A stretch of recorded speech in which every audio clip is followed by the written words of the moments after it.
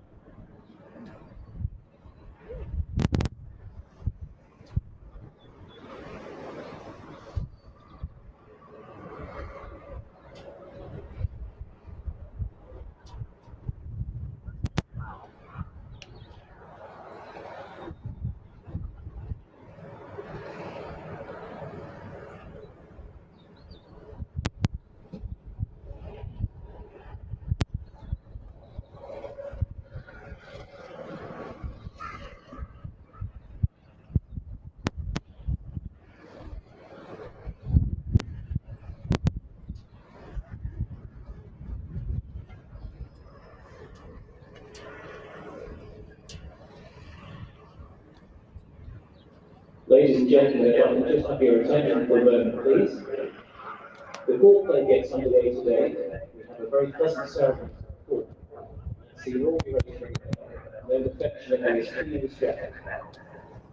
It's dedicated to the memory of Tony Kingston, who was our first 11 scorer for 32 years.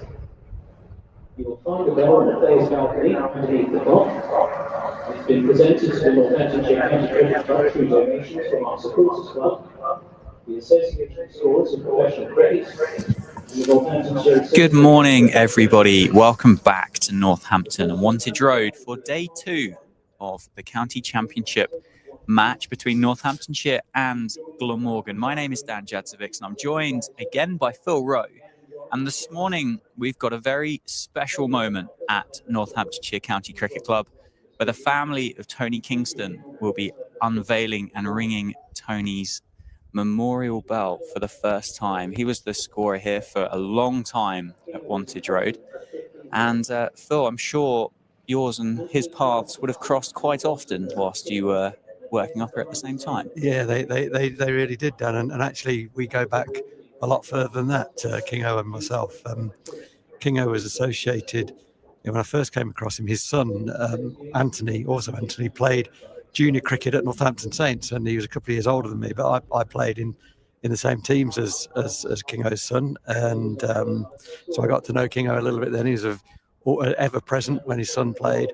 Was also a local umpire, so he stood and gave not outs regularly when I was umpiring. He was a very, very fine umpire, one of the very best around, and so he got to do county youth games as well that I played in. And then subsequently, when I broke through into the Northampton under-19s team, Tony was the match manager for those games. So yeah, our paths crossed. Back in those days, there were 2 under-19 national festivals, one held in the grounds of Oxford University grounds, one in the grounds of Cambridge University grounds. And we used to go across as a team. And one morning, Kingo came down to his car to find he had no wheels. And I was part of the group that was responsible for that. But yeah, a great servant to Northampton cricket, a great scorer, a great guy on the circuit. Every ground that we went to, there would be just a minute's silence. I don't want to get this wrong. No, they've just his wife's just rung the bell for the first time. Wherever we went in the country, Kingo was warmly received by the officials at the visiting grounds, and there's a real, you know the difference between hello and welcome. And it was always a warm welcome for Kingo everywhere he went. Just a really lovely man, a fantastic scorer. Scored for 32 years. I think he missed about 20 minutes play. Wow. in those 32 years, something like that. And I was only saying recently to a friend of mine the work that he did behind the scenes in terms of providing stats and insights to coaches over a glass of red, which was his tipple. 2 glasses minimum would be a Kingo quote that a number of people will recognise. He used to say that he was instructed by his doctor to take up drinking red wine for his heart, and he said 2 glasses minimum, which Kingo would always follow up with, he didn't give me a maximum, with a twinkle in his eye. And that's how a number of us will remember Kingo as just a lovely cricket man to be around. He also did a fantastic job, I don't think I'm giving too much away here, in working with the umpires, and I might actually say working the umpires, in terms of helping them to understand why our over rates were where they were, and to find somehow allowances that we could use in order to get our over rate back up to par and not be deducted points. There's one, he did this pretty much every game. There was one in particular where we were -8. Wow. And we were waiting after the game on the bus for Kingo to finish his meeting with the umpires at the end of the day's play. And Rips and myself were thinking, we're going to be deducted probably 6 points. Kingo might be able to find us 2 overs here, but there's no way that he can find us more than 2. We just, there were no lost balls. There's nothing to go for, nothing to play for. And it was a very long meeting that Kingo was having with the umpires. Whereupon he arrived at the foot of the bus steps, walked up, looking very sad and disgruntled, and we feared the worst. And he said, "I've got very bad news for you 2 gentlemen." And we looked at each other, and he said, "You're going to have to buy me a very large glass of Shiraz tonight. We're level with the over rate." And with the twinkle in his eye, off he went to his regular seat on the coach. So, yeah, a great servant, a great friend, just a really good bloke, and sadly missed. And I'm really delighted. I'm a little bit choked, actually. I'm really delighted to see the club has done well by Kingo with the what will be, I guess, known as the Tony Kingston bell, and that'll be rung before the start of every day's play here. And that's the right place for Kingo to be remembered. So well done, Northants, as well. And R.I.P. Kingo, you're a good man. Yeah, absolutely. A lovely touch from the cricket club. And as you said, Tony Kingston's memory will live on here at Northamptonshire every day that there is a game of cricket. And as a permanent fixture in the ground now, which he was all throughout his career as well. So fantastic from the cricket club, and great to see Tony Kingston's family on the balcony this morning, ringing that bell for the first time.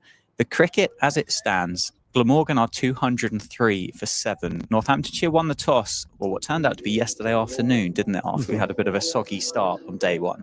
203 for 7 off 56.1 overs. So Ben Sanderson's got 5 deliveries left in this over as Bad Light stopped play last night. And the not out batters for Glamorgan are Colin Ingram on 69 and Mason Crane on 17. Ben Sanderson has 3 wickets. Chris Tremaine has 1. Rafi Weatherall 2. And Luke Proctor has 1 himself. Without stating the obvious here from a Northamptonshire perspective, wrap this up as quick as you possibly can. The sun shines out. The pitch certainly looked a little bit nicer to bat on as the sun came out yesterday, and that was verified by Dan Douthwaite when I had a chat with him at close of play last night. But he did say there was still obviously that absolute magic ball in there. He highlighted that one he got from Luke Proctor that whistled past his gloves. Yes. And from a Glamorgan perspective, spend as much time out there as you possibly can. Yeah, for sure. Yeah, it's pretty evenly matched. It's a big drive. First up from Mason Crane. I think that as we stand, that it's pretty evenly matched. Possibly Northants slightly ahead at 203 for 7, and certainly before the start of play yesterday, Northants would have taken 203 for 7.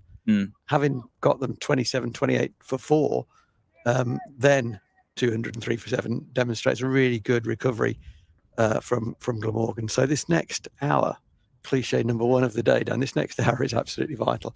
If Northants are batting in an hour, then that would have been a very good first innings for them. That's Ben Sanderson on the money straight away.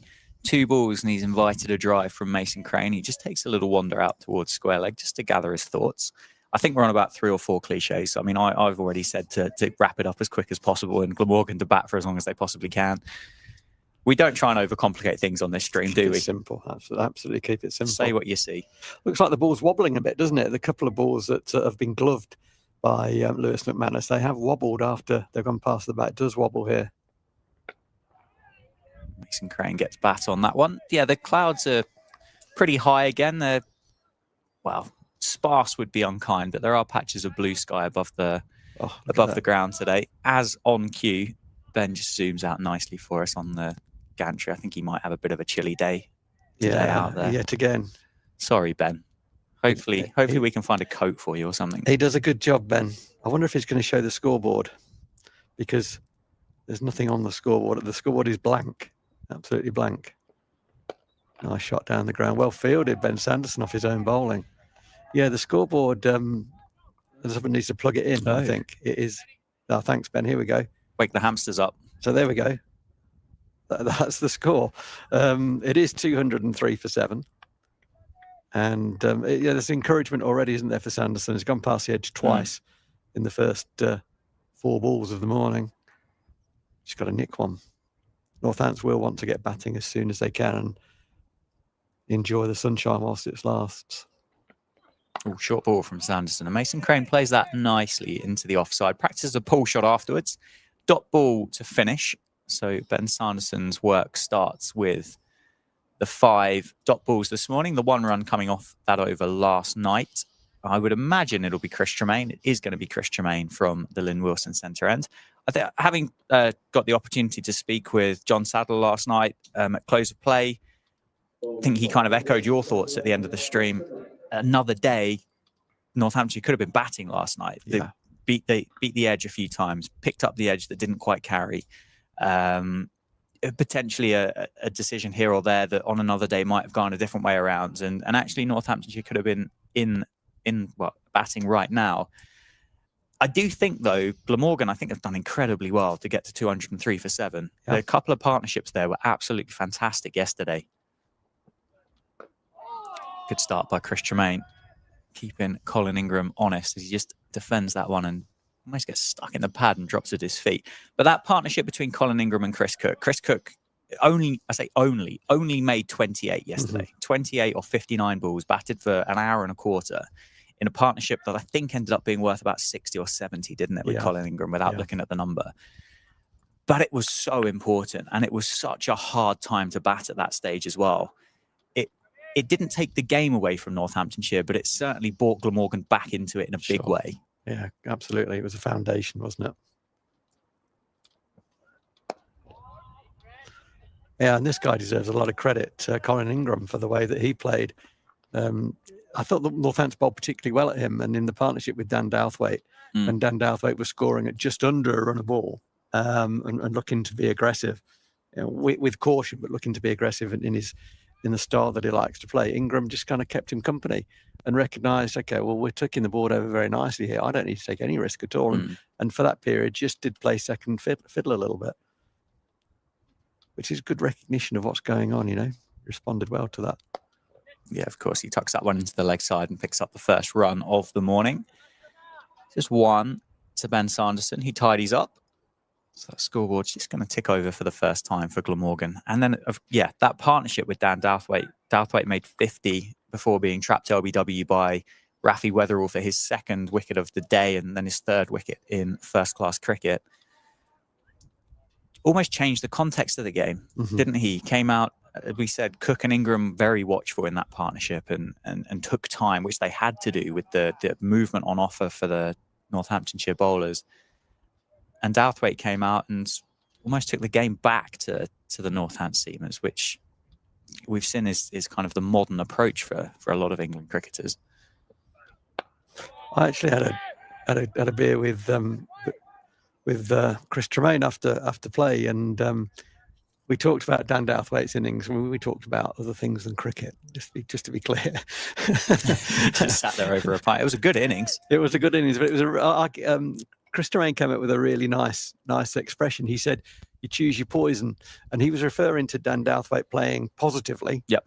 Kind of saying, well, if he nicks one on a big drive, and he misses one LBW defensively, we choose your poison. True. And I quite like that. It was, he was recognising there that it's a wicket that's got your name on it. There might be one that nips back that you can't do anything about. The ball that got Douthwaite out, you couldn't do anything about that ball from Rafi Weatherall. I think Billy Root got a very good delivery as well. So there are wicket-taking deliveries that are going to come along, and choose your poison, says Chris Tremaine. Would you rather be out defending or attacking?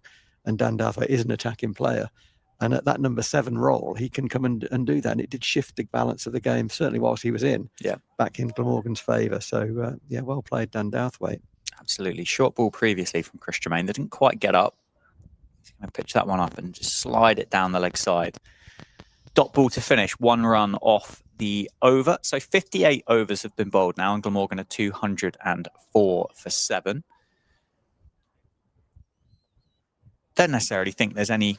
We spoke last week a lot, didn't we, about, I wonder what the plan would be, and is there an opportunity to think about that? There's no need, is there? No, this is more regulation 4-day cricket, isn't it? Yeah. Bowl your good balls. Yeah. Pack your slip cordon, which Northamptonshire have got 2 in at the moment with Vasconcelos at Gully. And just let the ball do the rest of it. Yeah, the job here for the captain is a couple of things, really. One is keep his plans very, very simple and communicate that to the bowlers. So these 2 bowlers won't need a lot of communication. They know what the situation is. They know what they need to do.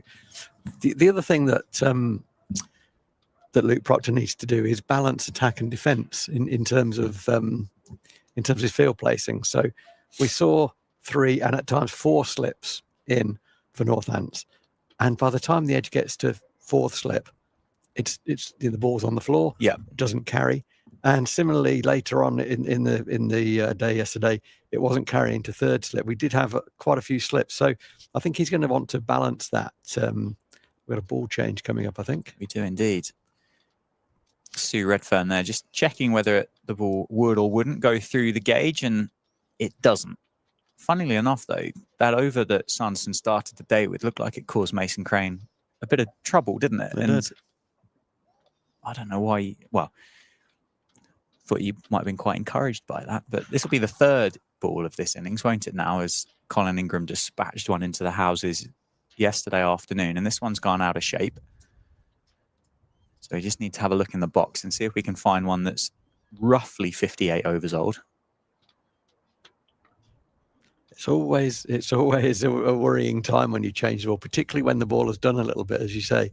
It did do a bit. For the first 5 balls of Sanderson completed the outstanding over, went past the outside edge twice, but it was kind of referred to the umpires by the Northants. I don't know who it was in particular. Probably Ben Sanderson. I think it's the three of them at the end of Sanderson's mark. Yeah. So they will have made a decision that actually we need to change this for whatever reason. The fact that the ball's just gone out of shape in and of itself wouldn't be a reason to change it necessarily. No. It'll be we want a better one. So let's have a look. The first thing that goes to the captain. He seems pretty happy with that based on the body language. Gives it a rub. Throws it to Sando. Is Sando happy with it? Yeah, it doesn't look too disappointed. So it's either very similar to the one before or a bit better, but based on that, I suspect. I've seen opposition batsmen want to see the ball when it's changed as well, actually. That doesn't happen very often, but I have seen it. They have no say in it. It's purely down to the umpires. Yeah, you couldn't really complain, could you? New ball then, well, old ball, but a new one, a new old ball. There we go. New to Ben Sanderson. That's the way to describe it, isn't it? Yes, it is. Well defended by Colin Ingram. The stream at Northamptonshire County Cricket Club is powered by Daffabet. So thank you to the team for making this possible. And if you'd like to get in contact with us throughout the course of the day, you can do so via Twitter at NorthantsCCC or via email stream@nccc.co.uk. Any questions, thoughts, comments for myself or Phil? Pulled away. That's nicely picked up by Colin Ingram, isn't it? Just a bit of a short arm jab over square leg for 4. Yeah, that was a really good shot. He made that shot, didn't he? It wasn't necessarily the place you would expect that ball to be hit, because it was only, it was below bail height, I think, but it was short enough, and it's a shot that he plays well off a short ball. But it was short enough for him to say, okay, I can hold my shape and just lift that over square leg.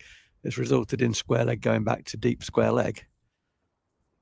That was a good bit of batting, that. Oh, that's nipped. This ball does seem to be hitting the bat a little harder, actually. Yeah, I think you spoke on the first home game of the season, didn't you, about the ball changes and about the fact that, well, I think the story that you made was the fact that actually not always the ball was of the right vintage that was in the box. Yeah. But actually it's difficult, isn't it? How do you find one that's loosely 58 overs old? I suppose you do. What would you do it in sets of 10 or sets of 20? Yeah, 10s generally. Go, this is 60 balls old. This is 120 balls old, so on and so forth. Yeah, I mean, what you'll do is pre-season, when you go outdoors, provided that you've got time to do this, i.e. the weather allows you to have enough nets to produce a box of spares. And it used to be something I used to have some involvement with, was trying to make sure that the box of spares, by the end of the last net session, that you had a box of spares that you've broken in of the right age. But it takes a bit of doing. Squirted away by Mason Crane. I think that's going to be 4. It is. Mason Crane beats Rafi Weatherall. Outside half of the bat. Goes straight down, though, for Mason Crane, and wide enough of Vasconcelos, who's at third slip now.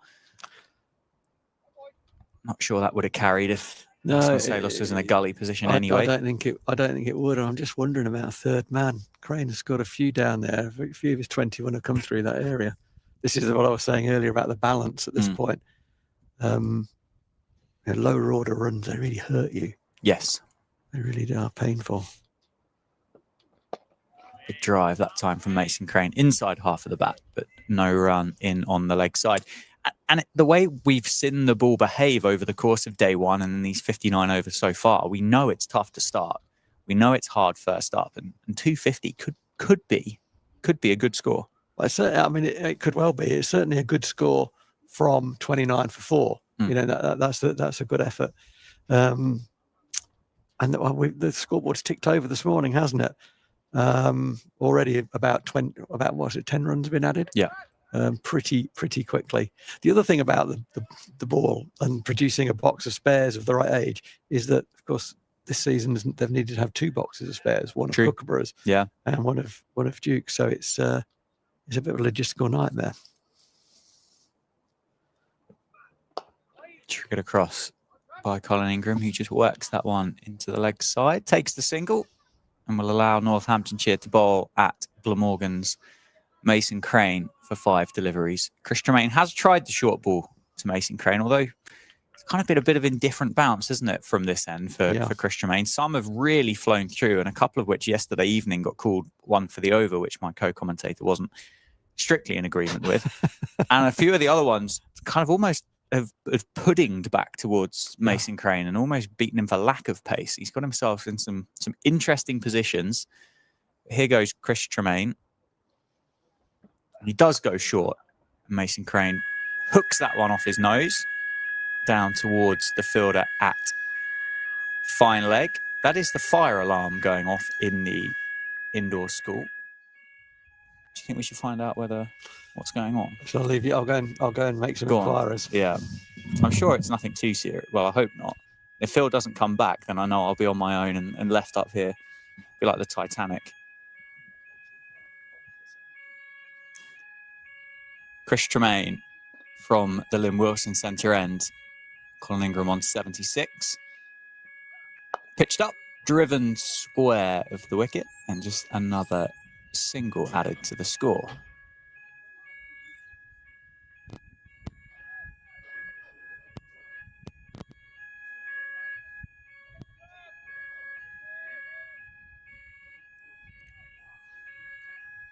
Three slips in place for Northamptonshire. Field placement. George Bartlett goes out now to deep square. So we've got fielder on the hook and one on the pull. Mason Crane is on strike on 22. There's a short ball that's turned around the corner down to Rafi Weatherall, and Glamorgan will rotate the strike once more. Fortunately, the fire alarm has turned off here at Wantage Road.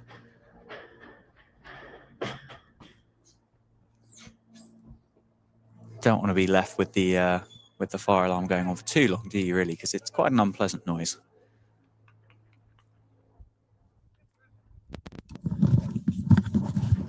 Did you find a bucket and put it out? Yeah.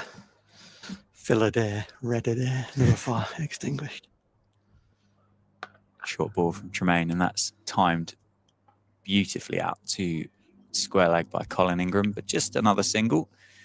5 singles off the first 5 balls of this over. I think Northamptonshire might end up asking for that other one back, I think, if this carries on. Yeah, it's got, this one hasn't done much. It does sound a bit harder off the bat, but that's it. It hasn't gone sideways off the pitch as yet.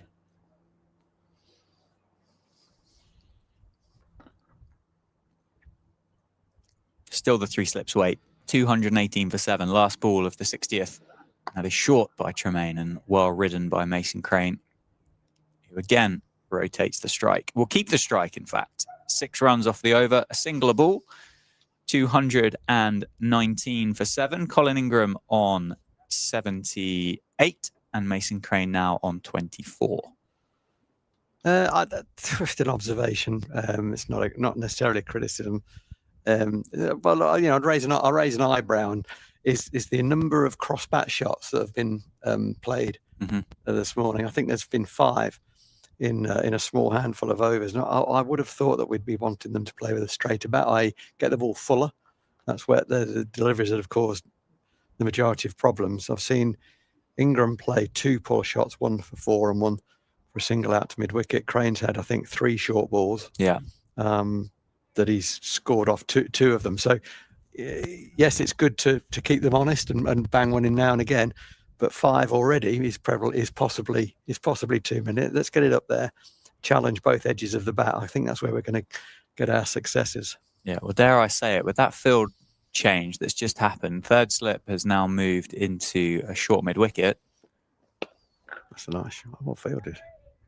Good cricket all round. Yeah, field change. So Vasconcelos has moved from third slip and he's gone to almost a backward point. George Bartlett has then moved from the offside into a short mid-wicket, which, dare I say, means that we might see a little bit more of a back of the length, shorter ball, trying to rush Mason Crane, see if he gets through that shot a little bit early and just chips one or spoons one up to George Bartlett just round the corner. Is going to be a short ball, and that's well over head height by Ben Sanderson, and he's given 1 for the over. Yeah, I think that's a nice position for the catcher at mid-wicket is the one I'm describing. The catcher at mid-wicket that's just gone in is not a bad position for Mason Crane because he does tend to be a little bit bottom hand heavy and get that involved in working the ball off straight through the leg side. He plays those shots pretty well, but there's always a risk with the bottom hand taking over. Well defended again into the leg side. He's taken it on as well, hasn't he? He's not shied away from the short ball. It looks to me as though he has, over the course of his career, worked out that the best way of avoiding getting peppered is to take it on and score off it. You know, it doesn't look natural, but it looks like an intent that no one likes it. The best way to deal with it is to play at it. He says for him, and he's done that well. That is wider from Sanderson. He does draw Mason Crane across and just gets the outside half of the bat out to Vasconcelos.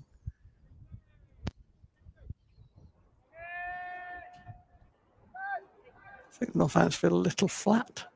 There's not much happening in terms of movement and who's nars. I want moral victories, which were plentiful yesterday. Just need to pick up the intensity. That's a nice cricket shot. Nicely played. That's certainly going to be 2 as Vasconcelos gives chase. I think Glamorgan will settle on 2. It's quite a gentle stroll between the wickets for the 2 Glamorgan batters. So 2 more added to the score. And it's a 50 partnership as well of 83 balls. Mason Crane leading the way there with 26 and Colin Ingram contributing 20. Yeah, these lower order runs, as I said earlier, they are very painful for a fielding side. The chat will have been, let's bowl tight, let's limit boundaries, let's pick up these 3 scalps as quickly as we can and get batting. And it hasn't started that well for Northants this morning. No, that's turned into the leg side, just wide of George Bartlett. So it should just be another one. Ingram and Crane settle on just the 1, and Crane will keep the strike. Colin Ingram quite happy to allow his teammate to bat with him and see plenty of the strike. I think that's the other thing that I think to be quite wary of is we're well aware of Colin Ingram's white ball prowess and the skill set that he provides. Clearly very happy to bat with Mason Crane. However, there may come a time, and ultimately probably will come a time, where Colin Ingram goes, actually, I have to up with the run rate myself here slightly because I don't trust my batting partner as much as what I do Mason Crane. And I think that becomes incredibly dangerous. It's short square, isn't it, here today, towards the football stand and the signal box. And we've already seen Colin Ingram pick up Rafi Weatherall off pretty much no length for 6 out of the ground. It's cut away off the back foot, nicely played by Mason Crane. It races away across the square and James Sales gives chase. Settle on another 2. The outfield's quickened up, hasn't it? Has. That ball ran and ran. It ran another 15 metres to how it was running yesterday. I want to share this with you, Dan, and with listeners. I mentioned yesterday that I thought that Rob Keogh's jumper was being worn by George Bartlett. Yes. It was number 14, and you correctly told me that actually Rob Keogh is this year number 21. And I thought, okay, I'm sure it's number 14. We'll come back to that. It's a beauty from Tremaine. Just invites almost a waft at the bat, a poke at the ball, wasn't it, by Crane as it's gone through to Lewis McManus, and that one actually looks like that's gathered pace as that's gone off the surface. Yeah, that bounced. So I thought, okay, I might have got that wrong. I got a photo sent to me from David Murphy, former Northants wicketkeeper, and with the caption, "You weren't wrong about Keesey being 14." There's a picture of Rob Keogh in his number 14 jumper from a few years ago.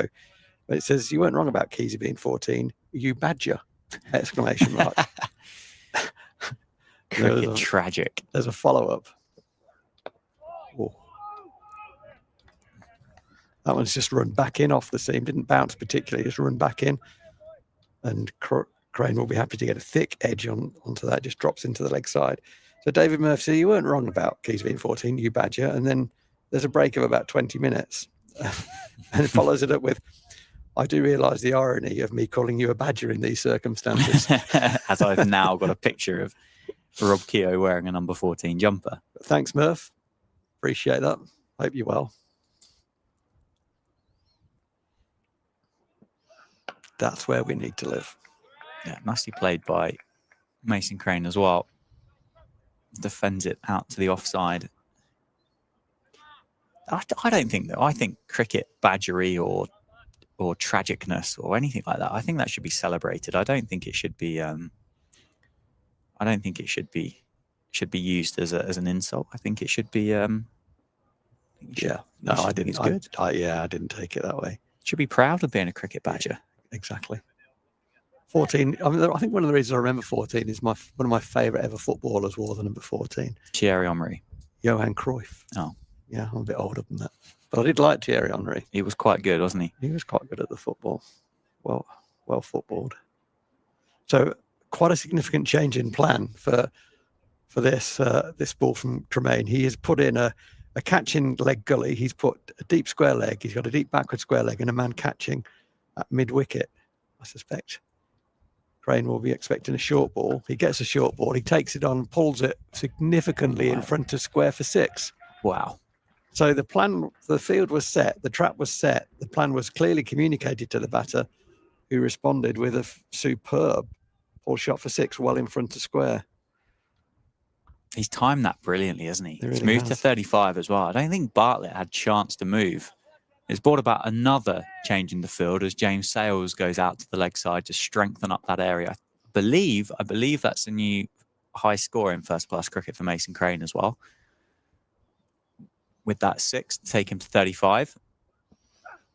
Short again, and Crane quite happy to duck underneath it. I've got a question for you from Ben. Dear. This is not good. No, I think it's... sorry, you got a question? Yeah, let's have the question, because that's been called a no ball for three behind. Three behind square on the side. legs. Oh, who's that out there at square leg? That's George Bartlett down at deep square. Oh dear. So we've got... Oh dear. That's average cricket. I think that's Vasconcelos, almost at 45, isn't it? Yeah. And we've got Rafi Weatherall down at fine leg, almost directly behind him. Yeah. And George Bartlett there just strayed behind. Thank goodness there wasn't a wicket off that ball. Square leg. The umpire, Graham Lloyd, was onto him like a flash. Short ball again coming up, I would imagine. Certainly is. And Mason Crane gets underneath it. Dot ball to finish. So the question from Ben, and quite nicely timed actually, as Karen Nair has just gone slightly wider at first slip. From Ben, hello Dan and Phil. I asked, he did ask me this actually, to be fair, about the slips positioning. I know this is a favourite for yourself. On plans of in-swing/away swing, are the slips at first if the bowler is looking for a fine nick with an away swinger, and then a kind of slip and a half for an in-swing nick, which would be technically thicker? Do batters look at these slip positions to gain an understanding of a plan the bowler will bowl? For example, Rob Keogh against Middlesex had a slip between first and second whilst batting, and the Middlesex bowlers went for an in-swinging LBW plan. Love the commentary in the stream. It's getting me through my final year dissertation project. Great question. No is the short answer. Fair enough. To all of some really good and subtle points there. Hopefully your dissertation's not on that.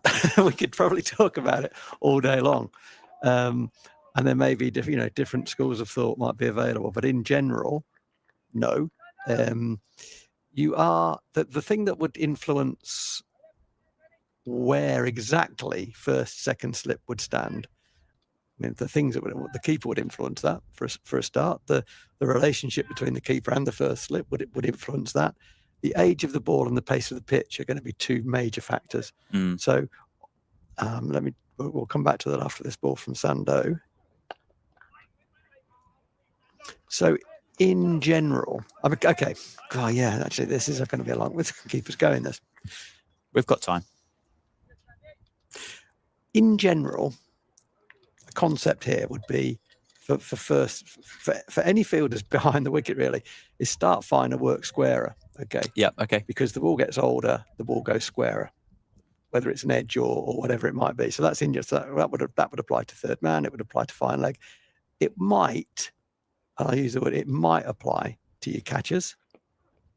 Oh, it's a beauty from Sanderson. It's come back into Ingram and it's just beaten the outside edge.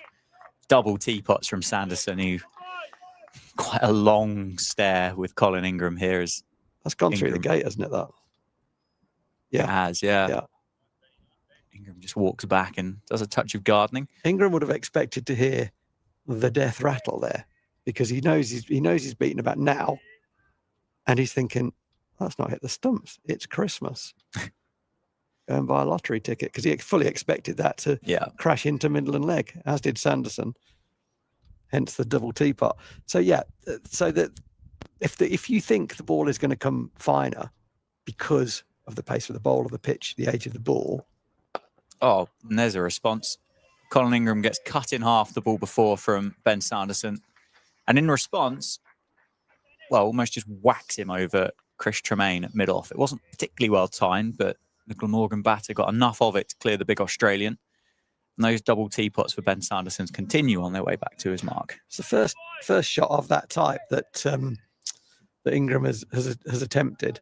And it probably suggests that he feels the wicket is getting a little truer.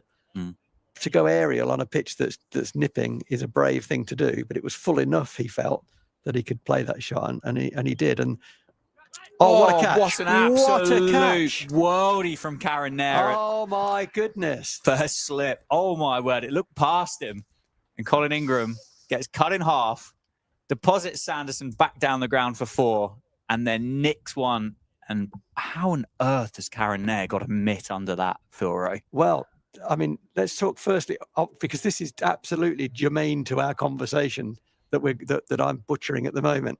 So if we look at the position of Nair, for me, he's in the wrong place, right? So I've said for 3 games now, first slip needs to be at first slip. Had he been at first slip, it would have been on his left foot. He'd have caught it two-handed.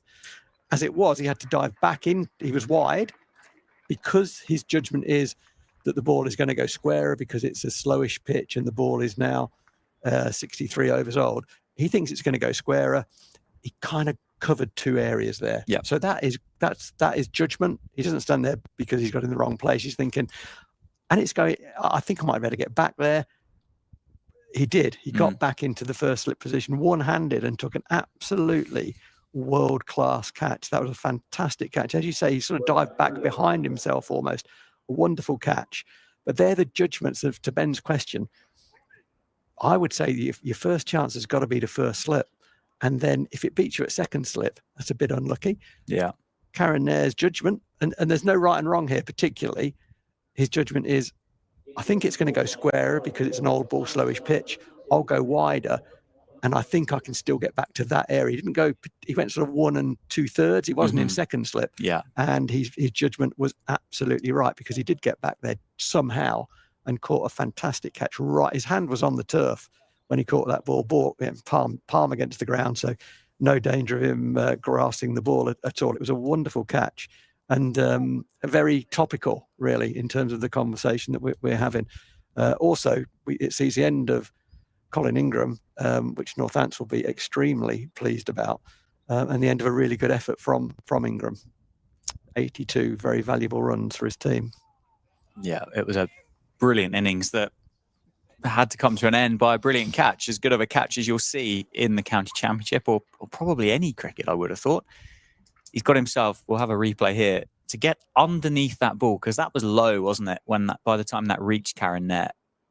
Oh, he's had to scoop that up underneath his body. What a fantastic catch. 236 for 8 off 63 overs. And it has brought Brad Wheel to the crease. Glamorgan's second Hampshire loanee in this game, with his current teammate Mason Crane at the other end. That was a world-class catch. It doesn't get any better than that. No, that was absolutely wonderful. I was chatting to Chris Tremaine and Rory Kleinveld after play, and they were both saying what an elegant cricketer Nair is in everything that he does. And he actually made that look pretty easy. He did, didn't he? Yeah, there's no fuss about it, was there? No, he didn't. Well, there wasn't a huge celebration afterwards either, was there? It was just, I take these all the time. Yeah. That was one of the more simple Karen Nair first slip catches. I wonder what Mason Crane's going to do now. 236 for 8. Brad Wheel's with him.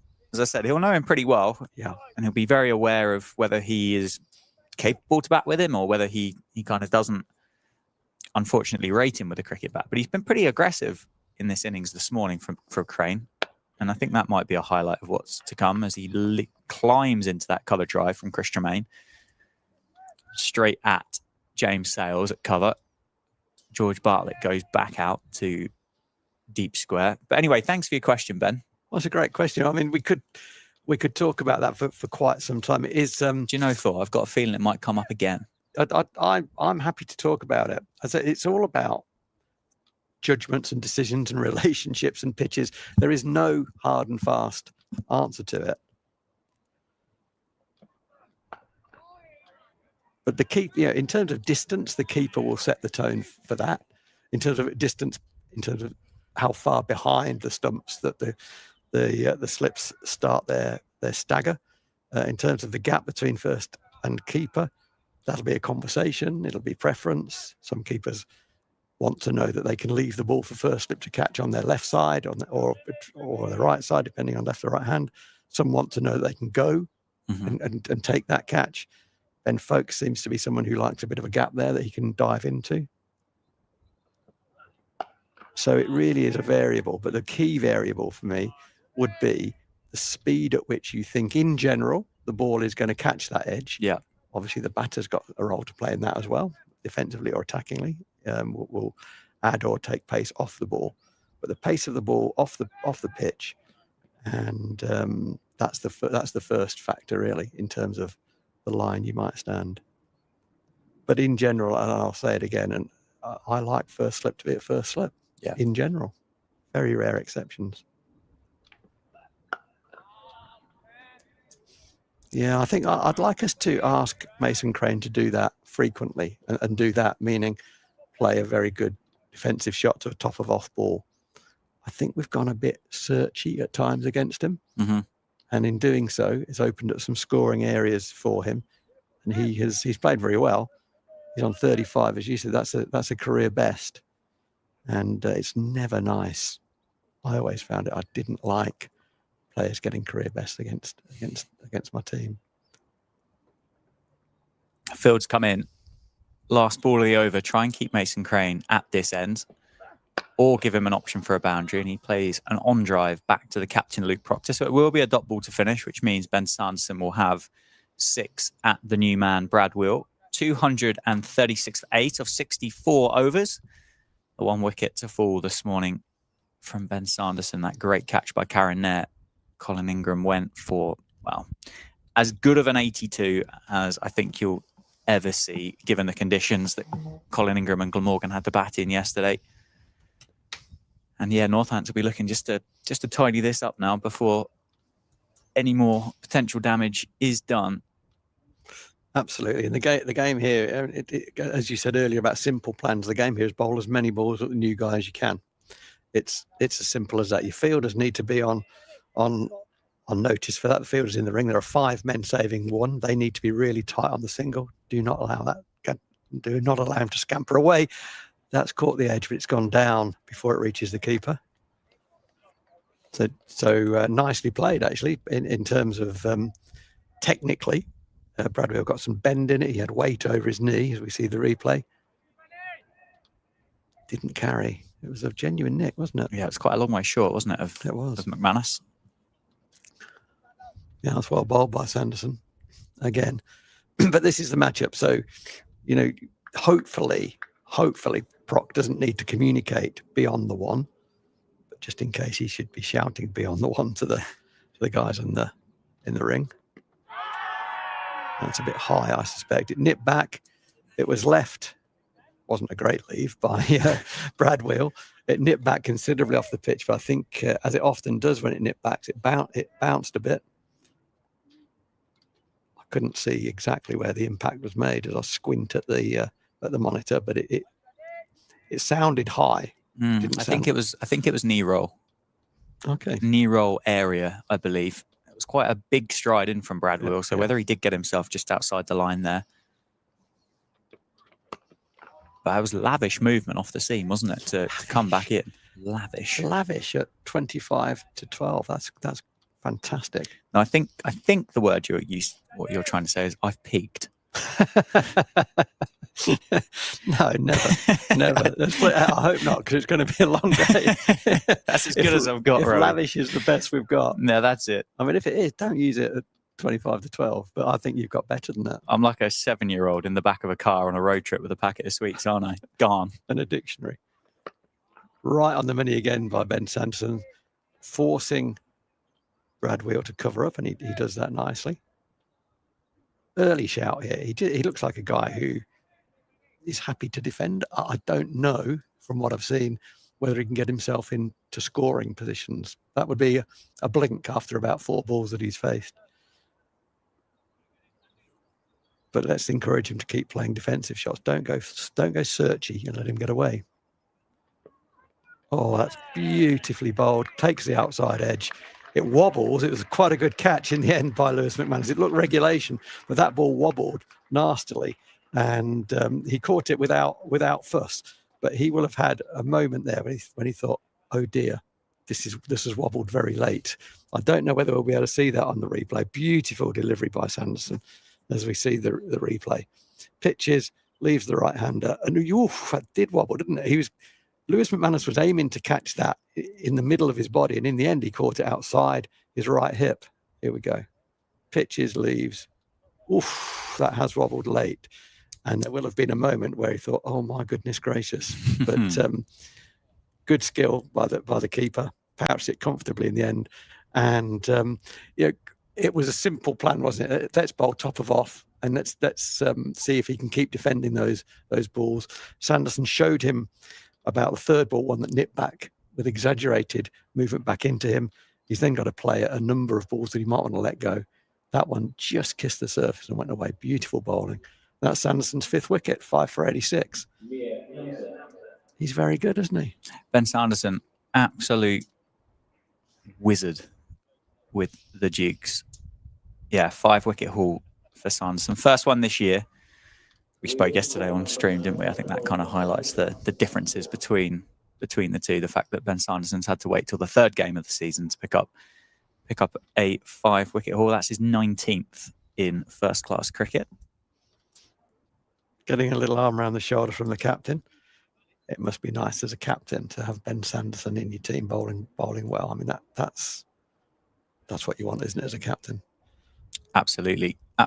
Mir Hamza, I tell you what, not so much with the bat, but I'm very excited to watch this boy bowl. Yeah, me too. I think hopefully we'll be seeing that soon, meaning hopefully he doesn't hang around too long. I don't know anything about his batting credentials, but I suspect he might want to play a few shots. High score of 40, average is 9.5, 757 runs in 112 first-class matches. Does it give you a strike rate there in red ball cricket? 38. Oh, okay. That's not where I thought it would be. Okay, well, that looks nice, isn't it? Played that pretty comfortably. First ball from Ben Sanderson on the money. Just turns it nonchalantly into the leg side and says, "Over to you, Mason Craig." Here's the wicket again on replay. Sanderson, what a lovely ball that was. I think that gets a lot of people out. Brad Wheel can kind of think, well, I've been got out by a very good delivery there. Yeah. It's not what he'd have wanted to do in his first game in Glamorgan colours to walk off with a globe to his name, but there's not a lot he could do about that. That ball was Ben Sanderson at his very best there. Well, I think that's testament to well, firstly, how difficult it's been to bat particularly on day one here at Wantage Road, and then this morning as well. But then also kind of how well Glamorgan have batted in this innings of 236 for 9. When you go back through the scorecard, there's nobody really there that you would say has given it away. They've all been got out, haven't they? Yeah. There's been some incredible deliveries from Rafi Weatherall, who's going to bowl in replacement for Chris Tremaine to remove Kieran Carlson and Dan Douthwaite. Sanderson's picked up 5 just in that perfect Sanderson area, just the top of off, nicking off a few. And Tremaine's wicket as well, just ran it across Zainul Hassan as well. Yeah. It'd been brilliant by Northants and incredibly well batted, I think, to get to this score for Glamorgan as well. I'm sure they'll obviously rather have a few more on the board, but I think they've done well. Yeah, I mean, as we said this morning, anything around 250, they can be pretty happy with. Field change there. I was thinking Vasconcelos has gone from mid-wicket into gully, and Emilio gave Kate's gully and goes into second slip. So we've now got 3 catches rather than 2. I was actually thinking, perhaps defensively, I was thinking Vasconcelos on the deep mid-wicket boundary to get Crane off strike. But this is a more positive approach by the captain. And the ball's gone through mid-wicket for 4. So maybe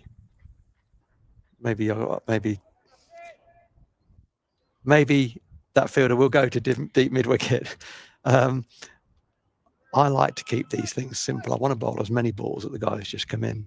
And one of the ways of doing that is to almost allow the guy who's in on 35, as he was before that ball, to either hit it to the boundary and get 1 rather than hit it to the boundary and get 4. Yeah. I don't know. I mean, Proc will be disappointed because it went straight where the fielder was as well at mid-wicket. Pitch it up, Rafi.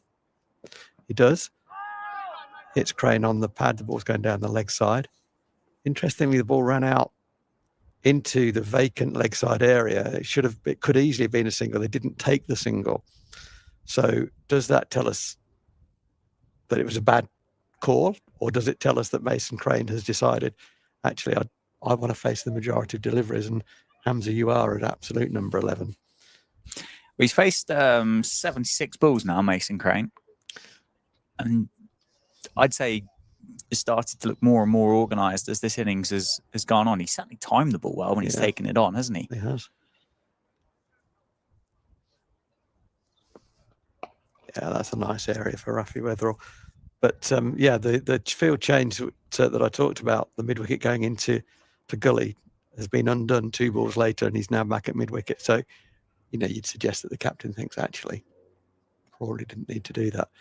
I mean, he wasn't to know necessarily that Rafi Weatherall was going to bang one in and get pulled through mid-wicket. No. And possibly didn't expect the Glamorgan number 9 to time it as well as he did. Well, that's a full toss, a bit floaty. That didn't come out right. Pushed up to wide mid-off. It's the 5th ball of the over. On the 5th ball of the over, Mason Crane decides, we'll come through, and Hamza can face the last ball of the over. So pretty clear on what his plan is, which is to farm the bowling, as we used to say back in the day. Yeah. So the left-handed Mir Hamza will face Rafi Weatherall. There's a nice chat going on with Chris Tremaine and the young Rafi Weatherall. He's going to come around the wicket to the left-hander. He's got 3 slips, a leg slip, a long leg, a deep square leg, a mid-on, a mid-off, and a man on the point boundary. Just protecting the 4 there. That ball has spat a little bit. Mir Hamza plays it pretty well. And as he released that ball, Rafi Weatherall just flexing his right ankle a wee bit. There were, as you would expect really at this time of year, a few running repairs to footholds as they got dug up and some sawdust has been down. But Rafi Weatherall flexing his right ankle a bit. I hope that's nothing too serious. Keep it moving. These things can kind of get worse if you don't move them. But he's having a crouch. He's putting a bit of weight through that foot to see what that was. Hopefully, as I say, hopefully nothing too serious. This is another conversation about the ball. It looks like it, doesn't it? I'd have thought Sanderson would be quite happy with that one, with a couple of the deliveries that he's just served up. Yeah, to pick up that 5-wicket haul. And I don't mind this matchup either. I don't necessarily think there's a big win here. out of these two facing Sanderson. And that's no disrespect to Mason Crane. I agree. He's just picked up Colin Ingram with an absolute beauty. Don't necessarily think it's a case of, as you said, farming the strike. I don't think Sanderson really gives you a ball off regardless of who you are. Yeah, agreed. And that point there was made pretty evident, wasn't it, as Mir Hamza got halfway down and Mason Crane said, no, thank you. I think Lewis McManus, well, they'd have been former teammates, wouldn't they, Lewis McManus and Mason Crane? They would indeed, yeah. Just having a bit of a conversation. I don't know whether Lewis might be asking him how he is or whether he's just turned around and asked him why he didn't take that single. Politely. Sure, yeah, it would have been polite, Yeah. of course. Short ball from Sanderson and Crane gets in behind that one nicely. And actually, that's an interesting little bit of cricket there. 3 men on the leg side, a long leg, deep square leg, and a man on the cowl, really, at deep mid-wicket. And Ben Sanderson banging one in. And the question he's saying to Mason Crane there, who has taken on almost every short ball he's taken on, he's ducked a couple, is you can play this pull shot into the long boundary, but you're only going to get one. You're not going to take the one. But playing the shot gives me an opportunity to potentially get you out. So it's a free play for me, the short ball, in that sense from the bowler. Mason Crane cleverly just played it into the offside defensively. He's nicked that next one from Sanderson. It goes to Emilio Gay's right hand on the bounce at second slip. He got a good hand on it, but couldn't prevent the single. So they run off the third ball of Ben Sanderson's over. There's always a question about how many. Clearly you would take the run off the fifth ball. You're definitely going to take it off the fourth ball. Do you take it off the third ball? It's kind of one of those, should we, shouldn't we? And they have that time. Let's hope that from a Northants perspective, that Mason Crane regrets this. There's another chat between the umpires. What's being said here?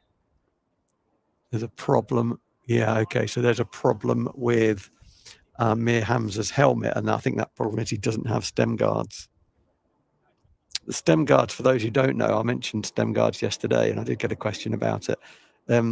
Stem guards are additional pieces of plastic, essentially, that fit onto the back side of the helmet to protect the kind of temple neck area, and they are now mandatory for everyone apart from the wicketkeeper. Actually, close fielders have to have them, batsmen have to have them, keeper doesn't have to have them. And Mir Hamza hasn't got them, and Graham Lloyd has spotted that, and so another helmet is being run out. Yeah, they were developed, weren't they, after the sad passing of Phil Hughes? They were. And as you said, really sensible and clever addition to the game, really. And for the ECB to make them mandatory, I think is completely the right thing to do. And the other thing as well that potentially isn't always kind of understood is the fact that the helmets have to be worn whilst batting full stop, don't they, now? Yes. in English domestic cricket, which I think is completely the right thing to do. There'll be so many kids and young adults watching the professional game, and I think you see your icon walk out in a floppy hat or a baggy or whatever, and you think, oh, I could do that on a Saturday. Yeah. And the next thing you know, you're in a little bit of trouble. I think it's such a sensible move, but it isn't actually replicated around the rest of the world, which I find slightly puzzling. And one thing I've always wondered is I wouldn't walk out to bat without a box on, so I'm not quite sure why I wouldn't walk out to bat without a helmet on. I at the time I played cricket, helmets came in. Yeah. Really during that period. I was watching some cricket on my phone the other day, and it was Viv Richards facing Wasim Akram, one of my favourite ever bowlers. And Akram was bowling round the wicket and bowling exclusively short at Viv Richards, who didn't have a helmet on, didn't even have a cap on, and was taking the ball on. Some he connected with, some were flying through past his ear. Yeah. And I thought that is terrifying to watch. Terrifying. So, I'm with you that if there's a regulation for player safety, why is that not global, really? It makes sense. It will become global, no doubt. It's just a matter of time. Sanderson round the wicket to the newly dressed Mir Hamza. Bang on the money. I like round the wicket to this guy. Just based on the 3 balls over the wicket, he just looked very comfortable. For me, this will be... Sanderson's got 2 ways of getting you out, as most bowlers have here, and he does it brilliantly. One nips back, hits you on the shin, and the same looking ball pitches straightens, catches the outside edge, and you think, I've just got a world-class delivery there. But he bowls them both with very little change in action, very consistently. I think when you got the number 11 on strike as well, those ways of, or those means of dismissals just multiply slightly, don't they? Certainly up your chances of nicking the in-swinger when you're bowling at the number 11 or the lower order batters as well. So that slip cordon packed again, isn't it? Karen there, Emilio Gay and Vasconcelos across 1, 2 and 3. Not covering a great deal of ground, are they, between the three of them? They're all quite narrow. Tight. They are very tight, yeah. There it is. Hasn't nicked it. He's supposed to nick that. Mir Hamza, you haven't read the script. What a beautiful ball that was. And again, it wobbled on the keeper, didn't it? Yeah. McManus has done really well to pick that one up. He has. Almost thrown it up in a mini celebration / a bit of frustration, I think, there, that Mir Hamza hasn't nicked it. But again, for those who don't know what I'm referring to in terms of wobble, it's a kind of term, it's a cricket term, is it? When the ball passes the bat and is on its way to the keeper, you might imagine it just goes in its own merry way straight into the middle of the keeper's gloves. And oftentimes it does. There are certain grounds around the country, Northampton being one of them, that seems to, for some reason, the ball will wobble more, so it deviates offline and sometimes will move left and right and up and down, all of those directions on its way through. And certain bowlers have an ability to do that more than others as well. Sometimes the seam kind of the ball hits the seam, or the seam stands up as it passes the bat, and the ball will swing, but it doesn't swing conventionally. Sometimes it does, it just goes, and you'll see the keeper dive and take the ball low in front of first slip. That one's not too difficult for the keeper. The one that's very difficult are the ones that actually wobble. It's almost like they imagine a TV screen, a small TV screen, and the ball on its way through to the keeper being able to somehow move within that TV screen, up, down, left and right. And believe me, that frequently does happen. Anyone who's seen me mitt will recognise that I've either got a big hole in the mitt, I'm partially sighted, which is not true, or the ball has wobbled. And I'm here to tell you that every single one of those I missed wobbled. Yeah, of course. It's not true. I mean, I missed most of them because I wasn't very good at it. But when it wobbles, it's pretty scary as well, because particularly when it wobbles up, that's the one that comes like a flying saucer. And it just, you're on a certain line, maybe you're going to catch it sort of chest height, and then you catch it head height, and it goes late. It's a dangerous job when you're as bad at it as I was. Well, that's a nice bit of cricket. It was a kind of just back of a length ball. Mason Crane almost seemed to have advanced notice of that ball, because he created some room, just backed away from his stumps a little bit. Let's see when he goes, because he's ready for a short ball, I think. Yeah. Which helped him there. The ball wasn't that short, but because his weight was back, ready for a short ball, he was able to let it come into him, and he just opened the face of the bat and ran it down to third man. And now Northants have got a third man, known in the game as chasing the ball. That really, following the ball in terms of captaincy. If he's good to be there now, then he should have been there earlier. Would be the learning. So we've now got one slip for Mason Crane, who's got himself to 45. I don't know what his career best was, Dan. You maybe 29, I think. 29. So he's 16 past that already. And that was a nice bit of cricket from Mason Crane. He's played very well. Decides to take the single down to that third man position off the fourth ball of the over. So Northants will have certainly one, hopefully two balls at the number 11 Hamza, who is yet to score. But whilst he's been there, 11 runs have been added, and Glamorgan now only 3 short of achieving their first batting bonus point at 250. So that will absolutely be their intent, would be to get that secured. 5 batting bonus points available in increments of 50 from 250 upwards. Well, that's nicely left. Still a nice bit of shape on it, wasn't there, from Rafi Weatherall back into Mir Hamza.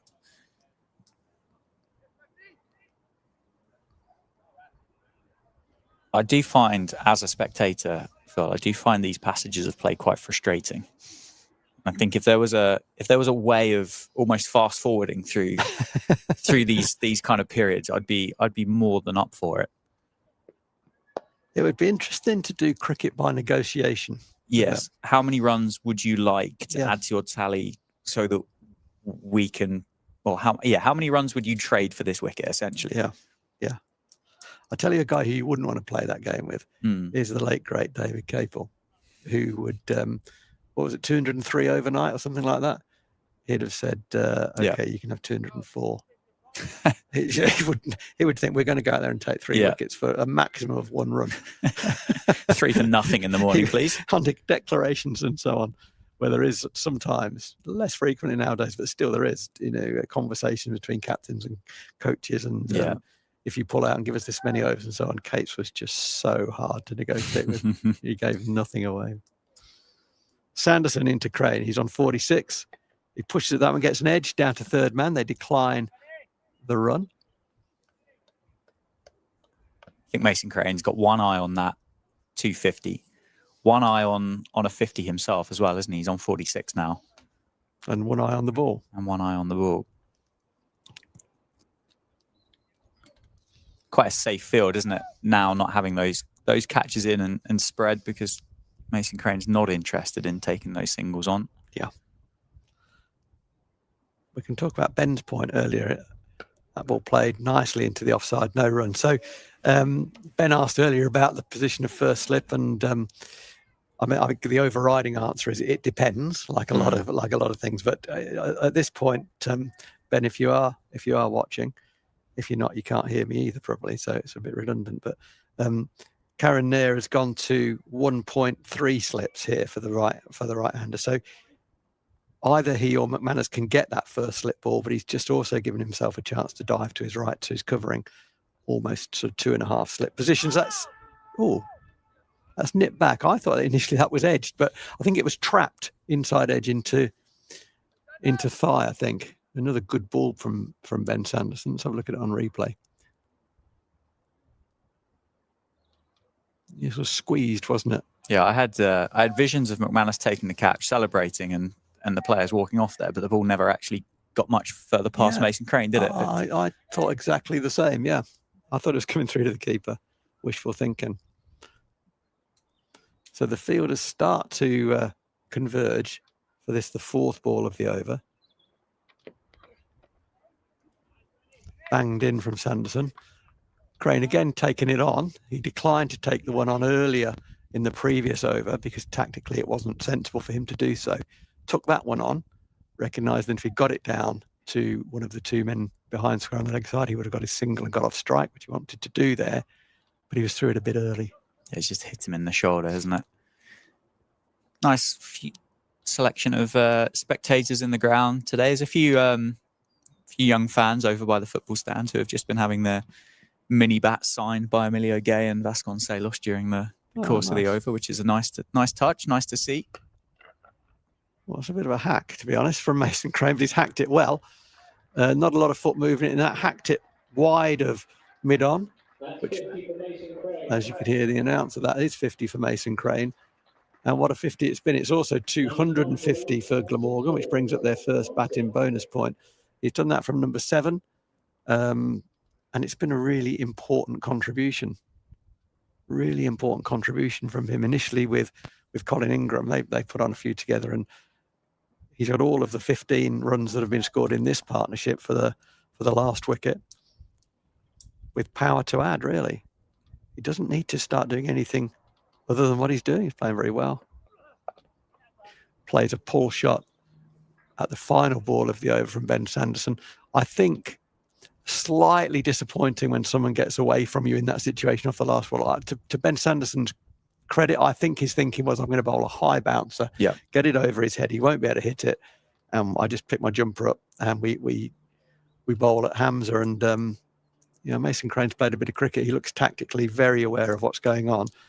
It was a highish bouncer, but he didn't get under it. He just knocked it down into the leg side. So he keeps strike, which is exactly what he wants to do. So it's exactly what Glamorgan want to do. And pretty obviously, I guess it's exactly what Northants don't want him to do. So well played, good cricket. It's games within a game, isn't it? Bit of experience, and it's all very well having the experience. That's great, and the tactical awareness. That's really good. But then you've got to execute it as well, and he has done that really well. So he faces Rafi Weatherall. Be nice for the young man to mop the innings up. It's always a nice feeling.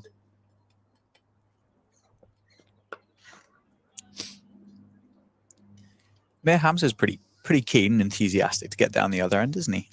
He is. It strikes me that every time the run is declined, it surprises him. I think he should be ready for that now. Maybe he's thinking, actually. Yeah, there we go. Look, on screen. Vascon Salas. Ah, lovely. Signing a few bits and bobs down with the Northamptonshire fans. Good lad. I mean, he wants to bat, doesn't he, Mir Hamza? He wants to show what he's got. Okay, well, that's interesting because that run is taken off the second ball of the over. That's the first time that Mason Crane has put Hamza on strike so early in the over. So whether that's a lapse in concentration or he feels actually, I think that the threat level is such that you can cope with that, Mir Hamza. Yeah, I mean they've got the point, haven't they? They've got that batting point, and not to say it's impossible to pick up the second one at 300, but obviously 47 runs away, and you'd say with 1 wicket left, you'd side on the side of unlikely, wouldn't you? You would. So therefore, I wonder whether that's just kind of job number 1 done really for the day for Mason Crane. He's got a 50 himself, fantastic, but for the team, that's the first tick in the box for Glamorgan. They picked up that point, and any more over 250 is happy days. Graham Gooch once said about first innings runs, however many you've got, you've never got enough. And every run is of this. I mean, it's not quite true. In fact, the 250th run is of greater value because that brings the bonus point. But every run, other than those, is of equal value. It was a change in strategy from Crane. This next ball he just covers up, and it could be simply that he's saying, actually, Northamptonshire a bit flat here. I fancy a long partnership with this guy. I think he can play. I've seen a bit of it. He's told me he can play. Let's build a partnership, in which case we're kind of equal partners to some degree. Yeah, I can't put another 50 on with this guy if I face every ball. That's probably unlikely. It's going to take us too long as well. There's that consideration. Oh, well, that was a remarkable bit of cricket. For a second there, Emilio Gay thought Mason Crane had given him a bit of slip catching practice there, didn't he? It was one of those, wasn't it? It was a sort of banged in ball from Rafi Weatherall, and it got to Crane with little pace on it. He initially was going to duck it or sway it, and then realised actually I can ramp it, and then thought actually there is such little pace in it. I think I might have just lobbed that up to first slip, but he got enough on it that it went over Emilio Gay and landed kind of 10 metres behind him. They come through for a single, but it does also show that how relaxed and kind of confident Mason Crane is feeling out there. Wow. Well, okay. So that's a fantastic extra cover drive off the last ball of the over from Rafi Weatherall. It was a bit of a long delivery, but a long half volley, really. It wasn't a bowled into the pitch. It was bowled along the wicket, and he's enjoyed that. Shot of the day, Rowie, I think. Hamza's hold the pose, Mir Hamza. Very much enjoyed that. Played like a kind of an elegant number 3 or 4. Get that on the mantelpiece in the Hamza residence. So that will give Mason Crane some confidence as well. And I have to say, Northants just look a little flat. A little bit. I think like I said earlier, I think as a spectator, I find these passages of play a little bit frustrating. I think you'd be quite happy just to move along, if that makes sense. And I'm sure there's an element of that from the players as well, that some players out there have got an eye on, or a thought now on batting. They're thinking about, I've got to start in these conditions. I wonder what Mir Hamza is going to be like with the ball. Who's going to open with Mir Hamza? How am I going to get myself going? But they do have to kind of finish this job off here, don't they? McManus has just called for the helmet to come out, so I don't know whether we're going to have him up to the stumps off. Well, it wouldn't be off Weatherall, would it? It would be a bit too quick for that, I think. Or whether we are going to see save bowling. Or potentially a short leg coming in place. I think it seems to me that it was McManus calling for the helmet, his helmet, I think, the keeper's helmet. So we'll see. You got to be honest. You got to stay honest. You got to stay on your work. This I think we said this morning. This first hour is very important. Northants picked up 2 wickets. They've gone for a few runs. What's that now? 56 runs added in the first hour. So almost a run a minute, just about. The other thing is that Mason Crane is in. He is significantly in. and he's going to take some getting out. And Hamza looks dangerous to me. You know, he hasn't been able to show whether he's got some shots in the locker. He has got some shots in the locker. I think it's going to be safe save. I think from the Lynn Wilson end next up. Just played pretty easily. So we've said a few times on commentary now that day 2 is typically the best day to bat at Northampton, and it's got that feel about it, hasn't it? The wicket is a different colour to what it was this time yesterday. The sunshine is out. It's a good time to be batting. Northampton are going to have to work hard here to wrap up this Glamorgan innings, and it is painful. These runs almost, clearly they don't, but psychologically they kind of count 1.5 or sometimes double. It's painful. That's nicely bowled. Runs back in off the wicket, thick edge. Crane will just walk through for the single, and we're going to enjoy Mir Hamza, who played a beautiful, elegant extra cover drive 4 off the last ball that he faced from Rafi Weatherall, and he's just having a chat with Mason Crane here, and some of that I think will be Mason Crane saying something like, "Stay in your lane, Mir. Yeah, you know, don't throw everything at it. I'm seeing it like a football. Stay with me. If it's in your area, you know, crack on. Yeah, but I don't want you get the heart rate down after that. Yes, exactly. After that cover drive." Well, Mir Hamza did none of those things. Maybe that wasn't the conversation between Mason Crane and Mir Hamza. Maybe it was a keep going, Mir. Yeah, I'm sure it wasn't have a bit of a whack at it into the leg side, cloth it, and just miss a dive in Ben Sanderson, because that was very close to him. There was a lot of bat speed about that because it was nowhere near the middle of the bat, and still went up the hill for 4. Looks like he's got 2 gears, Mir Hamza, block and whack. He's had a whack at that last one, the last ball of the over. A hopeful appeal from the Northants cord, and it was probably going down the leg side pretty comfortably. But had he connected, that ball would have travelled somewhere quite quickly. It would have disappeared, wouldn't it, I think?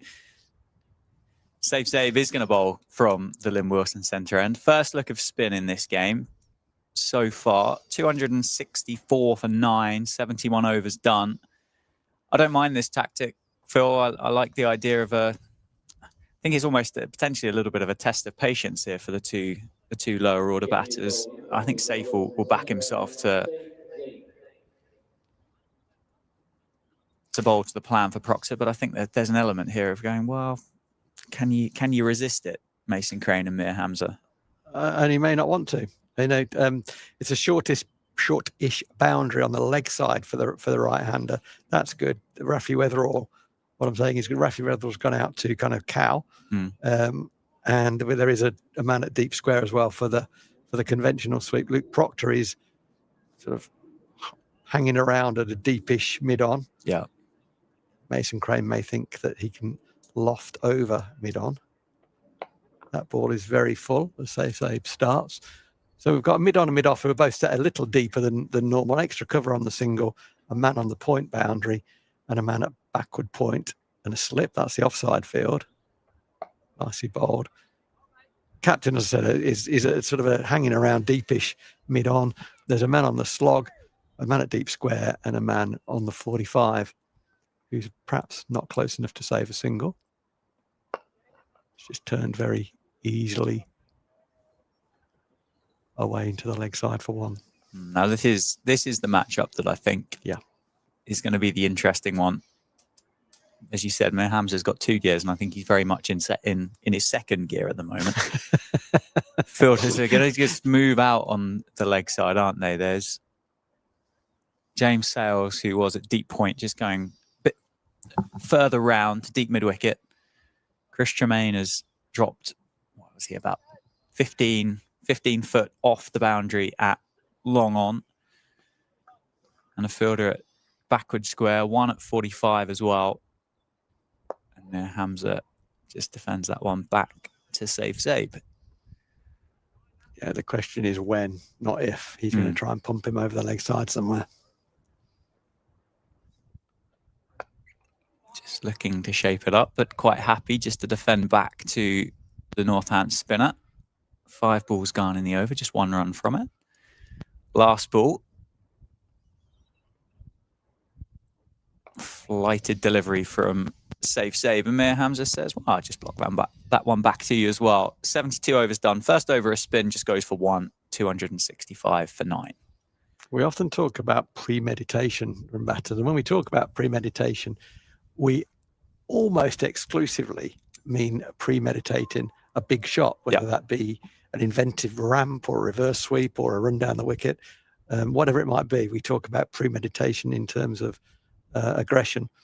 I think there was premeditation in terms of defence there. I'm not sure that Mir Hamza judges what he's going to do based on where the ball is. I think he judges what he's going to do based on how he feels about it before the ball is released.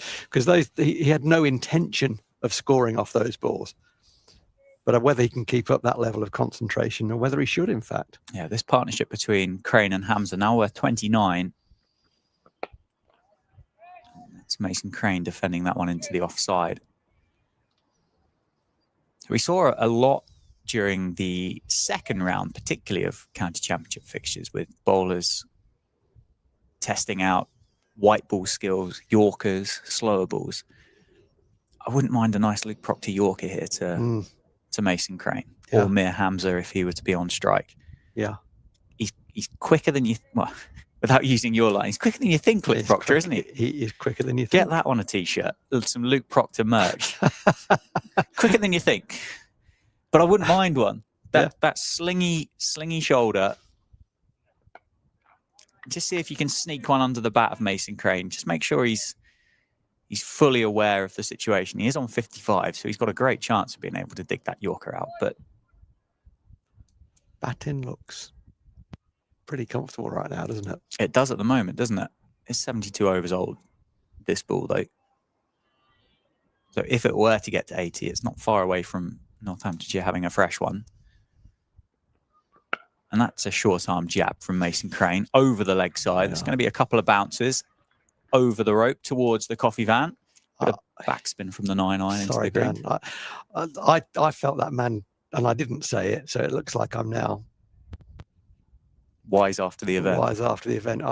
Trust me, I did think that the mid-wicket fielder, Vasconcelos, who's on the single, should have been out on the boundary. There's no value in him being on the single there.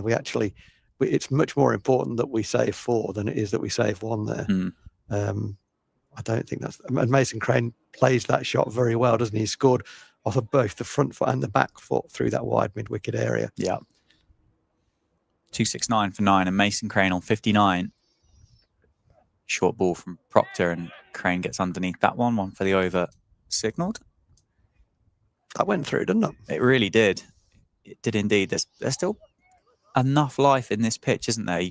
It's noticeably changed colour as the game has gone on. It was green yesterday, and it's dried out as the game's gone on. The sun's been out on it since lunchtime yesterday.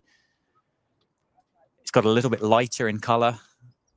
The grass, the greenness, that tinge just isn't quite as bright and vibrant as it was yesterday morning. It's nicely played by Mason Crane. He's going to take on a single. Northants fielder there just on his heels, wasn't he, waiting and seeing what happened. And Mason Crane got halfway and thought, oh, actually, there's a single here. So he took on Chris Tremaine and came through for the single. Stream powered by Daffabet here at Wantage Road, supporting Northamptonshire County Cricket Club. If you'd like to get in contact with myself and Phil during the course of the day, you can on Twitter at NorthantsCCC or via email stream@nccc.co.uk. I had an email coming from Brian. Brian in Brisbane. Nice to see some sunshine. A question or two, please. Firstly, is the ground clock on the players' pavilion broken? It might well be, looking at it out the window. It's right twice a day. There we go. So it's not broken. It's right twice a day. And then second or follow-up is, in which case, which clock do the umpires use? I assume they'll have watches, will they? Well, I think they use a clock that I'm kind of attempting to point to. I think there is a digital clock on the front of the Lynn Wilson Centre building. We can't see it from where we are because we are inside that building, but I think that is generally given as the timer, I believe. Gotcha. Brian was also in the ground yesterday. One of the 30 or so hardy spectators there. Yeah, there weren't too many in I yesterday, thought it were was there? in Brisbane. Is there not? Is there not a Brisbane in Northampton? No. No, fair enough. Well, who knows? And I was very pleased. Brian, where are you? Well, hopefully Northampton yesterday. Very pleased to meet the couple sitting beside me were Chris Tremaine's parents. Nice couple, very proud of their son. Thanks, Yeah, regards, Brian. Well said, Brian. I met them as well last night, and yeah, I share that sentiment. I would say Mrs. Tremaine, who is lovely, told me more than once that she has a gun license and an arsenal to use as well. Very proud of that. I don't know what to do with that piece of information, Phil. Yeah, but well, it made me sit up straight. I was clearly aware of my P's and Q's after that. But no, she volunteered that because she told me she was a teacher, and she does mention that fact that she holds a gun license to her pupils, and she thinks that's just keeps them honest. Exactly that. Slips come out. Emilio Gay's moved to mid-wicket, so we got Vasconcelos and Emilio Gay on the square at cover and mid-wicket respectively. The safe save continues. Mason Crane has now moved to 60, but thanks for your email, Brian, and glad to have you in the ground yesterday as well.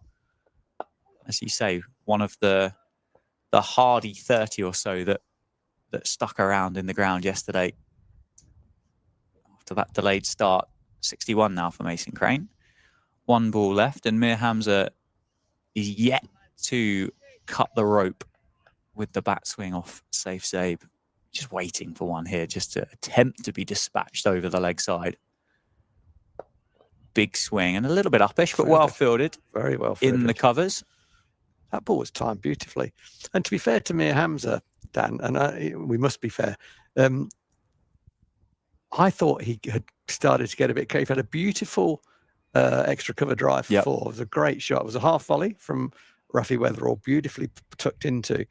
The only shot that he's played which looked sort of injudicious was that bit of a whack that he had at Proc and got a splice on it, and it carried nearly carried to mid-on, but ran away for 4.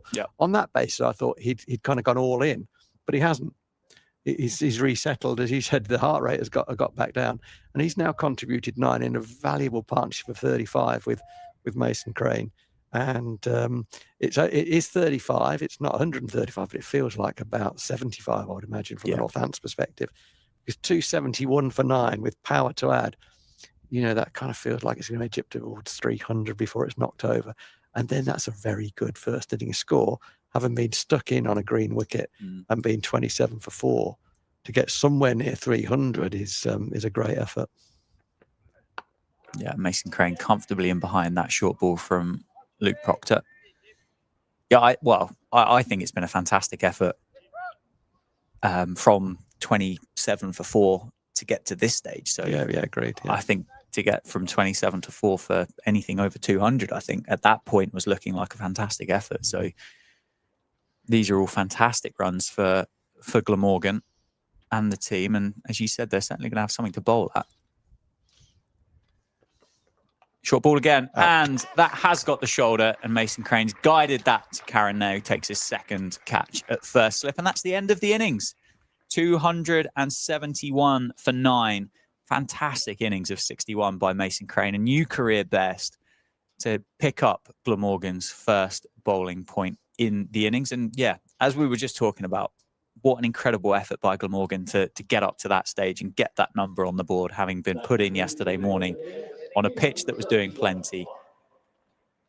And a good effort by Northamptonshire as well to wrap that innings up. 271 on the board. And it does look, touch wood, like a good day to bat at the moment. Yeah, it really does. I mean, these are the conditions that you want. So it's the best you can hope for at this time of year. The wicket looks fairly placid. Obviously, the Glamorgan opening bowlers are going to have a brand new Duke's ball to bowl on it, so there will be movement. You'd expect that. You hope that you play and miss rather than play and nick, but you're going to play and miss at the top of the order this time of year. That's going to happen. If you get in, the sun is shining. It's day 2 at Northampton. The pitch is flattening out, if I could call it that. It's drying out, flattening out all of the time. So get yourself in and then go big. Well done, captain. Knocked over the final wicket. but it's cost this morning 68 runs for those 3 wickets, and that would not have been a bargaining position had we been playing bargaining cricket rather than cricket that Northants would have been happy to agree to. So the morning so far has been won by Glamorgan, and there's going to be a tricky spell for the next, what's it going to be, about half an hour before lunch, that the Northants openers, Gay and Ricardo Vasconcelos back into the side they're going to have to face. So it's going to be an interesting next half hour. Absolutely. Sanderson led the team off, having picked up 5 wickets. The heavy roll has made its way out to the middle, and we'll take a 5-minute break as the teams change innings, and we'll be back.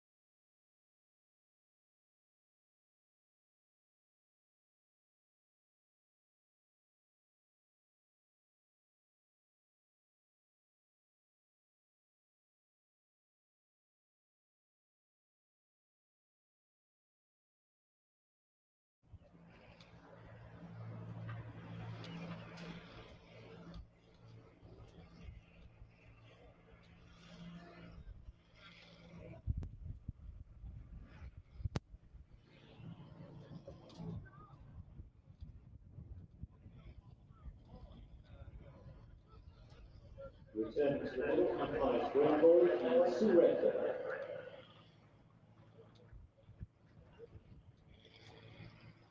Glamorgan in the field, captained by Sam Northants. That's Ingram, Wickets, Kingston.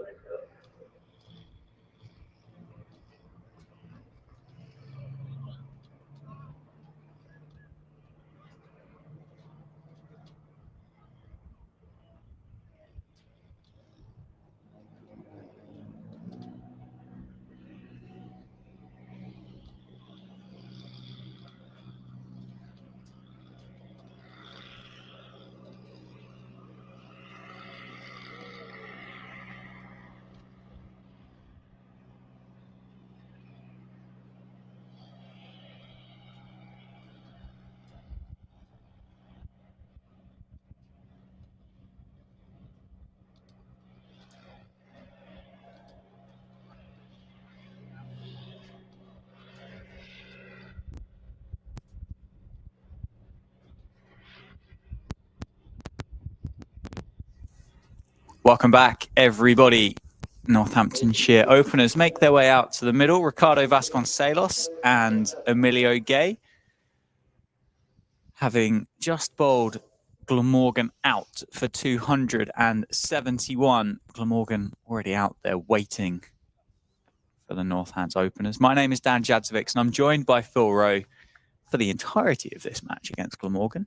And Phil, you're in the driving seat. Yeah, Take us up to lunch, sir. Well, you said waiting for the batter, didn't you? And it was noticeable. You know, I understand why you chose that word, because it was noticeable how slowly Vasconcelos and Gay made the middle. I remember a very similar situation. We'd been bowled out by Lancashire in a situation almost exactly like this in terms of time of the game. And the openers ran out to the middle. It was Keaton Jennings and Al Davis. They ran out to the middle. And I thought, oh, okay, they're not trying to take any time out of the game. And then they ran between the wickets really well. And they put on about 45 for no wicket in that half an hour and dominated with body language. Hamza, my first look at him, from the David Capel end. And the first one goes down the leg side. Nice footwork by the keeper Cook to take that without a dive. But he's feeling his hand now, got him in the bottom of the fingers. And I think, you know, I remember thinking, wow, these guys are here to play. You know, it's not in their mind to get through to lunch. It was, let's make a start and make an inroad into this number. And they really did that. They ran brilliantly. So, you know, body language is important. And the body language of these two guys walking out was a little bit, let's get through to lunch and make sure we're not out. Let's see what unfolds. That one hits Vasconcelos on the pad. That's quite adjacent, I think, actually. There was a very big appeal. The good news for Vasconcelos, well, the very good news is he was given not out. Okay, so that's fundamental. But the ball ran away to the leg side. So let's have a look. Ooh, that's close. That looked like a very, very good appeal that was backed up quite strongly, wasn't it, by the Glamorgan slip? That is very close. It's one of those times, isn't it? There's half an hour to go to lunch here. This is a free 30 minutes for Glamorgan. Absolutely. And in an ideal world, Northamptonshire after 20 minutes would be, 15 for no loss? Maybe 20. There's nothing really that Northamptonshire can walk off for lunch and going, blimey, we've taken that game back. Glamorgan can go hard here, sit down for 40 minutes and go hard again after lunch. Just seeing the LBW appeal again. That is very, very close. It's a very good appeal. So yes, I agree with that. The exceptional point that I'm making is the partnership with Jennings and Davis for Lancashire in that equivalent spell where they didn't accept that. Well, that has wobbled, and we've talked about wobble. That ball has definitely wobbled and makes Chris Cook look like a bit of a chump. It hits him on the left knee, I think, and eventually runs down to fine leg for a single, a leg by. But I think it's about intent. Yeah. You know, what Davis and Jennings clearly came out with was, we're going to put a stamp on this. We're not going to let the bowlers coast through to lunch and have length, and we're going to rotate quickly. We're going to run quickly. We're going to get stuck into anything that's over length, and our body language is going to demonstrate that. And you visibly saw the pressure come back onto the Northants bowlers in that session. It was really impressive opening batting. So body language is a good read really on where someone's mind is sometimes. Gay's first ball to Hamza on the money. Gay plays out into the offside. They're going to run through for a single. Good call, good response, good single. That's what I'm talking about. Yeah. That's exactly what it's good. Good cricket from Emilio Gay. And well run as well. They haven't always run brilliantly together, these two. Watch this space. But they did run brilliantly there. Well, it's been a very very interchangeable opening pair, isn't it, for my stint up here at Northamptonshire, with injuries last year to both players. Hassan has had a go throughout the course of last summer. Justin Broad has opened the batting in the opening 2 games this year as well. It'd be nice to see these two back together for the duration of this campaign. Yeah, good teams. It's interesting. Good teams, they generally have a settled opening pair. You know, you talk about openers in pairs, don't you? Cook and Strauss, for example, springs to mind. Guys who've played a long time together. It's the foundation. They lay the foundation for what's to come, and these two are more than capable. Let's hope they can stay injury free, stay fit, and build on the potential that each of them has, and that they definitely have as a pair, because they are both supremely talented young players. Got a lot of time for the cricket of both of these guys. Let's hope they have a long career at Northamptonshire ahead of them, because if they do, they'll have been successful. If they're successful, then they'll have been setting a platform for the shot makers to come down the order as well. James Harris, back at Glamorgan a few years ago from a spell with Middlesex, starts on Emilio Gay's pads, and Emilio Gay just flicks that with so much style, ease, comfort, balance, skill, timing. What a beautiful cricket shot that was. That was at the boundary, Phil, before I think either of us had a chance to look up. Yeah. That's flown across the square. I was looking at sort of square leg, the umpire, to see the ball go past. And, and I saw something flick the rope, and it was the ball. Timed that so well. That's the ball in cricket that I don't like, which is the loosener. I haven't got a lot of time for the loosener. James Harris will want to come straight back onto line and length from there. And he does. The safe side of a good length. Emilio Gay just drops a bat on it off the back foot. But yeah, if these two stay fit, I've no worries about their ability at this level. Yeah. They're both fine players. They'll have ups and downs, no doubt. They've both got learning to do about their game. They've both particularly got learning to do against spin. But I think they'll do that. And the future is very bright for these two if they can stay fit, because they're both very, very, very talented. Well left, Emilio Gay. Bit of width on offer there, has nothing to do with that. Shaped away, didn't it, as it went through to the wicketkeeper, Chris Cook. And that was a highlight of Emilio Gay's innings last week. I think you highlighted it quite frequently throughout that 261. And it was watchful, wasn't it? He left the ball very well, got his boundary, was quite happy then to almost get back in his box and settle again and wait for the next ball. Yeah, Emilio is his character is he wants to dominate. He wants to dominate the ball. He wants to continue to put pressure on the ball, and that's all great. And I love that. Yeah, tick. Okay, you can't always do that, and recognizing when you can and when you can't takes time. And from what I saw last week, he's learning that very, very quickly. Doesn't just bat at one pace. That's not what's required. That's a nice ball, line and length from Harris.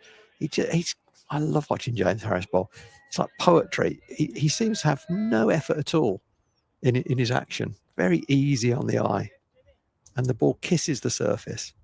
Am I right in saying, and I might not be, but he was the opening bowler at Middlesex with Roland Jones when they won the county championship? Yeah, I think that's right. Yeah, he had a great. Well, he's a very fine bowler. He started his career at Glamorgan, his home county. I'll come back to that in a moment, as he looks to finish this. So every pitch is up, and Emilio Gay drives down the ground. That's going to go for 4 straight down the ground. The on drive that, a lot of people don't have that in their locker. Emilio Gay does. It's a sign of a man in form. And he had 2 balls off which to score in that over, and he took them both away for 4, left well as well. So a bit of a loose over from James Harris overall. And Emilio Gay's not missed a scoring opportunity. Yeah, James Harris started his career at his home county of Glamorgan, did very well there, had one very big standout year, and was wanted by a number of counties.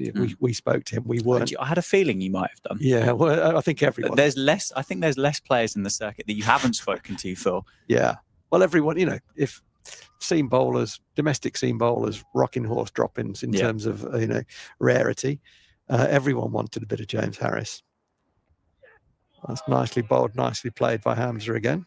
Well played, Vasconcelos, and he plumped to go down to Lords. The pull of playing at Lords, I guess, amongst other things, was on his mind there, and he won a championship there. He then had some injuries, I think, and maybe lost a yard possibly, and has come back to his home county, and he's a very, very good county cricketer, very experienced, good man to have around, I would imagine. Oh, that's nicely bowled by Hamza. That's gone away off the wicket. Drew Vasconcelos into the shot. He's rehearsing a leave, which suggests he thinks maybe I didn't need to play at that. Let's have a look on the replay. He indicated that maybe he got drawn. Yeah, he could potentially have left that. It did go off the wicket, but subsequently Vasconcelos, I don't think I needed to play at that. He is being drawn across the stumps a little bit, so Hamza may be setting him up for the one that nips back. Hit him on the pad as he did early in his spell. There it is. And Vasconcelos just gets his bat back on line, deflects the ball down to deep backward square for a single. So pretty clear what Hamza was doing then. He's gone away, straighten one back. And the thing there for Vasconcelos is to hold his head position. If his head is going across to the offside, thinking that the ball is going to go away, if that ball then straightens, it's very difficult to get your bat back on line. Always try and get your head back to the bowler, back to the umpire. It's easy then to get your head across to the offside from that start position. But if your head's going to the offside, it is not coming back on line at any point. That's beautifully played by Emilio Gay. So we didn't see that shape, from a batting point of view, we didn't see that shape from Vasconcelos. His head was going a little bit across to the offside. With Emilio Gay, his head's gone straight back down the wicket. Your body sort of goes where your head leads, head back to the ball, your front foot goes down the wicket towards the ball. Don't get it on line with the ball, get it leg side of the ball, allow access for the bat. That's kind of how you bat, and that's Emilio Gay looking absolutely in great form early in his innings. No one put the jinx on him. That one over pitched, hit very, very, very hard by Emilio Gay. Unfortunately for him, finds James Harris at wide mid on. I've been impressed by Mir Hamza. I did get to have a little look at him when he went to Sussex back in 2019. I think that was his first county stint, I think, and he got signed for 9 matches by the club on the south coast and didn't play them all. But just looking at the numbers, he only played 6. But he picked up 21 wickets at an average of 27.5 for Sussex back in 2019. I think he's had a spell at Warwickshire, I think, for a couple of games since then as well. Test matches under his belt for Pakistan too. ESPN have got him down as left arm medium, so I think might need a little bit updating. Yeah, I think that's unkind. Yeah. He's the other side of medium, isn't he? That's for sure. So Grant Bradburn is the head coach at Glamorgan, who has spent some time in Pakistan cricket, including some time as the head coach of Pakistan. So I think that relationship has helped him to identify that Hamza is a guy that he wants in his side. Also coached Scotland. Some of our players, Carl Kurtzer and Tom Sowell, will have played under Grant Bradburn in his time with Cricket Scotland, and speak very, very highly of him. Almost an under edge there. That would have been a sad demise. Harris bowling a bit of a drag down. Vasconcelos, I think he's entitled to play that pull shot, but the ball never quite got to him, and there was some interest from behind the stumps that he might have got an under edge on that. I think it was more hope than anything else, but happily no contact was made. That's nicely played off the back foot. Again, initially, I think Vasconcelos perhaps looking to shape to hit that through the leg side. Don't know if it nipped back in him a wee bit, sort of cramped him, but he's got lovely hands. Yeah, he's rehearsing the pull shot there. Lovely hands enabled him to just chop inside the ball, as it were, with the outer part of the bat, run it down to the third man. There is a third man. That's an interesting position. Don't get me on that. That's a soapbox issue for Phil Rowe. The third man. Save it for after lunch. Save it, yeah. Gaya back on strike. Nicely bowled, nicely played. He's a big shape at the crease, isn't he, Emilio Gay? Yeah, very similar to how you spoke about Dan Douthwaite yesterday. Yeah. An imposing figure. He's a tall boy, isn't he, Emilio Gay? I don't know what he must be 6'3", I think. 2 or 3 for sure. Yeah. And what I like about that leave is when you leave the ball, don't show the bowler your stumps. That's a dominating leave. That one back of a length, giving Emilio Gay time to transfer the weight onto the back foot, up on his tiptoe, punched it nicely through extra cover for 2. Well played, sir.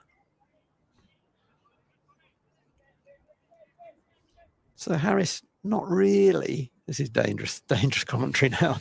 But to date, the 10 balls that he's bowled to date, probably 4 or 5 of them have been in the sort of business areas, been left a bit. He will want to just get his radar a little bit more accurate in the few more balls that he'll have to bowl before lunch, I'm sure. Very capable of doing that. That one again is back of a length. Played square of the wicket. It's very close, that fielder at point. Very close. Yeah, Emilio Gay, a little bit frustrated with himself though, wasn't he? That he feels like he's missed out. He will hate that. He will feel he's missed out. I think the ball just didn't quite arrive at him. He was probably looking to hit it just behind square and it didn't arrive, so it got in front of square. A bit clothy, last ball of the over. That's pitched up and driven, and that's a moral victory for the bowler. It's probably 4 runs. It is 4 runs for Emilio Gay. And James Harris thinking, oh, wow. What I like about that delivery is he got him driving, pitched it up. It did pitch and then looked to go away off the wicket. It was nicely bowled. But Emilio Gay, with his extra reach, as we were just saying, he's a tall lad, and using that reach to get 2/3 of a bat on that, and it goes away for 4. A shorter guy that probably catches the outside edge and goes somewhere. I think it probably goes to gully for a single rather than in front for 4. But James Harris completed his second over. He's gone for 15 already. He needs to be in that area more of the time. Yeah. That might sound weird given that it went for 4, but it was a moral victory.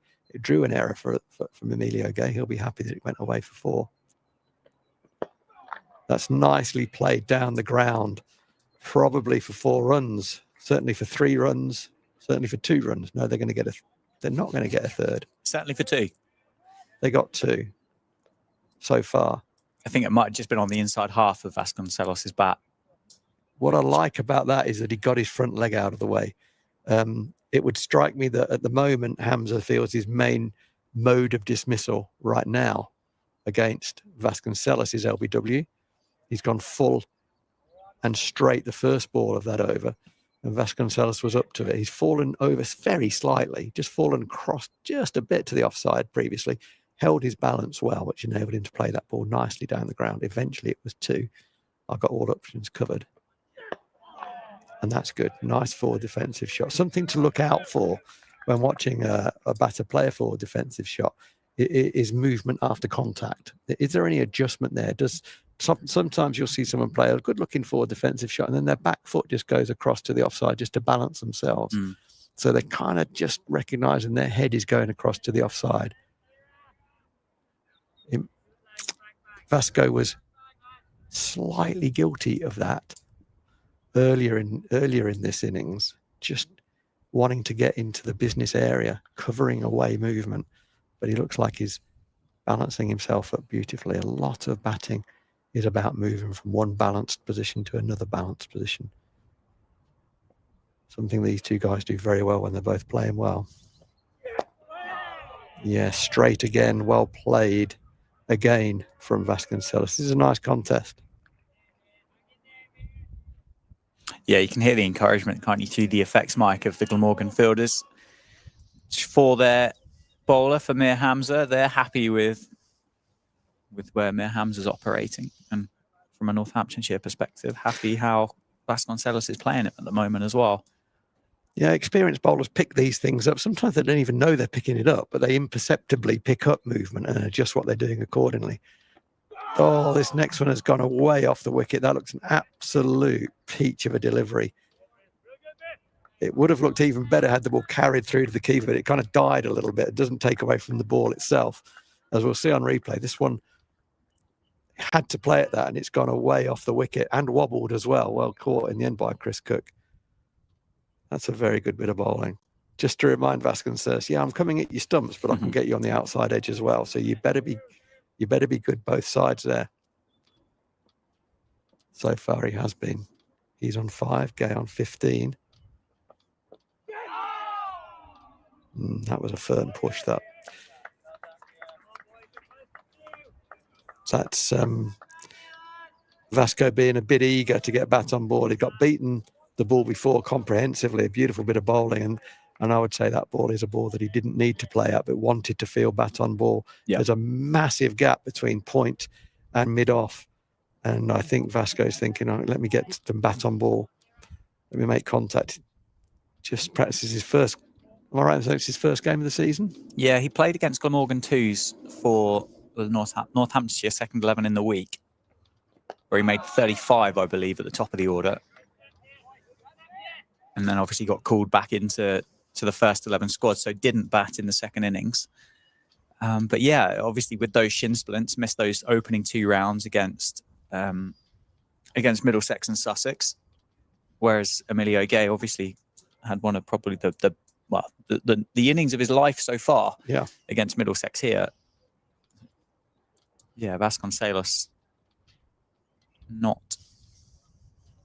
afforded the same time at the crease as his opening partner, Emilio Gay. I mean, the good thing about batting with Emilio is you know that he scores pretty quickly, and there is no pressure on you the other end to do so. It's been a bright start from Northamptonshire, 21 added so far.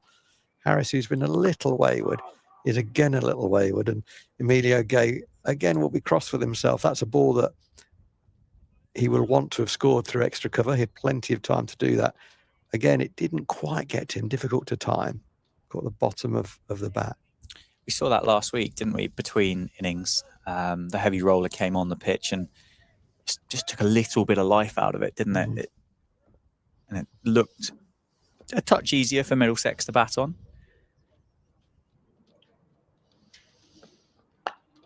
Inviting the drive. It wasn't quite full enough to really accelerate the hand through. He's firmly pushed. I think if I'm the captain of Glamorgan, I'm going to go, I want a gully. And the question is, where does gully come from? I think gully comes from third slip. I want a gully. And I want to bowl some drive balls to Emilio. And I think it's going to go squarer than finer, if I'm honest. Harrison again bowls straighter this time, just back of a length, and Emilio Gay comfortably defends that into the onside. Yeah, just make Emilio use that reach, wanting to drive the ball into that big gap in the covers. Harris has already shown he's got the ability, as we know well, to move the ball both ways off the seam. Just look to run it away. Thick edge gully, that would be a plan that I'd be hatching. Oh, that's close. That is close. And that is out. Emilio Gay can't believe he's been given out. It looked a very good shout. If I'm honest, it was a sustained appeal. The umpire rightly took a while to think about it. It looked good to me. Round the wicket, Harris. Yeah, I couldn't see exactly where it hit him. He will know that was close. Raises his eyes to the skies as he leaves. But Harris into his third over. He hasn't bowled many very, very good deliveries. That was one. Let's have a look at this. Yeah, Emilio Gay will think he's probably got outside the line. It was marginal. I've had a good think about it. I mean, for me, it's certainly hitting the stumps. That's the first consideration, I guess. Yeah, that looks a little bit. That's marginal. It's marginal. Was it in line? Was it just outside the stumps? Yeah, it was one of those at 50-50. The umps made the call. It was a nice bit of bowling from Harris. He is a wicket taker, James Harris. Sometimes what I like about him is he's kind of not happy. That would be silly. He's never happy to go for runs, but he recognises that sometimes he has to be in that full area in order to get wickets, and he's comfortable with that job. He could bowl exclusively back of a length. He could have bowled 2 overs, 2 maidens so far in doing so. But no, he knows if someone gets in on this pitch, it's been hard to get them out, and he's gone fuller. Beating the inside edge of the bat, hit him on the just below the knee roll. The question for the umpire isn't is it hitting the stumps. The question is, where did it hit him? Inside the line of the stumps or outside? And the judgment, unfortunately, went against Emilio Gay on that occasion, which brings the captain to the crease. So Middlesex will have had an ambition of let's get 1, maybe 2 before lunch. Northants will have absolutely had an ambition of let's be none down at lunch. If we can get to 30, that would be fantastic. We'll be happy with that, making an inroad. But unfortunately, they've lost one of the openers. So brings the captain out. Harris now into his work, right on the money. Yeah, he's been in good form as well. Luke Proctor, plenty of runs so far at the start of this season. 92 and 41 down at Hove in the opening fixture, and then 73 last week here against Middlesex. Part of that 189-run partnership with Emilio Gay.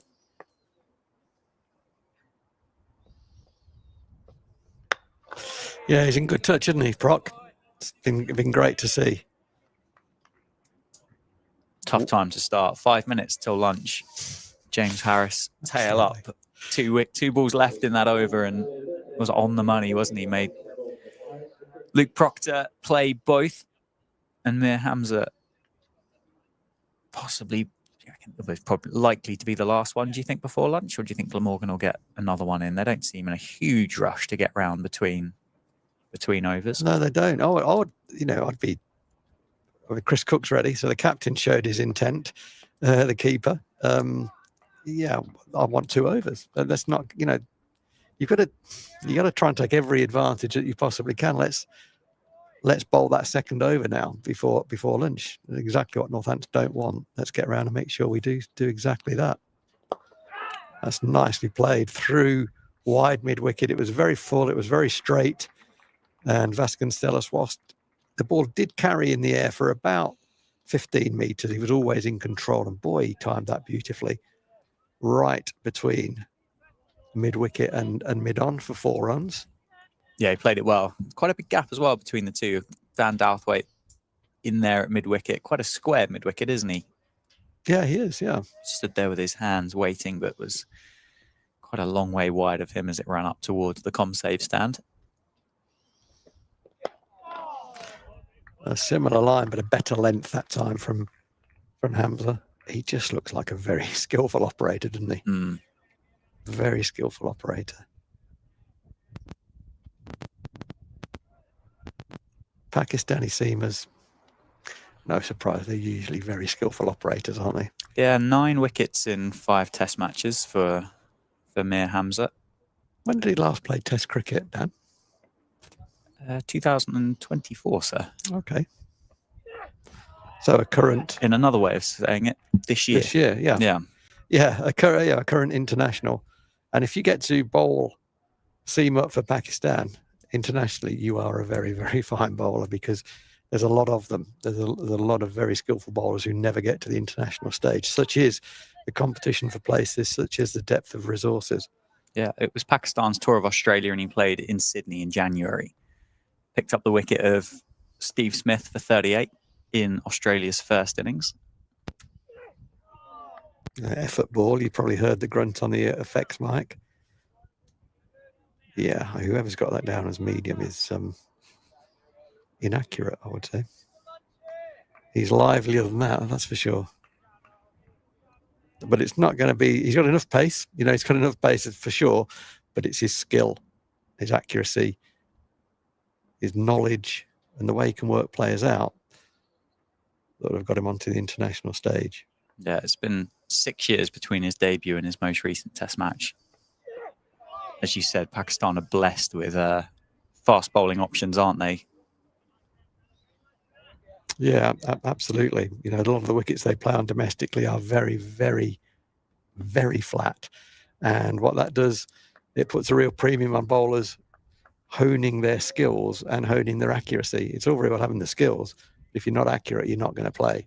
It's the combination of those two things. And although he's wicketless so far in this match, he started well, hasn't he? Into 3 overs, 5 balls, just 8 runs scored. There's more runs for Northants. Just got a little too straight there, tucked away nicely by a well-balanced Vasconcelos for 2. That takes him on to 10, the score on to 26 for 1 at the end of the 7th over. And there will be one more over, which will be bowled by the wicket taker, James Harris, although the umpire is making a very, very, very slow walk. In fact, has stopped. So maybe the decision has already been taken that we are going to have another over. Yeah. My understanding is that it's when the umpire gets to the stumps. Well, that was certainly mine as well. Because the umpire was on the way to the stumps and has actually got to the stumps, and it's still time to bowl the over. But it was well judged, Rowie, as the clock has just ticked over to 1300. Yeah, let's give the benefit of the doubt there. It was well judged.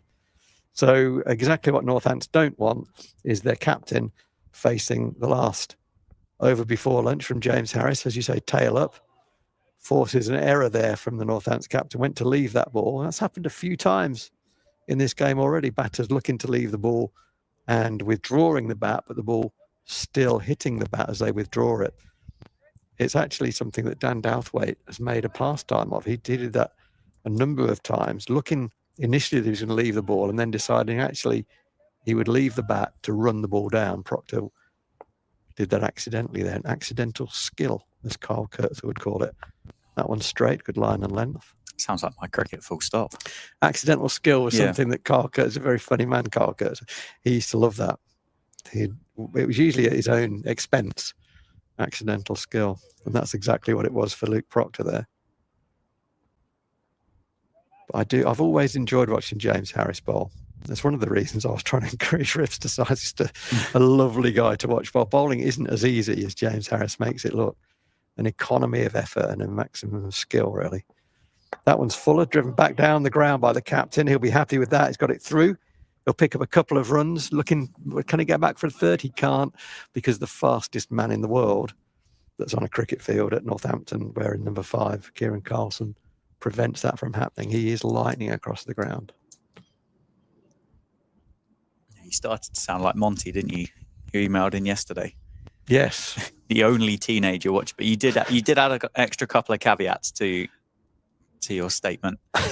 Couple of balls left before lunch.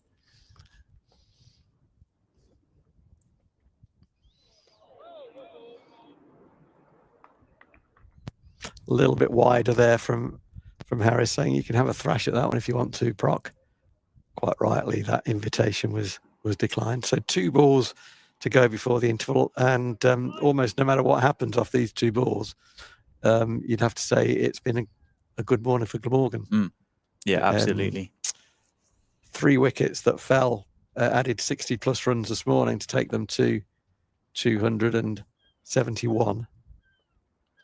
It's nicely covered up. Ball pitched to the left-handed Proctor, but he covered up nicely, adjusted off the wicket. Yeah, 271 from a position at one point of 27 for 4, and at one point overnight of 200 for 7. Certainly well played Glamorgan to get to that number, and then making inroads in what will be an 8 over spell. Hopefully, as this is the last ball before lunch, it remains as 1 down. And it does, as Proctor lets that one go. An elaborate leave from the captain. And no one is walking off, because we're making up time for yesterday, and it'll be 1:15 lunch, I suspect. That's well picked up. Well, it was late. It was. I only picked it up because no one's walked off. I've kind of announced lunch several times, and then it hasn't happened. I should listen to the announcer. That's what's going on. So this session will be, I guess, 1 hour 15, making up overs lost yesterday. Yeah, so a slightly less precarious run up to 1 o'clock then that we'd build that for, wasn't it? Yeah. Yeah. I mean, I think you'd have to say we were wrong. I was trying to put a positive spin on it. Oh, hands up. We were wrong. I was particularly wrong. Hamza's not wrong. He's right again, as he's been many, many times with the ball in this innings. I was going to say this morning, but it is actually afternoon now. It's an interesting contest, this. He's bowled almost exclusively. Hamza has almost exclusively bowled at Vasconcelos, which is what you want as a bowler. Trying to set someone up, work them over. He's tried to drag him across his crease and then go straight, and Vasconcelos has been up to that. He's nipped away a couple off the wicket. That's a bit fuller. Firm-footed drive from Vasconcelos. Something we saw, it was quite a common theme throughout Glamorgan's innings that Northamptonshire were allowed to almost bowl exclusively at one batter. They kind of struggled, didn't they, for a while to be able to rotate the strike. Yeah. Probably made it just that little bit harder for the batters and slightly easier for the bowlers. Yeah, nicely played. Mir Hamza's first-class stats are obviously 5 test matches, but these make some pretty remarkable and impressive reading. 112 first-class matches, 436 wickets, average of 22.6. Wow. 17 fourfers, 29 fifers, and 7 tenfers. Wow. The strike rate of 47 as well. Oh, does he have an economy in there as well? 2.89. Yeah. Well, best of 12 for 137. Well bowling. Very well bowling. Oh, he is well bowling here. This is high quality bowling. It's great to see a current international bowler here, current international Pakistan bowler who played, as Dan has told us, against Australia in Sydney earlier this year, and is a man at the top of his skill. He hasn't wasted one single ball so far. He's bowled 28 balls. He's bowled 28 goodish balls. He's just gone over length once or twice, but that'll be almost deliberate too. He's got it on a string. This is a tough challenge for Vasconcelos and for Northants. That one back on line again. Vasconcelos nicely balanced there. As I said earlier, have a look at any movement after contact, particularly in defence. Will tell you about how well balanced the batter is. There was no movement there, so you would say perfectly balanced. He's a short man, Vasco, allied to the fact he doesn't get a full stride in. He relies on weight transfer more than getting a stride in. There are a number of ways to play. That's the way he plays. And that one bang on line again. Almost a carbon copy of the ball before. 5 overs, none for 10. And it's been high quality. It's been a good contest. And, you know, credit to Vasconcelos.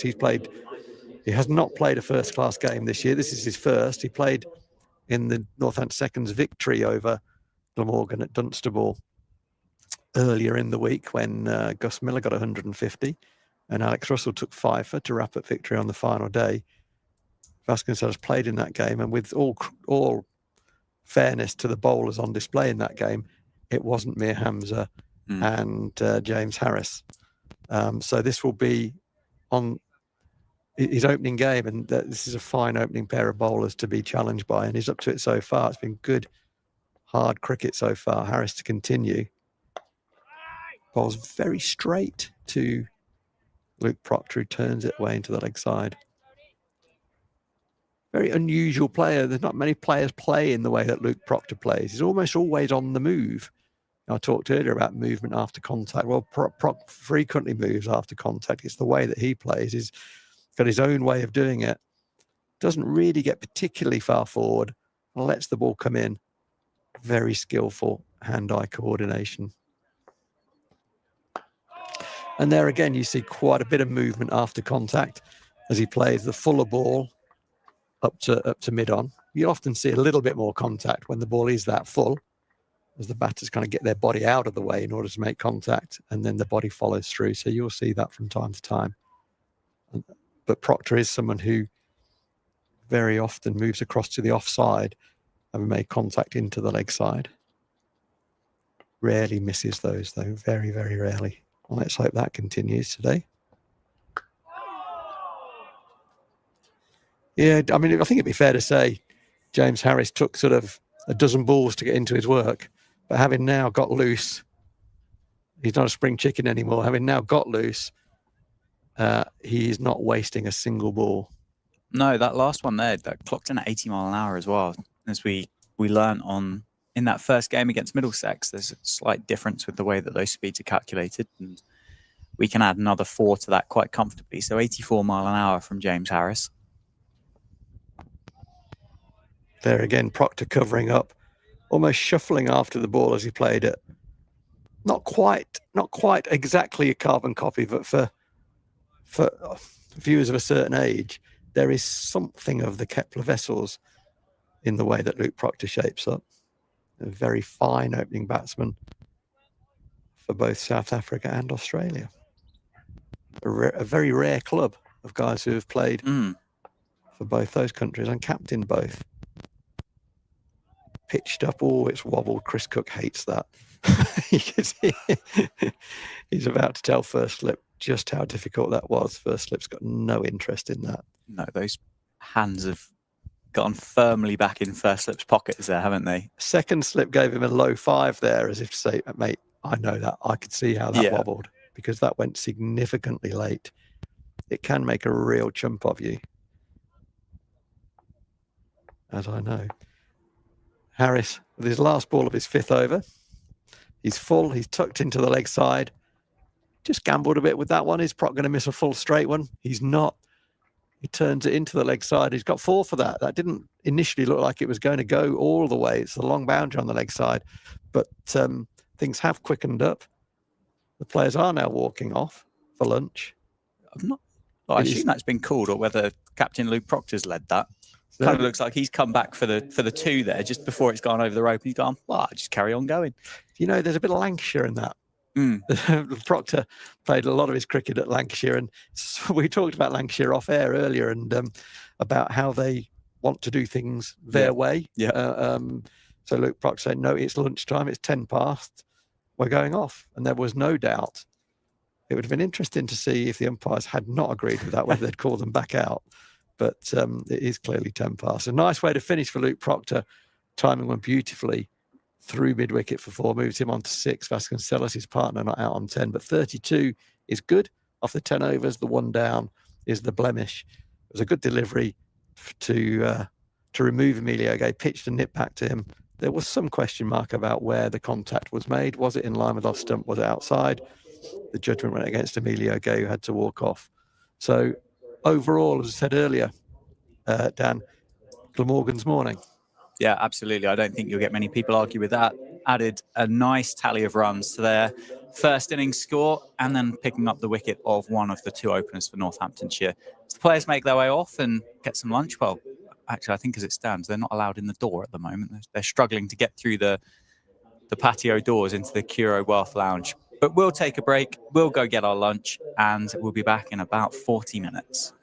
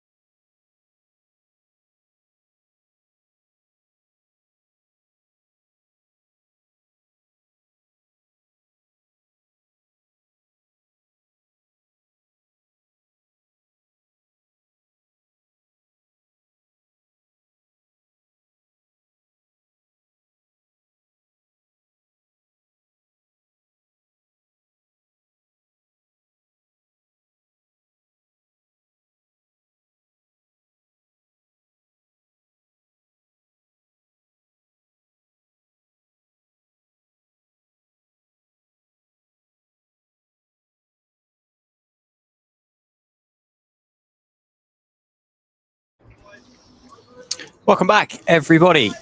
Lunchtime, afternoon session even on day 2. And Northamptonshire are 32 for 1 off the 10 overs bowled before lunch by Glamorgan. Glamorgan earlier in the day bowled out for 271 after a new career best by Mason Crane of 61. And Northamptonshire lost their opener Emilio Gay off the bowling of James Harris, adjudged LBW for 15. My name is Dan Jadzovic. I'm joined by Phil Rowe. Stream powered by Daffabet at Northamptonshire. And if you'd like to get in contact with us, you can via Northants. You can via Northants, to be fair, but via Twitter at NorthantsCCC and stream at nccc.co.uk. And Mir Hamza's bowling from the David Capel end. That's left well alone by Ricardo Vasconcelos. Did you enjoy your lunch, sir? Yeah, nice. Good. A shepherd's pie. Yeah, it was pretty tasty, wasn't it? All right, yeah. Yeah, decent. Not bad. Not bad at all. What's been better than not bad is Mir Hamza with the new ball from the David Capel end. He's been superb, isn't he? 5 overs, 1 maiden, none for 10.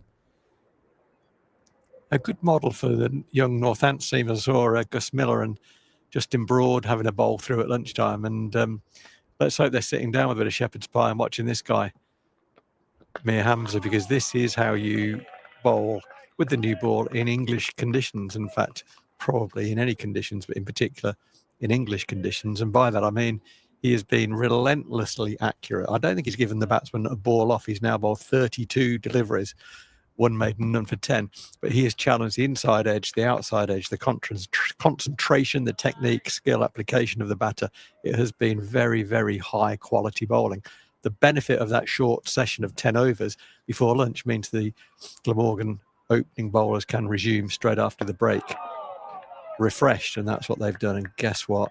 Mir Hamza is on the money again. It's high quality, this. Yeah, it's almost like he hasn't had a break, is it, Mir Hamza? Right. Just come back on it, just hit the spot straight away. Welcome back. But yeah, you're right. It was a handy little 40 minutes in the end, wasn't it, for Glamorgan, picking up Emilio Gay, who made that 261 against Middlesex last week. And as you said, Mir Hamza and James Harris can carry on. I don't know whether they'll bowl another 5 over spell after lunch, but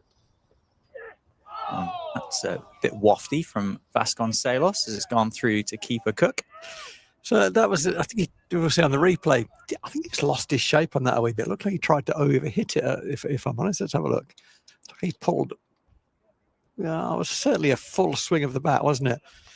And my old colleague David Ripley, apologies, would say there, think 2 and you get 4. Just time the ball, think 2, you hold your shape, you often middle it and it goes for 4. He actually tried to hit that for 4 and lost his shape a wee bit. But it was one of the rare scoring opportunities. In fact, probably the only genuine scoring opportunity, easy scoring opportunity that Hamza has given. I think he should change his name from Mir, because there's nothing Mir about it. It's kind of impressive Hamza, isn't it? It is very impressive, Hamza. Very good bowling, Hamza. Very, very well bowling. Very well bowling. Very well bowling. No, he's been fantastic. He has been absolutely superb. 5.5 overs now, going at 1.7 and over for the Pakistani international. Settling in nicely from the David Capel end. 1 catcher just in on the leg side. Vasconcelos up to task as it stands. He defends that one out to cover. Maiden over to start the afternoon session. 6 overs, 2 maidens, none for 10. Missed a run there. There's a run there. That ball was dropped softly into the offside, directly between the man at point and the man at wide mid-off, or straight extra cover. And Luke Proctor ran one. He ran half of one and then back the other half. It's a run that we took earlier in the game. And Emilio Gay played that ball exactly into that area and called Vasco through. But such is the concentration, I think, that Vasconcelos is having to apply to face Hamza, that maybe he was just not quite switched on for the run. It isn't going to be James Harris to continue from the Lynn Wilson end. It's going to be Brad Wheel on loan from Hampshire around the wicket. 1 game loan from Hampshire, isn't it? That's just back of a length for Luke Proctor. He gets in behind it. I think there was something along the lines of the Brad Wheel was named in the Glamorgan squad and the Hampshire squad at the same time, and then could have gone back to Hampshire if required or something along those lines. Yeah, the regulations seem to have changed since over the last few years, because the regulations were at one stage that the minimum period of loan was 30 days or a month. But if he's only on loan for one game, that can't be the case, can it? No. You've always been able to recall. But so maybe things have changed a wee bit. And it's a good bit of business from Hampshire's perspective. I don't know what cricket they've got in the second 11 at Hampshire, but oftentimes the level of second 11 cricket is not quite where you'd want it to be, with often smaller squads now than there once were. Yeah. More in the low 20s than in the high 20s as it was once upon a time. So less professional than the standard, therefore reflects that. Still some good cricket played, but better that he's playing competitive 4-day cricket in Division 2 than playing second team cricket somewhere on an out ground. Yeah. You get him into the real game. That's good. Yeah, of course. Business. First run of the afternoon scored off the bat of Luke Proctor as he turns Brad Wheel into the leg side. And they're a county that are just blessed with seam bowling options, aren't they? With Mohammed Abbas, Kyle Abbott, James Fuller, bit of Liam Dawson as well in there for the spin option. They've got a few.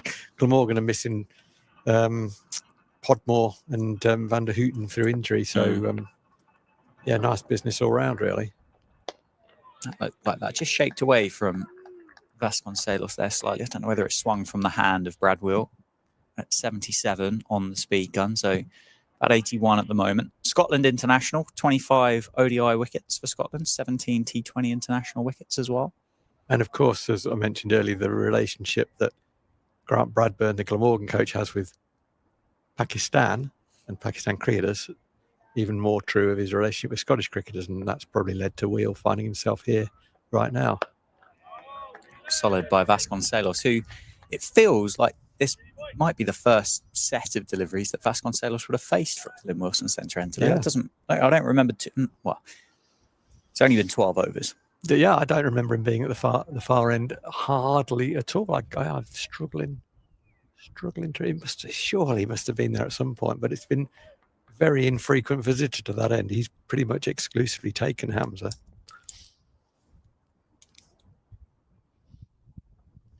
Oh, and that's a beauty from Brad Wheel, but overstepping. So no ball called by umpire Redfern.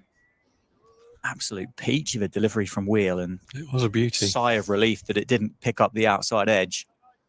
You just see on the replay there, just overstepping, can't you, slightly? It's good to see umpires doing that, because in the modern game, you kind of think they often don't bother.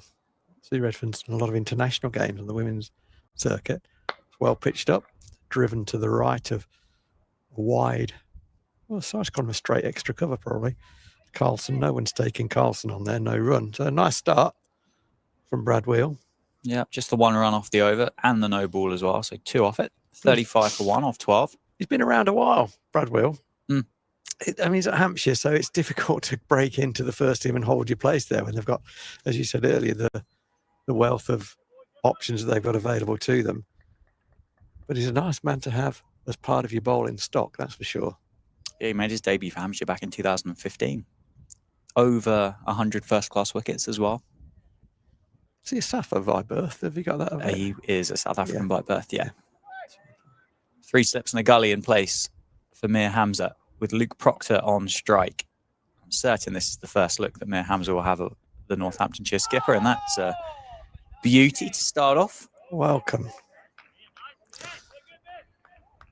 That ball was sort of back of a length for Hamza. He's been the other side of a good length so far. That one was slightly shorter and a squared Luke Proctor. If he ends up with both feet, hips and shoulders pointing straight back down the wicket as the ball bounced and left him, you've got to either be playing brilliantly or terribly to edge that, really. It was one of those. Fortunately, it passed him by.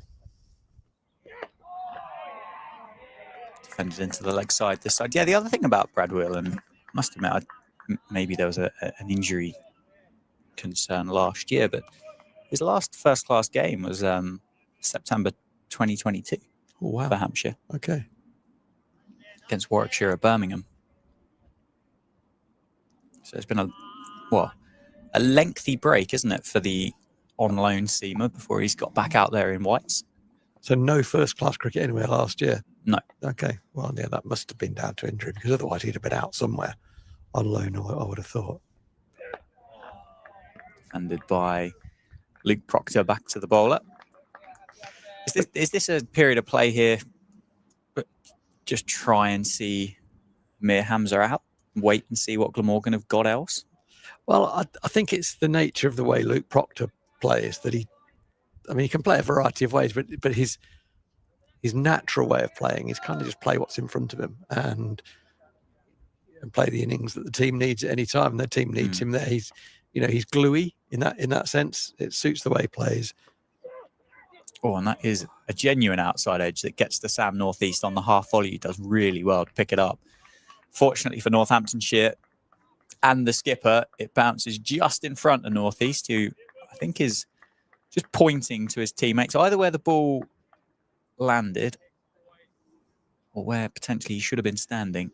They are close. To be fair to the Glamorgan slips, they are close. Yeah. I think it might be Billy Root actually just letting Sam Northeast know where it did actually land. He's generally got something to say, Billy Root. He's a talkative chap, is Billy. And I don't mean that sounded more negative than I intended it to. It's nice to have that enthusiasm out there. He certainly brings that. So, yeah, good on him. That's a plus point, not a negative point. Nicely taken single from Proctor, getting into the leg side in a hole, getting at the other end. Yeah, so just back to that question. I think Luke Proctor just plays. Yeah. Just plays. If he gets scoring opportunities, he'll take them, I'm sure. But he can just bat. It's as simple as that. He's very good at that. That's what he needs to be doing for the team. Oh, Vasco struck by Vasconcelos. Just ended up on the offside, didn't he, there? Offside of the wicket as he played it into the leg. So he's just demonstrating that he feels his head has gone across a wee bit. Not a disaster at all. Is this the nick? What Luke Proctor does well here is he keeps the toe of the bat behind his hands. He's not at all pushing at that. So the bat is angled, and often the ball will go down as it did there. Had the toe of the bat been going forward at that point, that edge probably just about carries. Yeah, our producer George has just made a good point as well. That one there would have been fairly obvious, wouldn't it? As a bumblebee tries to get in the box for us. It's just said Proc is so good at not looking behind when he edges it. Elite. That's a good skill.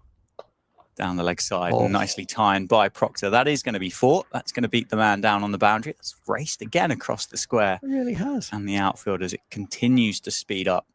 I wouldn't say it's been baked by the sun at single-figure temperatures, isn't it, at Northampton over the last couple of days, but it's certainly dried out a lot. And Northamptonshire have moved to 40 for 1.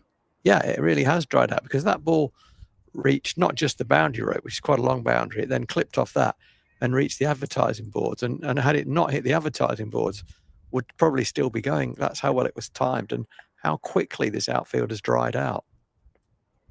It's still a relatively young outfield here. It's replaced a few years ago. That is down the leg side by Brad Will. Quite a long way down the leg side, actually. Chris Cook comes round to tidy up. Yeah, Northants we had problems with drainage on the old outfield, and it started to pool pretty quickly when heavy rains came along. So it was replaced. One winter, a fabulous job. The result is it drains a lot better. Yeah, it runs better when it's dry.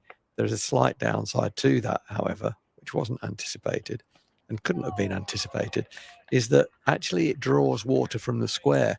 And so, yeah, so actually I think this was true of the ground at Edgbaston where the outfield is relayed and the square dries very quickly. It's hard for the ground staff at Edgbaston and at Northampton as a result of the new outfield that they've got to keep the square at the right level of moisture. And that's a real fine balance to get right. It's a challenge. Craig and his team do a very good job, but it wasn't anticipated that would be the case, but an unintended consequence. Nicely bowled. Oh, particularly with the amount of rain that we have had over the winter, I'm sure we'll be in a drought in a couple of weeks' time, and no be a hosepipe ban. Yes, as you said, does complicate things a little bit further. There was one day last year, and I can't remember who it was against, but we had almost biblical levels of rain, to the point that I think there was a few people considering building an ark out there.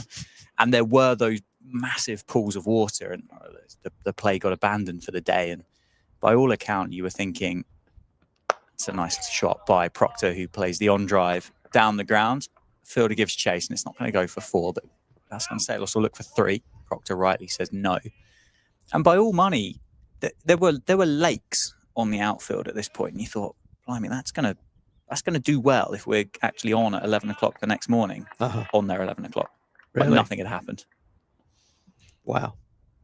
And when was that done? Last year? It was last year, yeah. I can't remember who it was. Okay. I want to say it was either Hampshire or Middlesex, one of those 2 games. Right. So the outfield has done its job, the new outfield in that sense. Yeah. Good. Wow, Luke Proctor looks like sometimes he's got so much time. Almost kind of, I mean, it's not, but it's almost in kind of an arrogant way. So, really? Yeah. Is that you better? Okay. I'll just defend that out there. Something I've noticed in Proc this season, I noticed it in the highlights that I watched of the game down at Hove,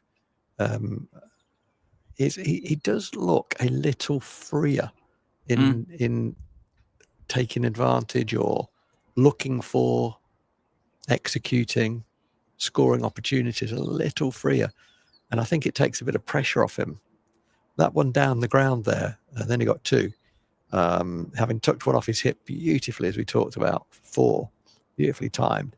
He then got an over pitch ball from Will and pushed it down the ground. And I think I've seen Luke Proctor kind of half look to push that ball and it just go to mid wicket, mid on more times than I've seen him accelerate the bat and it beat that fielder. So it'd be interesting to chat to him and see if there is he's turned the dial from up one number maybe. In particular, well played into the gap. Will they get 2? Not to Carlson. Oh, they do take Carlson on. There's a throw coming in. It's given up. Look, listen. Oh, wow. That was close as well. You don't take on Kieran Carlson. He is absolutely rapid. I mentioned it earlier in the game and a couple of times. And as we see the replay, the ball hits the stumps there and the Northants captain Luke Proctor has given that up because he knows he can't make his ground and it wasn't that far away. We're not at home to a run out here. Never looked like 2, did it? And particularly to Kieran Carlson. You said Proctor gave that up quite early. But fortunately, no harm done. Yes. Vasconcelos adds another couple of runs to his tallies on 12. And Mir Hamza goes straighter this time, and Vasconcelos gets that one into the leg side to Dan Douthwaite. I think the point that you made about Luke Proctor, and obviously you know him a lot better than I do, and you've worked with him, I was going to say, for a lot longer than I have. I've never worked with Luke Proctor.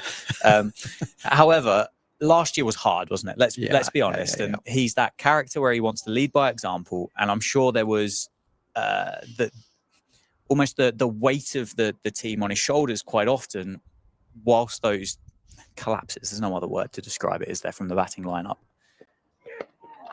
And I'm sure that would have added more pressure on him. It would have restrained him a little bit more. And as you said, probably wouldn't have been as free-flowing as maybe what he would have liked to have been. And there's an opportunity. There's a natural break at the end of last season to this one. And comes out there and hopefully plays in a way that Luke Proctor wants to play, rather than think, I just need to bat for as long as I possibly can here because, unfortunately, I'm losing my partners at the other end. Understood. Yeah, I think that's a fair comment. In particular, in the game down at Sussex, I saw Luke drive the ball. He's not known for his driving of the ball. And when he first, actually before he was on loan to us, just before we signed him, actually we signed him during the game against Leicestershire, championship game against Leicestershire, and he was on loan to us there and got runs in both innings. And we decided to sign him as a result of that. And the rest is history. It was during that game that I had a good chat with him about his batting, which I'll come back to in a sec. Well, the first of a few good chats with Proc over the years. And he was talking to me there about how he's kind of, at that point, had kind of put the drive away because he nicked off too often.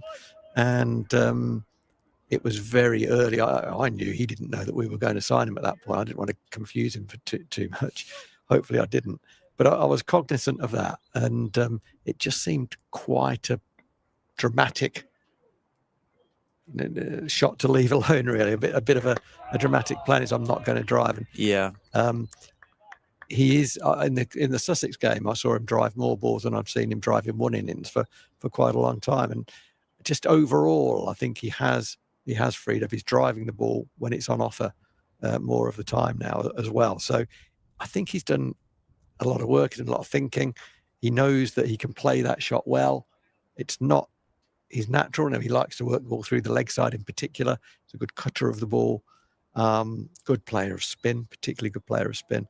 But I think if we see Luke Proctor driving the ball, particularly down the ground, then we can be sure that he's in a good mindset and in good nick. And he's only on 14 so far, early days. Yeah. But he has already shown signs of, with an on drive, that's a good sign. Procky driving well, I think that's a good sign. It's good to see that back in the game for him, back in his thinking. And there is that flick off the hip that you've just talked him up for. Times the pants off it to the fielder at square leg. 44 for 1. Brad Will's gone for 9 off just over 2 overs. Other bowling options, or what you would consider to be first choice bowling options for Glamorgan, would be Dan Douthwaite and, of course, Mason Crane, the leg spinner. Kieran Carlson has bowled a bit in those first couple of rounds. I think he picked up a 3 for in the second round. Colin Ingram as well. But I'm sure... There we are. What a lovely shot that was. Yeah, Mason Crane and Dan Douthwaite will be high on the list of options for Sam Northeast. I suspect he'll probably, if he could, just keep putting 50p in Mir Hamza as well. End of each over. Another one. Keep going. Another one. Keep going. And it looks like an action as well. And he can't, obviously. But it looks like the kind of action that you just bowl all day. Yeah, it's economical as well. 24 straight from the David Capel end. I wouldn't be surprised. The previous ball where Luke Proctor drove went almost on the up. It wasn't a full half volley. And the ball went down quickly off the bat. His weight is over the front leg. The ball went straight rather than square. These are very good signs for fans of Luke Proctor, of which I'm certainly one. Really very, very good signs. If he's driving the ball straight, he's moving well. He has a tendency to move across the crease, his weight to go across rather than really coming forward. But when he's coming forward into the ball, that's when he's at his best. Yeah. Bit overpitched there from Brad Will, turned into a Yorker that Proctor just defended back to mid-off, and it looks like James Harris is getting loose in front of us at mid-on as well. So potentially James Harris from the David Capel end to replace or to give Mir Hamza a little bit of a break. It is Greg Smith's birthday as well. Happy birthday, Greg Smith. Happy birthday. Hope you're having a good day. Hopefully there's some cake in the changing room for you. If there is any, feel free to bring it over. Nicely left alone from Proctor as that just drifts away from the left-hander through to keeper Chris Cook. Might take a little while just to settle back into first-class cricket, Brad Will, mightn't he? Yeah, absolutely. If he's been out of it for over a year, that's quite a long time, isn't it? Predominantly known for his white ball bowling, but he's a handy man to have in your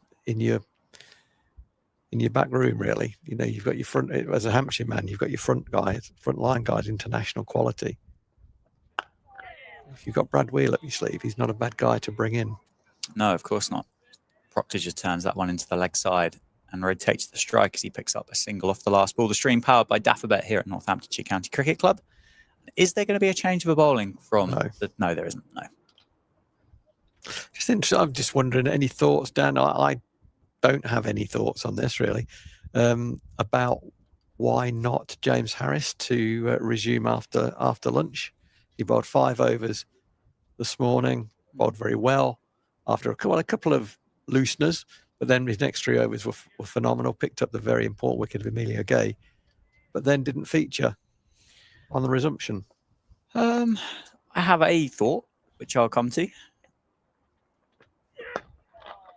Driven back to the bowler. It's not the most insightful or the most thought out, other than the fact that you've paid your money to Hampshire for Brad Wheeler. You might as well use him, see what he's got, get him in the game. But I think it would have been a completely logical and sensible thing if they'd have given the ball back to James Harris from the Lynn Wilson centre end. Equally, as I say, you've got to get Brad Wheeler in the game at some point. So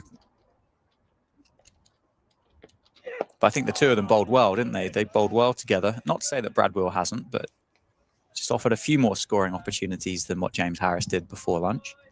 Yeah. I mean,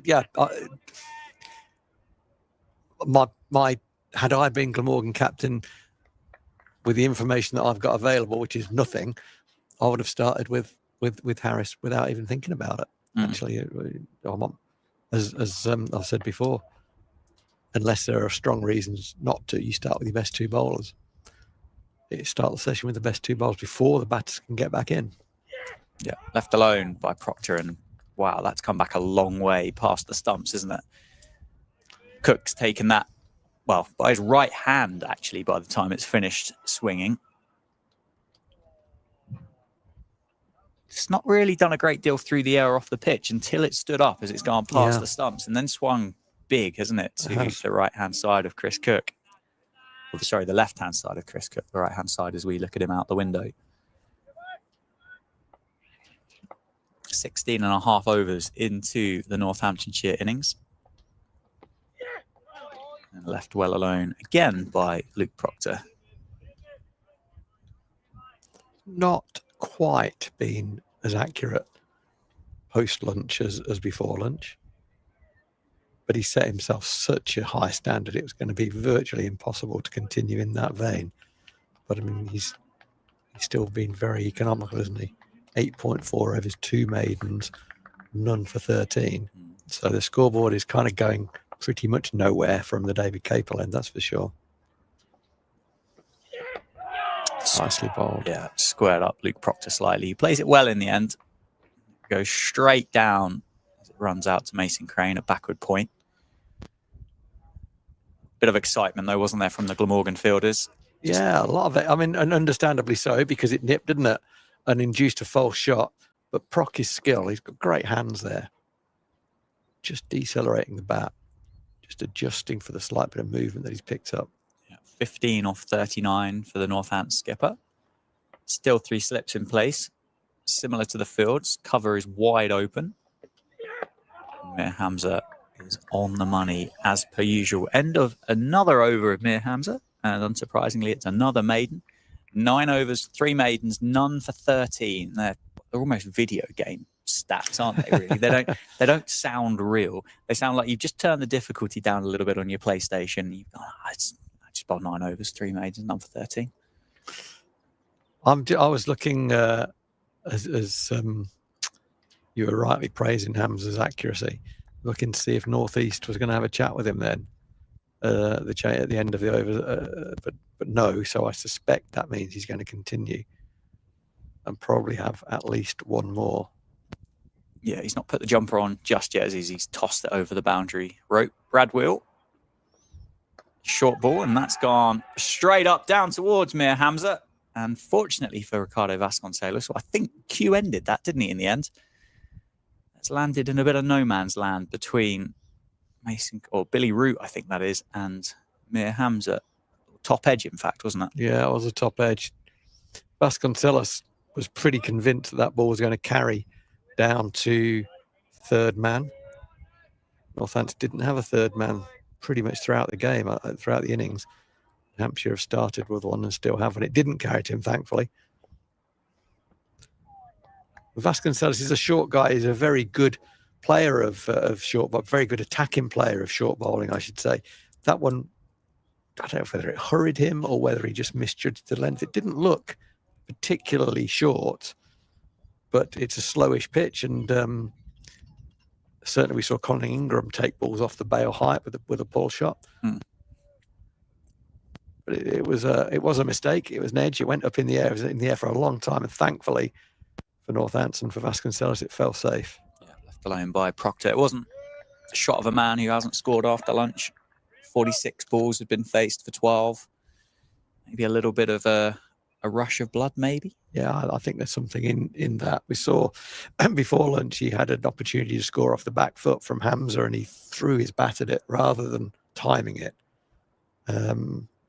Lost his shape and missed the ball.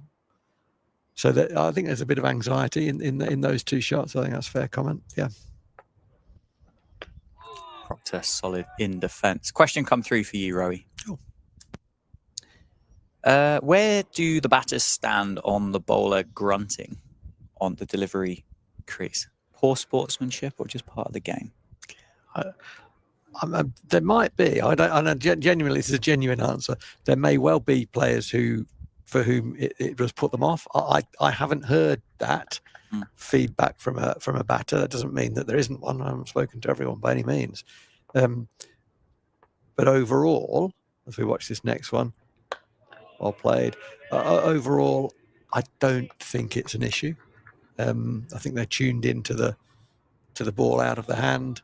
They've got their pre-delivery routines that they go through, get set, and then they're just really focused on the ball. So, but I wouldn't be surprised if there's someone, one or two around the circuit that for whom it is off-putting. The best thing they can do is not tell anyone that, I would suspect. Yes. So maybe that's why no one talks about it, because you don't want that out in the open, because then suddenly everyone becomes Serena Williams, don't they? True. But yeah, so I don't think overall, in general, I don't think it's an issue. And if it is an issue for you, keep quiet about it would be my advice. Yeah, dot ball to finish. And another nice looking shot from Luke Proctor. 46 for 1 off 18. Good question. I don't know whether I'm making it up or not, but didn't it get banned in tennis? Or was that a sportsmanship issue, or was that an etiquette issue? I'm kind of siding on the side of etiquette. Well, it still happens in tennis. Yeah. But I think there's a discretionary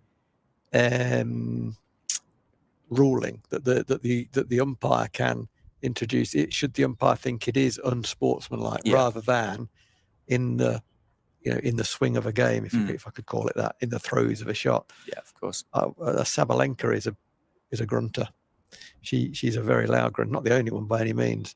I think she's a fantastic tennis player, obviously, but is a bit of a grunter, and whether that is off-putting to the opponent, I'm not sure. But it's pretty common in tennis, isn't it? I mean, I've heard Andy Murray grunting through the shot at points as well. Change of bowling. Mir Hamza does finally take a break, and James Harris is going to bowl from the David Capel end. And that one left alone by Vasconcelos.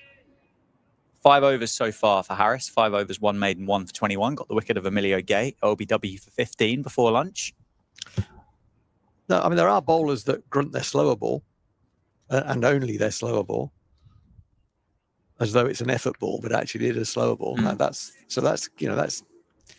a deliberate ploy, I guess. So if there is any element of the umpire thinking it's unsporting, that may come into that category, I guess.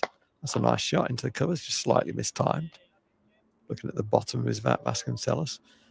But Dan, I think there's something I feel that he's kind of just, Vasconcelos I think he's just ticking a little bit. I think he wants to score.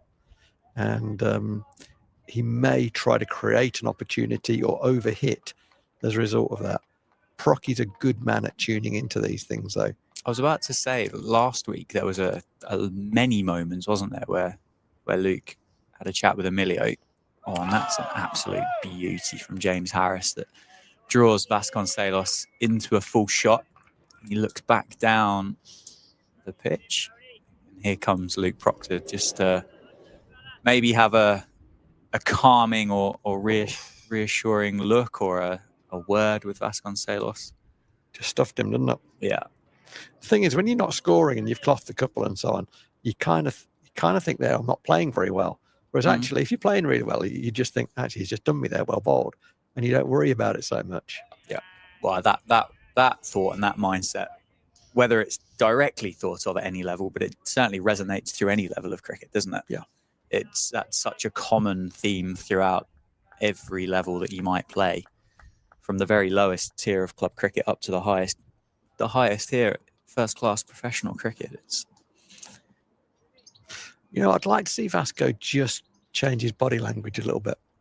He looks like a man who's a bit on the back foot at the minute. He's got one to score off, and he's just what he needed. Wide, full ball. You can kind of drive that without too much risk, and he does. What's even better for Vasconcelos, a great effort at stopping the ball by point, full length dive, and it evaded him and goes away for 4. Didn't particularly time it, but he got away. He hasn't missed out. He'll feel a little bit better about life. I want him to just alter his body language a bit, get his head up, stick his chest out. Yeah. Maybe, few runs on the spot or whatever, swing his arms around, just get flowing a little bit. I want him to be present there. You know, at the minute they're bowling at him, and I want him to be in the contest physically and just demonstrate that to himself and to the opposition.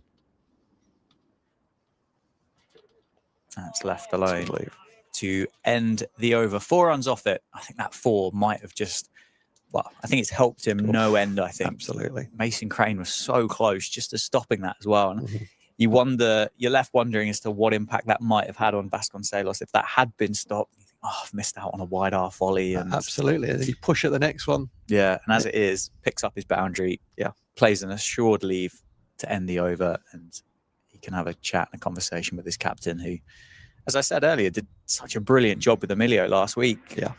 Calming him down, resetting him. And I'm sure Ricardo will be open to those comments and conversations from the skipper.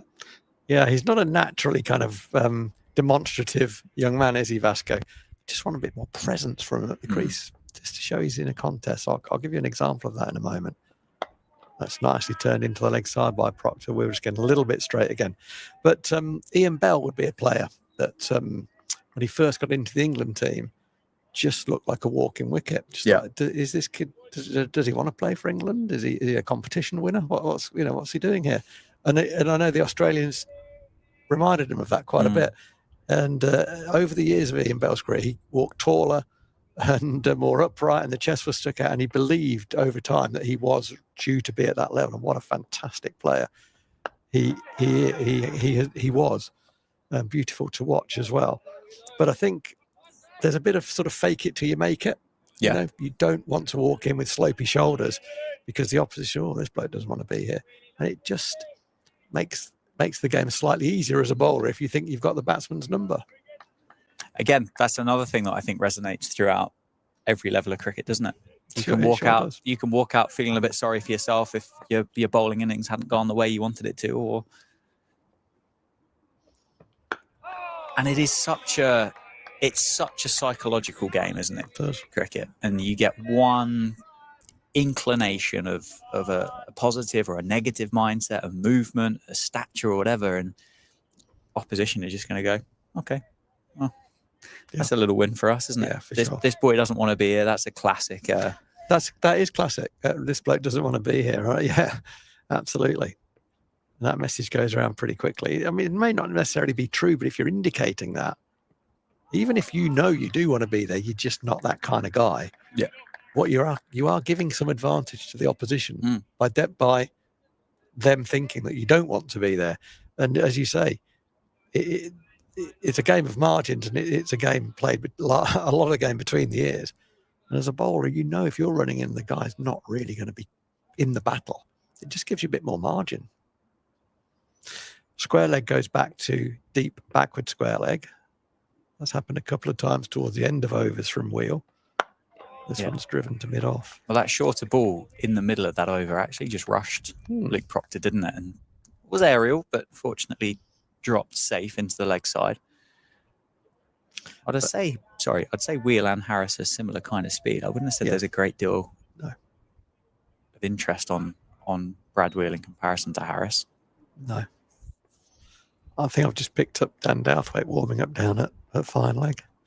I'd imagine he'll be on this end pretty soon.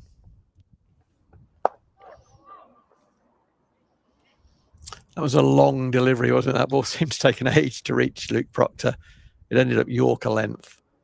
Luke Proctor happy just to drop about on it. So Brad Wheel's bowled 5 overs, 1 maiden, 0 for 11. Hasn't particularly looked threatening. He's bowled nicely. Hasn't bowled much rubbish. 6 of those 11 came in the same over when Proctor tucked him away through square and then drove him down the ground. So he's bowled a lot of dot balls. But that may be, you may get one more. That may be, personally, I think I'd change it up and have a look at Douthwaite from this end. Well, he's had a good game so far, hasn't he, Douthwaite? 50 with the bat. Yeah, he's an impact kind of cricketer that makes things happen. Left alone. Good leave by Vasconcelos, and it does feel like that 4 that he picked up at the end of the last over might have just settled him down a little bit. Should be good for the Northamptonshire fans watching the stream. When we signed Vasco, he kind of went straight into the first team, and it wasn't, he didn't kind of blaze his way through, but we saw that he was a regular contributor. Had a quiet year last year. That's a beautiful shot. Tuck that in front of square. Yeah, that's going to be 4 as well, down towards the football stands. Again, it's almost like we're playing on a different outfield compared to yesterday, isn't it? It is. Racing across the square. Do you know the other thing, actually, that probably takes us back to talking about the ball is that this ball is so much harder than the ball in the Middlesex game. True. The ball that began with a K. And perhaps there's a bit of that as well. We're expecting it to go kind of just off the square, and it's racing and hitting the boundary. But that's a lovely shot. Lovely timing. Just got a bit straight, Harris. Nice. He'll be back on it pretty quickly, I'm sure. Off the back foot this time by Vasconcelos, but can't beat the man at cover. 54 for 1 off 20 and a half overs. Vasconcelos 21 and Proctor 15. So it's kind of difficult in some ways to assess where is Vasco in his career right now. Yes, he's an established member of the batting lineup, but not to the extent that, if he had 4 quiet games, that you'd think he could still hold his place. So he hasn't quite kicked on. It's a nice shot. That's going to beat the dive as well. It's going to trickle its way up the hill, and it will get there. Nice on drive by Vasconcelos. If Kieran Carson didn't fancy chasing it, I think he probably knew that was going to go. 58 for 1. A couple of boundaries then in this over off the bowling of James Harris, and Vasconcelos certainly just looks like he's just settling down a touch now, which is nice to see. I know. I think we players, not players so much. Coaches talk about ceilings for players, which is a sort of an in word for potential, I guess. And everyone who's spent any time around Vasconcelos watching his cricket knows that his ceiling is incredibly high. He has that potential, which he touches from time to time, and he just needs to be more consistent. I think getting closer to that level more frequently. Yeah, first kind of blink really from Glamorgan as third slip has departed from the cordon. Just the 2 slips now. Ingram at first and Northeast at second. Billy Root, the man that was at third, has now gone into a short mid-wicket, catching mid-wicket just on one of the practice strips. Looks like he's got kind of some NFL-style hand warmers on there around his waist. Oh, okay. Tell me more, John. I think particularly for the quarterbacks, obviously quite important to have warm hands through the winter. In the States, depending on where you play, obviously it gets pretty chilly. So they have these almost like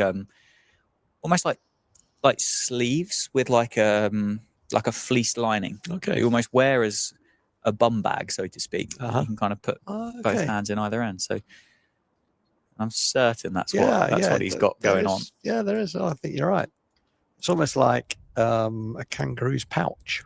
Yeah, exactly. Right? There's probably a word for that. Probably a kangaroo's pouch, yeah. Is it? I would have thought so. Yeah. Not spoken to many kangaroos about their pouches, but I would have thought that's probably what they'd be referred to. I've asked Chris Tremaine. 21 overs done, 58 for 1. Vasconcelos 25 and Proctor 15. So is this going to be? No, this is going to be Brad Wheel continuing from the Lynn Wilson end. He's now going to be starting his 6th over. As I said at the end of his 5th over, he's bowled nicely but unspectacularly, I guess. Change in the field. Third man is coming into the leg side at mid-wicket, I think, and square leg has gone back onto the boundary. So one more fielder on the leg side, and that fielder has essentially gone out to deep backward square. We've got 3 slips, a point, mid-off, mid-on, mid-wicket, and 2 behind square on the leg side.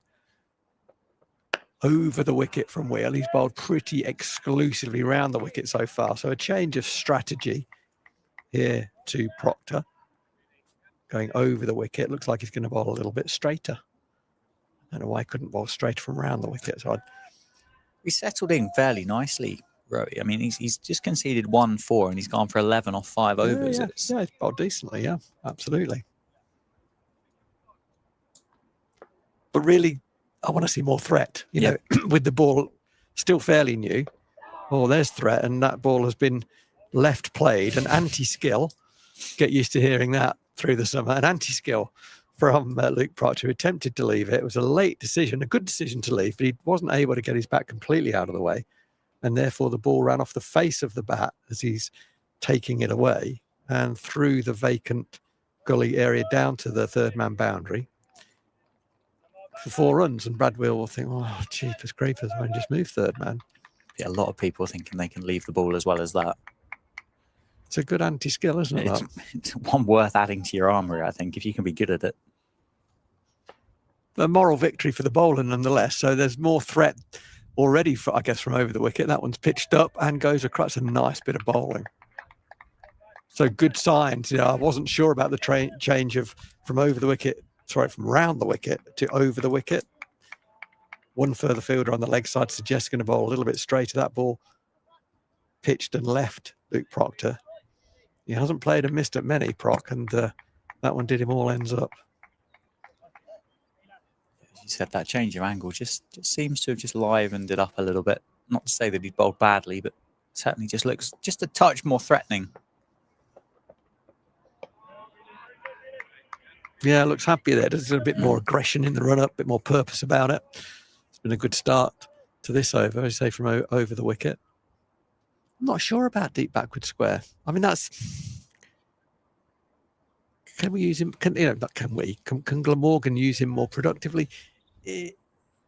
One thing that I think Glamorgan will be cognizant of is that 271, whilst more than they might have got, is still not a big number. Yeah. So if they can control the scoring rate and then get a couple of wickets, the board's gone nowhere. That's full. It's driven into the offside. Didn't completely time it, but the ball was running nicely, but it's Carlson after it, so he will drag it back from the boundary edge. Only 2 runs, a lovely throw straight over the top of the stumps. That's really important to manage, something that I was very, very keen that we did, and we largely did through the skill of the bowling. Really be miserly, you know, challenging dot balls, maidens, join maidens together, so that even if we didn't go get a wicket for quite a while, when we did, if we then got 2 quickly, then we were right in charge of the game because the scoreboard had gone nowhere. And of course, there's a real balance between attack and defence. There's a real balance between what length you bowl, whether you bowl a kind of safe back of a length or fuller, looking to get the edge. It's all these things need managing.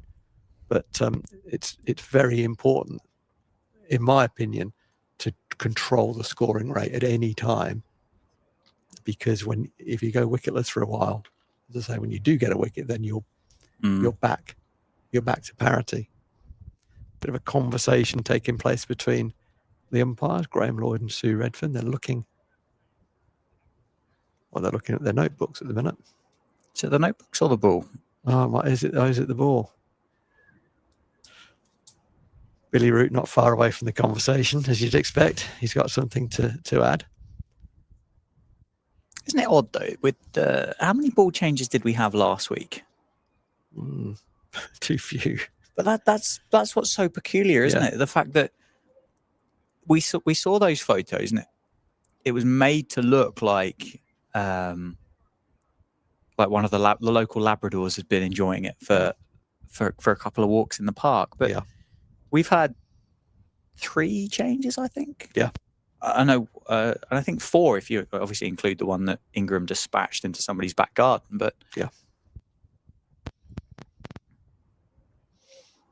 the Northants 12 banners eventually responded, and he's going to pick up the box of spares and run it out. But this is early, isn't it? This is a 22 over old Duke's cricket ball, and it has gone out of shape already.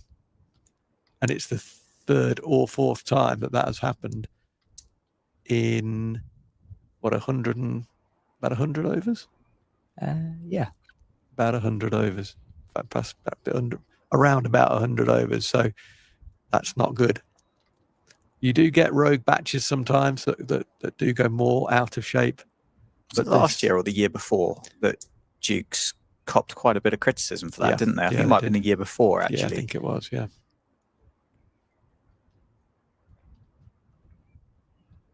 But it does kind of go against the arguments of the kookaburra being softer, and because you think, well, surely that would go out of shape a bit more often than the Dukes. Couldn't agree more. I couldn't agree more.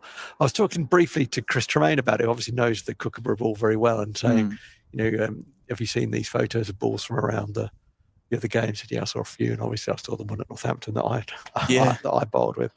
And I said, look, is this what happens to the ball in Australia? And he said, no.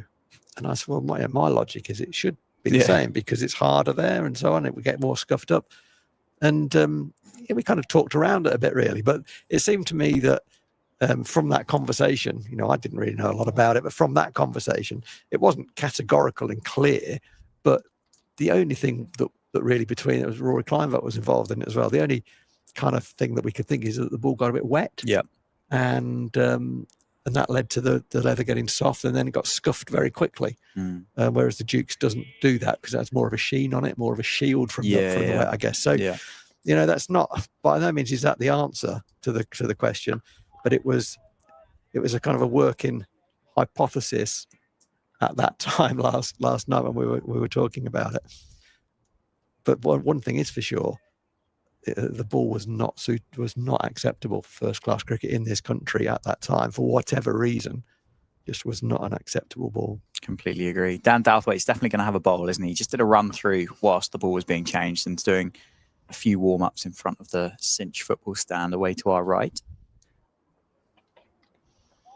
I think we got the first two four-legged furry visitors of the season as well down by the football stand too. They better be dogs. They look like dogs to me, yeah. Good. Right. I just wondered where you were going with that. Like lovely pair of dogs down there as well. I can't see them. Oh, yeah, I can. Oh, yeah. Not a big dog man, Dan, really. Are you not? No, I thought I would be. I always thought I'd be a dog man. I thought Labrador. That's what I thought. I thought golden Labrador, that's me. Yeah. And no. Oh, see, I like dogs a lot more than I like people, Rowie. Do you? Yeah. Wowza. It's a lovely on drive from Vasconcelos. Very full from Harris, looking to trap Vasconcelos LBW. They've got a well set field for that shot. He's happy that he plays that shot, I'm sure. No run follows. There's a change in the field now. Harris waving down to long leg. Wants him finer. I think that was the indication. Yeah, Northeast just marshalling his troops. We'll come back to dogs in a minute. Be interested to get your views. A heavy ball, effort ball. Top of off stump again. Vasconcelos covers up nicely. Yeah, it's funny. I'm not like an anti-dog by any means. I like to ruffle a dog's fur and, throw a ball for it and so on. But I just feel they're too much of a tie, really. To have a dog, inverted commas, properly. Yes, no, I agree with that. Properly and do all those things. I just haven't got the time. And the pleasure I'd get from it, which wouldn't really, cover the hassle of it. So for that reason, I'm out, as they say on a well-known TV show. Yeah, I think I completely agree with you. Completely agree with you. As it is, these two, they've got their walk in for the day, haven't they? There we go. They're on the screen now. Come down to have a watch of the cricket. I'm sure they'd rather be out there doing the fielding, wouldn't they, rather than stood behind the advertising boards. They do look nice dogs, don't they? They do, yeah. Well behaved. Lovely. Meanwhile, James Harris about to bowl the last ball of his 8th over from the David Capel end. Bowls it in that area a few times that Vasconcelos has tried to pierce the field there. He's got one through down the ground. That one was a little straighter, so the ball went a little bit squarer. Billy Root takes his hands out of his kangaroo's pouch in time to pouch the ball to save the run. To finish the over from James Harris, 8 overs, 2 maidens, 1 for 33.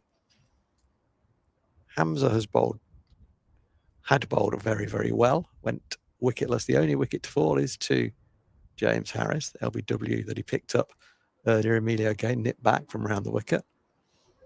64 for 1 the score, 23 overs. And it kind of tells a story that I think Hampshire have generally been very accurate with the ball. They've carried good threat. They haven't got the edge that they may have done another time. And it's been hard going for the Northamptonshire batsmen, in particular, hard going for Vasconcelos, who took the vast majority of bowling from Mir Hamza, who was, he was international class. There's no question about that. But there is going to be a bowling change at this end, at the Lynn Wilson centre end, and we're going to see Dan Douthwaite, who made a nice 50 in the Glamorgan innings. He is an impact cricketer. He's a kind of almost dare I say, almost an old-fashioned number 7. There's something, and I don't want to put Dan Douthwaite under any pressure, but just for those who haven't seen a lot of Dan Douthwaite, he's an impact cricketer, right? So he tries to make things happen in the style of sort of an Ian Botham. Yep. He's not going to let the game drift on and bowl dots or come in and absorb deliveries when he's batting. He is going to make things happen with bat and with ball. And it's really handy to have that cricketer in your side, isn't it? And just what Glamorgan need now. They don't want to throw the ball to another sort of just standard medium pace. And Dan Douthwaite will try and swing the ball, and he will try to get wickets. He's going to start around the wicket to the Northants captain. Starts with a no ball. Proctor turns that into the leg side behind square. Just picks up the one. Well done, Sue Redfern. She's been very good on the front foot transgressions. There haven't been many, but she's been on it. She certainly has. As you said, a player like Douthwaite just balances the side really well as well. You don't lose anything in either department. Yeah. You can extend your batting lineup. You give yourself another quality bowling option. 3 wickets so far this summer, if you can call it a summer, for Dan Douthwaite. You've got 2 straight again there, and Vasconcelos will be a happy bunny. Just, you don't know exactly where that ball's going. You're trying to get it fairly fine and get it down. He did both those things well. Moves on to 29 with a cheap one down to the fine leg boundary. The fielder down there is quite square, but he had no chance wherever he'd been, pretty much, unless he was long stop. He's not stopping that. So fine did it go. Yeah. Which says, Douthwaite, it was a lively delivery. It bounced a wee bit as well. 50 partnership as well between these two for Northamptonshire with that boundary.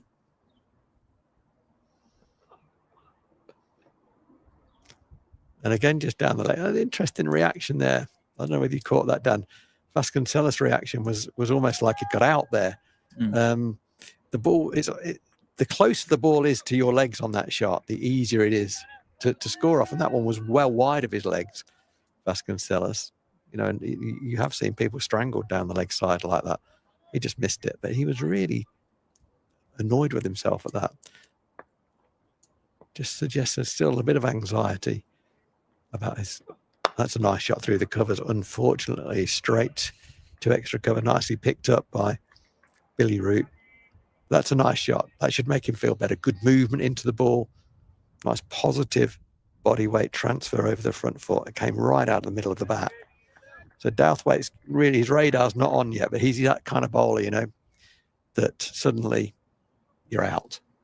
He's bowled a few down the leg side, bowled a half volley, and then suddenly a very good delivery comes along and you snick it. That wasn't a very good delivery. It was short, it was wide, it was uppercut easily by Vasconcelos to the shorter boundary at point for 4. Takes him to 33. Northants to 75 for 1. It feels like it's a bit of a relief over for Northants. Wheel bowled very economically, going around 2 and over, but Douthwaite has already racked up 11 runs in the 4 balls that he's bowled, and that was a bit of a gimme. Vasconcelos deciding to play an uppercut rather than a conventional cut. Sometimes when the ball's difficult to time, it's not a bad option to play that way. You've just got to back yourself and hold your shape, and he did both those things well. Similar to how Douthwaite went about it himself with the cricket bat, wasn't it? Yes, it was. That's a good point. Pace is up for Douthwaite as well. I don't know whether you've clocked that on the bottom right-hand corner of the screen, but it's been bowling late 70s, 79, which, to say, you can round up to 83, 84. Yeah. And off a fairly gentle run as well. It's a quick, powerful shoulder. It is, isn't it? Yeah, it's all shoulder. Technically, biomechanically, it's not great. Does that matter? Not really, because it matters about where the ball goes at what speed, and he does that pretty well. Yeah. The repeatability will be the issue, I guess. But let's see if he can join these last 2 balls up for dots. He can't. He goes over length and 2 straight, tucked away into the leg side for a single. Vasconcelos moves up to 34. The score to 76 for 1. The partnership to 56. And that's a pretty poor first over from Dan Douthwaite, it has to be said. A 12 off the over. How long do you think we wait until Mason Crane gets a bowl? He picked up 4 for 60 last week against Derbyshire. Ball's different, but we have seen the ball nip around off the seam off this pitch, and that age-old cliche says, well, if it seems, it's going to spin. You can see the tinge of green on there, so there is definitely grass left over. Could you go to him too early, or do you think there could be a real argument here? 24 overs in, 50 partnership. These two have looked comfortable in the last 20 minutes. Maybe get the leg spinner on and see what turn is out there. There's a hit ball from Harris. I slapped around the corner for just a single. He hit it very well, almost too well. Get left bat on that, it goes for 4, fine, but well struck. Vasconcelos is seeing the ball better. He's freed up a little bit. He's moving better, seeing it better. More confident now. Long may that continue. Yeah, I mean, one of the things is going to be what are the other options? There are 2 left-handers in. That might be something to think about. Both there'll be positives and negatives in that decision. Mason Crane got runs, so he'll be feeling confident as well. He bowled well last week. I think the wicket might offer some slow turn. Yeah, it'll be the speed of turn that might negate his threat, but that doesn't mean it's not a good option. Luke Proctor is a particularly good player of spin. That will be known to the Glamorgan players. Vasconcelos, I think, he's a work in progress. He's got some work to do against spin, and that will be known to the Glamorgan players as well. So it depends. I wouldn't, if you am I going to throw the ball to Mason Crane or Mir Hamza? Yeah, I'm going to throw it to Mir Hamza. Yeah, but it might be just a little look. I think traditionally at this time of year and with this kind of wicket and so on, that the spinner might not feature. Nicely played off the back foot by Vasconcelos. Yeah, I completely get what you're saying. So I would be, I think it'd be nice captaincy to say, okay, look, yeah, we've got plenty of bowling options here. Let's have a look. Well, I think particularly as well, and James Harris has had a really good start to the season, looking at the wickets that he's picked up. Yeah. 4 for 61, 3 for 28. Sorry, 3 for 20, 5 wickets in the last game against Derbyshire. But that whole Kookaburra trial gave the spinners an opportunity. Gave them an opportunity, which largely a lot of them took, and bowled really well with that ball. Yeah. So you kind of think, and the blueprint is green pitch, overheads, give it to your seamers, let them nip it about a bit, and hope that players miss a couple or nick off or whatever. But I mean, 4 for 60 compared to pretty much the seamers across most of the county championship, not just kind of picking on the Glamorgan bowlers, but that's just better than a lot of what the seamers have served up so far this year. The word that I would use in order to be the kind of absolutely, because we can talk around this every which way possible, to try and condense that down, to keep it simple, would be threat. If my seamers as a group, my options available to me are carrying threat, and that threat is enough, then I'll keep them going. If I feel that threat is dying off, then that brings Mason Crane into the equation more so.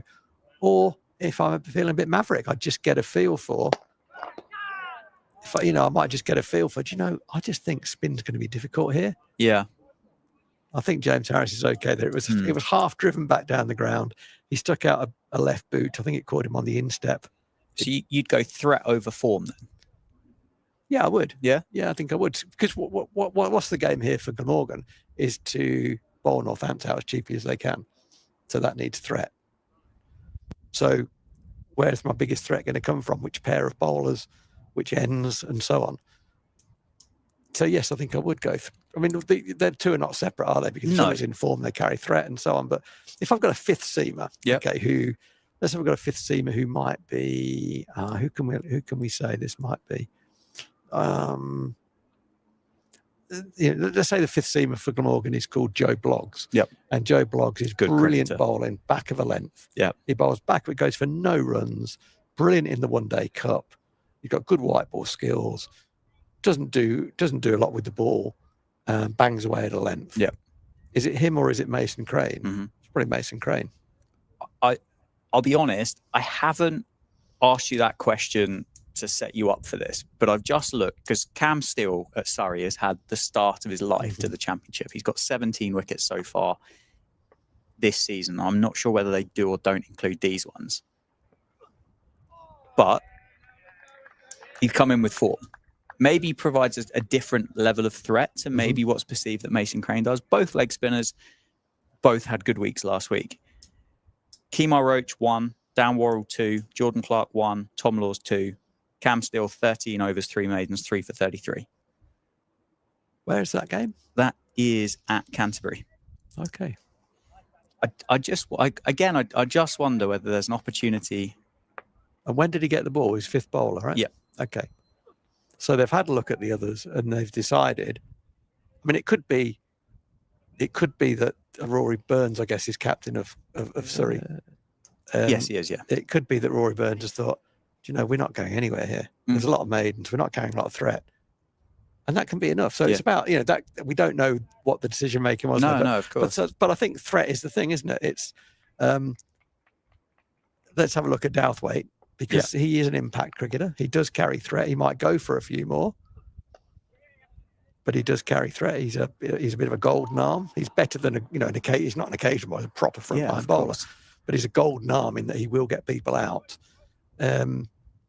break partnerships and so on in that kind of Ian Botham way. But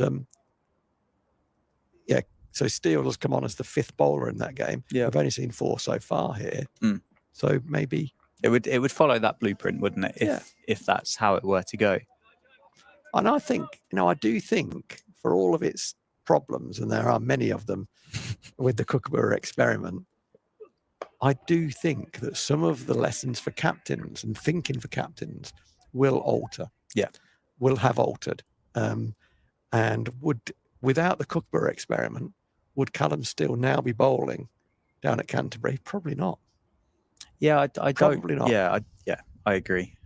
And there would probably be some skippers, some coaches that might not have picked the leg spinner. Yeah. And picked another seam bowling all rounder. Yeah. Where did he bat? He's in the middle. Oh, good shot. Lovely shot by Luke Proctor. No, sorry, Vasconcelos. They're both left-handed, different stature. It's going to be pulled up just before it reaches the boundary. That was a beautiful shot through extra cover. Right on top of the bounce. It wasn't, it was quite a full ball, but still needed to get weight transfer over the ball. It's really well fielded. Crikey, it looks like it's going to go for 4 all the way.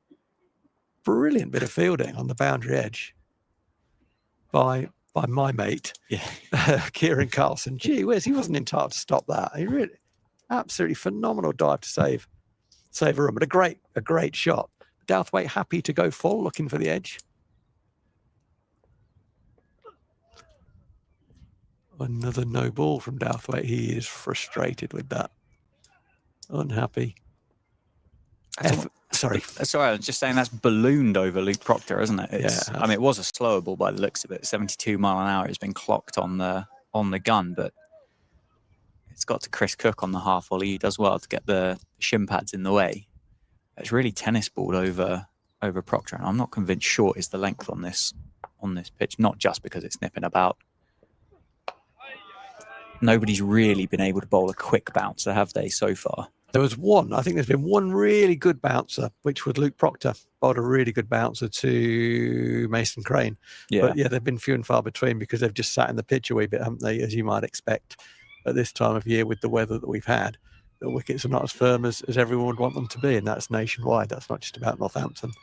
So, where do we get to after that? It was an interesting exchange of thoughts on the Mason Crane. I mean, I think he will bowl in this innings.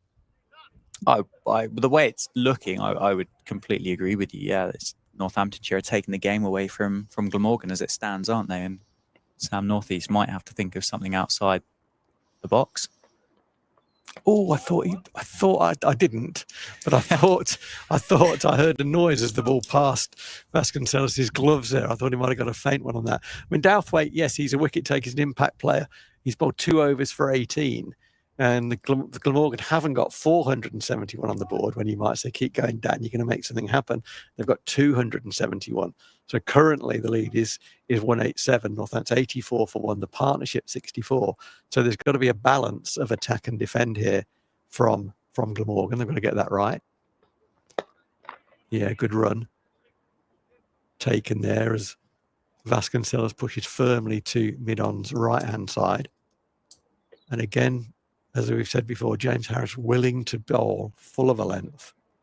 He's going at just around 4 and over, but he has carried threat, to use that word again. He is the wicket taker. But this is a nice partnership. I haven't put the mockers on it. This is a nice partnership between these two.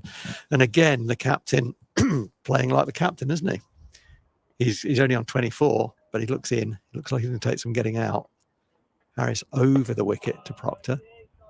Pushes it back down the wicket. Yeah, you made the point before lunch. It just looks like at the moment he's got so much time.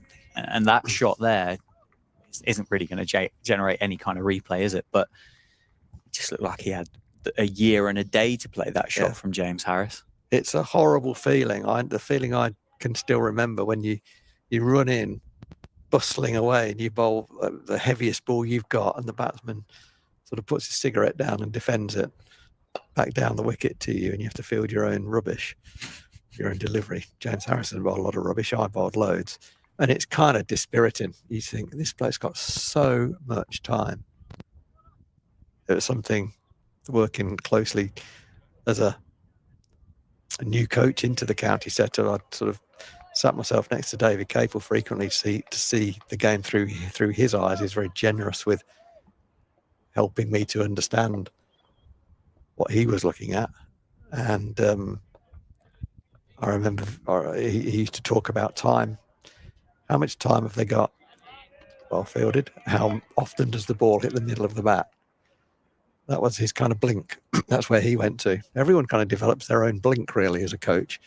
But that's the way that Cape saw batting. How much time have they got? Because you can't really coach that. You can help it a bit at the margin, but, you know, if someone's hurried, you're not going to turn them into a Luke Proctor overnight. How much time have they got? How many times does the ball hit the middle of the bat? And that's about the skill. Over the wicket again. Harris come over the wicket again. That looks to me like I've had more threat over the wicket. That one has pitched and left Vasconcelos. He's still indicating that he got a good one there. He's only just moved from that forward defensive prod that didn't make contact with the ball, thankfully for him, because any contact would have been a nick. But it goes through to the captain, Chris Cook. No, not the captain. Northeast is the captain. The ex-captain, Chris Cook. The captain is Sam Northeast. He's talking to Kieran Carlson, who bowled quite a few overs in the last game. Kieran Carlson was also captain this side at times, whether that was, what are you thinking about spin, Kieran? What are you thinking about yourself? What are you thinking about the commentary? I think it's fantastic. Douthwaite to continue for now round the wicket. Captain Proctor on 25 to face him close to the stumps. A very straight full ball clipped for 4 through mid-wicket. That's not the way you want to start your over when you've gone for 18 off the previous 2. And Dan Douthwaite looks like he's not a happy bunny. Deliberately came straighter. That won't have been an accident. He ended up straighter on closer to the stumps at the bowling end than he had previously. But his length was all wrong there. The very, very full ball that Luke Proctor just had to really drop the bat on and time it through mid-wicket, and he picked up 4 to come over the wicket now as a result of that wide of the crease. Another half drive, not a fully committed drive by Proctor. And that's good batting. You know, a lot of players would have been fully into that ball, but Proctor, his judgment was, I'm not quite over that. You know, I don't want to be accelerating at full speed through that because I'm not too sure. And that would have been about the length of the ball. So good decision-making, good judgment. Staying over the wicket. Again, wider of the crease. Already having gone back to over the wicket, looks to be more accurate. That's the area he needs to be bowling at. The majority of his balls need to be there or thereabouts. It's funny, isn't it, how that's been a bit of a consistent theme for the Glamorgan seamers so far this game. It's not quite worked from one angle, but seems to be a little bit more challenging and successful from the other. So I'd imagine he'll stay there for a while. He's got a little straight and turned into the leg side. There's a young man walking around the boundary who will be pretty fed up with life right now. Yeah, that's not the happiest swagger of Emilio Gay that we've ever seen, is it? No, it's not. Because he will be thinking, I should still be out there. Loves batting. Absolutely loves it. Kind of comes alive with the bat in his hand. It's just an incredible game, cricket, and how just to knock somebody down a couple of pegs, isn't it? It certainly is. 261 last week here against Middlesex, and the only reason why he got out is because he tried to turn a 1 into a 2 and just never got near, did he, No. making his ground. Yeah. And then makes 15 today. Next time out, next opportunity to have a bat in your hand, and you go from 261 down to 15. Same as Sam Northeast. 55 against Lords, and then struggled, or a smaller return the week afterwards. The last ball of this over from Dan Douthwaite is bang on the money. So he bowled one ball round the wicket and got tucked away for 4, comes over the wicket and bowled 5 balls there or thereabouts. Challenging dot balls. Luke Proctor looks in good form. He really does, doesn't he? And someone I think he'll be, well, certainly I think, consider that he missed out on 100 down at Hove. Was he 8 away, wasn't he? I think he was dismissed for 92. Yeah. And then 73 last week here against Middlesex, and fair enough, 27's quite a bit more work to do, isn't there, before you can suddenly go, you've missed out on one. But he looked good for it. I did say he missed out on 100 and he was 27 short. It was a bit ambitious, but he was looking very good for it. I wish I had your optimism with the bat in hand. I was only 87 short. So Harris continuing that over the wicket. He's bowled a lot of his overs. He's now into his 11th over. A lot of those first 10 have been around the wicket to the left-handers, but he's settled in, it looks now, to over the wicket, and he has gone past the edge from over the wicket. Question from George. Hello, George. Do Northants need to consider getting a little bit of a wiggle on with regards to the batting bonus points? They need to go just over 4s, don't they, to get maximum from 110 overs? So I saw a shake of the head from head coach Rowie. No, there we go. It's a silly question, George. No, I don't think it's a silly question. I think it's a question that from within the game. Yeah. It's a bit like the declaration thing. What's going to happen then? And what about the rain on day 4?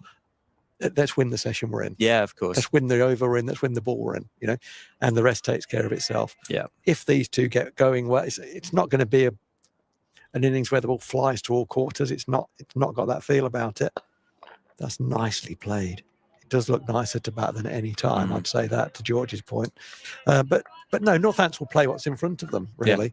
Yeah. And if they do get themselves into a position that the next bonus point requires a wriggle on, that could be something they might think about, but not at this stage. They're not thinking about maximum batting points. George says thanks. You're welcome. I love the questions and the comments, though. I mean, and the other thing I always very often say is there'll be others with a different opinion on that. That's just my opinion. And I am a little conservative at times.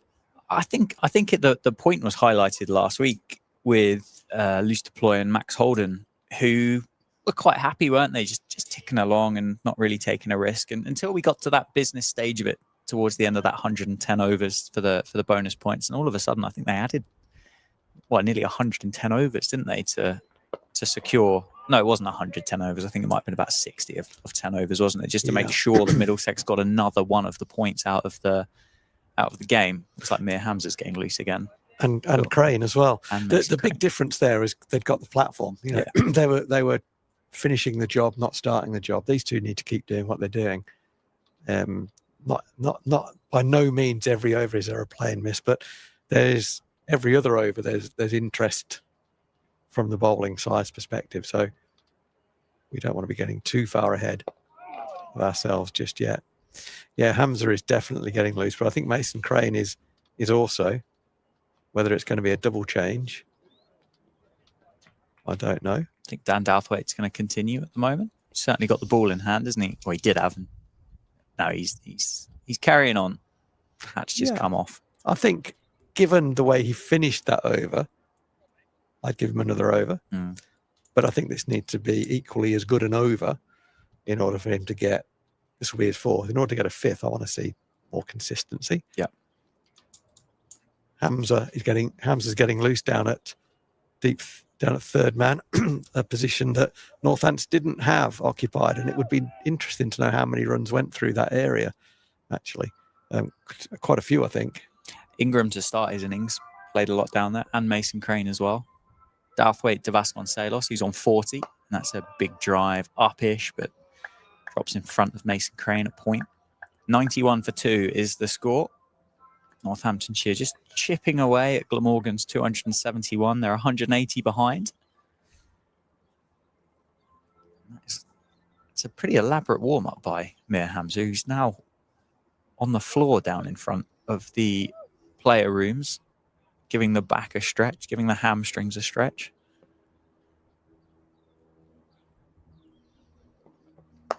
Nicely played by Vasconcelos, who's going to beat Hassan at mid-wicket. He's going to come back for a couple of runs. 2 more added to the score. Vasconcelos now 42. Northampton Saints at home to Leicester Tigers today. Big game. Big game. I assume. Huge game. Northampton Saints just exclusively seem to be playing big games at the moment, to be honest, and winning the majority of those as well. I would love it if Northampton Saints beat the Tigers today. Short ball from Douthwaite and guided down to that man at Mir Hamza at deep third. Would you say Northampton is a football, rugby, or cricket town? And what way would you rank them? I mean, yeah. There's probably a better way than I've got, really. There might be someone with some data on this somewhere. If you do have it, please let us have it, because I'd be interested to know even how you go about calculating it. But culturally, historically, I would say it's predominantly a rugby town. Yeah. Followed by football and cricket, probably in that order. I mean, participation-wise, it would be football first, then. Mm-hmm. Yeah, well, I think probably cricket, rugby close together. Yeah, okay. But yeah, I mean, there are 12 sides in the Premiership in rugby, of which Northampton is one, and the top of that Premiership right now, having won it previously and won a European trophy too. So yeah, you'd probably say that. It's a fabulous stadium down at Franklin's Gardens. It's been developed nicely over the years. And more so in recent years as more money has come into the game. And yeah, it's a heck of an outfit, a heck of an operation, and something that I know that as an entity, I know the town is very proud of, as it's also proud of its football and cricket. You know, Northamptonshire cricket supporters really get behind the team when they're going well. And they are... Oh, there's an appeal for RBW. Umpire Rowe says no, and so does umpire Redfern. Pitched outside leg, isn't it? 91 for 4 off 30 overs. Yeah, I mean, we were, I say fortunate. We won a couple of trophies. The 2013 T20 Cup, 2016 T20 Cup. We lost the previous year in the final, 2015, and the support we had across that period was absolutely fantastic. Friday nights here, as you know, Friday nights at home under the lights, it's a great atmosphere, and the town comes alive. It's a small county in terms of cricket playing population and in terms of population, so the membership numbers reflect that, I think, as well. So it's on the lower end of the scale in terms of membership numbers, so that particularly influences 4-day cricket crowds. but certainly, you know, Northants put a run together in any competition, and the sporting public get right behind the team. But yes, to answer the question simply, I think it is predominantly, firstly, anyway, a rugby town, followed by football, then cricket. Well, we've been done every which way you could possibly imagine here with this bowling change from Glamorgan. It's not Mir Hamza, it's not Mason Crane, but it is Zain ul Hassan who's going to replace James Harris from the David Capel end. This is a feel call, isn't it? I think so. Yeah. I think so. I might have to double check, but I'm not 100% sure that Zain ul Hassan has bowled a great deal in the championship so far this year. He's not going to bowl a lot more if he runs down the middle of the pitch like that either. He made very significant effort to get off the pitch, and just about did. But it's the first couple of strides that are important, the first couple of strides after release. And I did see Graham Lloyd just have a bit of an old-fashioned. He leaned to one side to indicate, I might need to have a little look at that. From round the wicket, it can be hard to get off the danger area on the follow-through. Defended back to Hassan. 7 overs, 1 maiden, none for 13 against Derbyshire last week. And looking further back, you would imagine he would have had a bowl against Middlesex, wouldn't you, in that? Oh, you'd have thought so. Mammoth game. He wouldn't have been surprised if Chris Cook had had a bowl in that game, to be fair. Zain ul Hassan, 9 overs, 2 maidens, none for 32 at Lords. That's cut away off the back foot by Vasconcelos. Really nicely timed as it races away. Fielder will give chase, but never really in the picture. Vasconcelos adds another 4 and moves to 47. It's funny that wide half volley from Harris just almost settled Vasconcelos down. He's looked like a different cricketer since that delivery. Yeah, well said. Yeah, absolutely. It's a game of fine margins, isn't it? Because, as we said at the time, he hadn't had many scoring opportunities. If that one, which was one we're talking about, had been stopped by Mason Crane, you know, would Vasco still be there? I don't know. He's on 47 at the minute. It's beautifully played. That's a dominant 4 defensive shots. What shots? It was just 1 shot, Phil. It's something in rugby. They talk about dominant tackles. You know, that in a way, you know, a tackle in rugby is a defensive thing, dominant in defence. And I could use that was a dominant in defence. That was the equivalent of a smash tackle. He runs in, doesn't he? He certainly does. Bustles through the crease. Busy, a busy, bustling medium pacer. Yeah. A lot of action.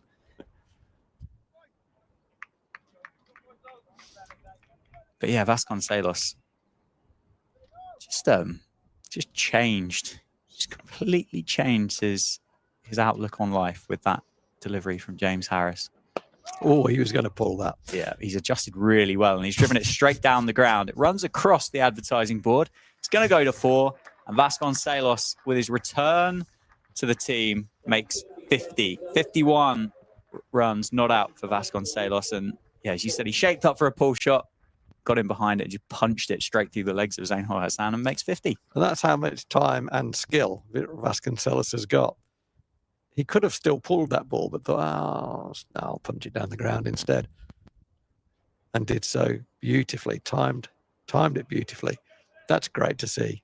It's been an innings of 2 halves. He was kind of scratchy up to, I mean, he was actually, let's give credit where it's due. Hamza bowled beautifully at him. And he did well to get through that. He survived that very, very well. And with no little skill as well. He was otherwise a little bit scratchy. He hit a few fielders with balls that he thought he could score off. Got a little bit, lost his shape a couple of times trying to hit the ball too hard. Didn't look like he was loving life.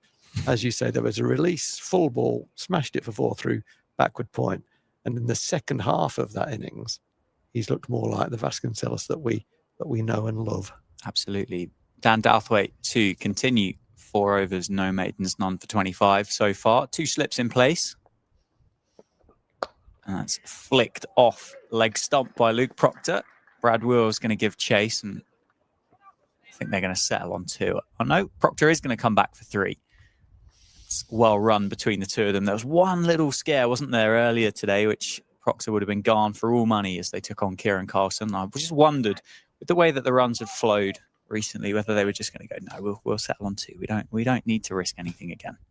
Yeah, that call of the third run there looked to be Luke Proctor's decision more than Vasco's. Vasco had to get a little shuffle on. But the partnership now, don't look at the scoreboard, is 85. Doesn't feel like that, does it? No, not at all. Like a lot of very good partnerships, like a lot of very good innings. Alan Lamb springs to mind in particular, would be on a number that you had no idea he was on that number, maybe half or less than half of the number. You'd often hear a ripple of applause. And you think, well, they're clapping. Oh, Alan Lamb's got 50. And it feels a little bit like that. 85 partnership. Wow. Really important. That's the Joe Root, you look up and he's on 30 type thing, isn't it? Absolutely, yeah. Douthwaite to Vasconcelos. Shorter, no ball. Douthwaite's just overstepped, and umpire Redfern, again, as you said, doesn't miss out on those. I've James Maybe, the analyst, has sent me the bowlers matrix again, which you quite enjoyed last week, didn't you? Yes, and I've got it again. Okay, lovely. So far. Thank you, James. And it makes for interesting reading. Okay, what? Yeah, so go. Northamptonshire's seam bowling efforts in that innings of 271 by Glamorgan as Dan Douthwaite gets to the end of his mark and runs in to bowl. Short ball that Vasconcelos has plenty of time to get underneath. The forward defence, 37.6% of deliveries from Northamptonshire was played or greeted with a forward defence by Glamorgan. 10% the leave, 7% the play and miss, and 13.5% the full shot. In comparison with Glamorgan so far in this innings, obviously a smaller sample size. So that's Glamorgan batting, right? No, that's Glamorgan's. Sorry, yes, that's is Glamorgan batting. Yes, okay. Yep. Versus our batting. Short ball punched through the covers by Vasconcelos. I think that is just going to be one. And then, Northamptonshire's batting. 30% the forward defence, 18.5% the leave. Call it 5% the play and miss, and 4% the full shot. That's interesting. They're quite large gaps, aren't they, between the numbers? Particularly the leave is a standout, isn't it? Yeah, it is. The leave is a standout. 18.5% of deliveries Northamptonshire have been able to leave alone, whereas only 10%. 1 in 5. And that's 1 in 10. Yeah, it's half, pretty much half, isn't it? Nice single. Yeah, that's well run. Really nicely gapped by Proctor. As Brad Will takes the throw. And the other stat, which is very, very interesting, is in there. Well, they're all interesting actually, but the other one, which is markedly different between Glamorgan's batting and Northants' batting, is that Northants bowlers created 13% false shots, whereas Glamorgan's bowlers have created 4% false shots. Yes, yeah, that's a big difference. Short ball, uppercut in the end, over the cordon. I assume that was deliberately played, Rowie, but yeah, I think it was. I'll look to you for confirmation. No, I'm happy. I'm happy with the option entirely. So it was deliberately played. I think it went finer. Yeah, I think it went finer than perhaps he was intending to. The trouble with third man here is that you often will play that shot straight to third man and look an absolute.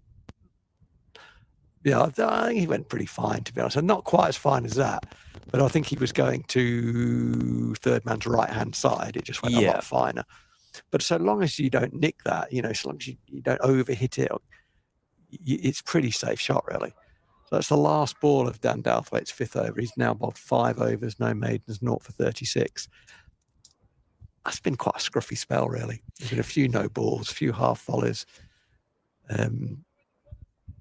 It's not really carried heaps of threat either, but the wicket has flattened out a bit, hasn't it, as well? It has, and that 5 over spell from Douthwaite with the 1 from Zainul Hassan as well, and almost that second spell from Harris has kind of just taken a lot of pressure off Northamptonshire, hasn't it? It's funny, isn't it? Because George asked the question, well, do you think Northamptonshire need to get a little wiggle on here to... Yeah. And actually, it's happened so naturally. Yeah. Douthwaite's going at 7.2. 8 came off the first over of Ul Hassan. I think Harris is still going at 4s, possibly just over 4s. Yeah, he will be. Almost exactly 4. 3.45. Apologies. Okay. Yeah. Which is fine if you're carrying threat. Yes. But not if you're not. And then everyone else, apart from Hamza, who's a genius, is going at 5s or more.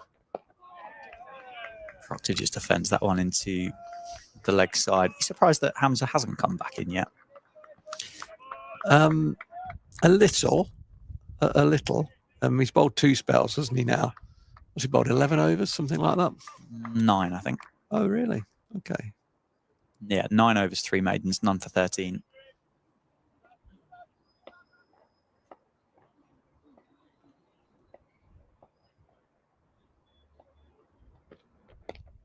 Yeah, nicely played. One more added to the score. Proctor turns that one round the corner. 114 for 1. Proctor now on 34. 94 partnership. The wicket has got flatter, hasn't it? We've said a few times, with apologies for repetition, but day 2 is the best time generally to bat. The ball is now, well, it's not the same ball we started with, but there have been 32.2 overs bowled, so you would assume the ball is about that sort of age. It's difficult to know, given that it's been changed a couple of times. Still sounds good and hard when it hits the bat. Let's have a look. Who wants to bowl? So someone wants to bowl there. That's Mir Hamza. He's been warming up for the last 5 overs, I think. Constantly warming up. Mason Crane has been warming up. He wants to bowl. Oh, he's now out at deep point with his hands in his pockets. David Harrison, the Glamorgan assistant coach, is having a wander around.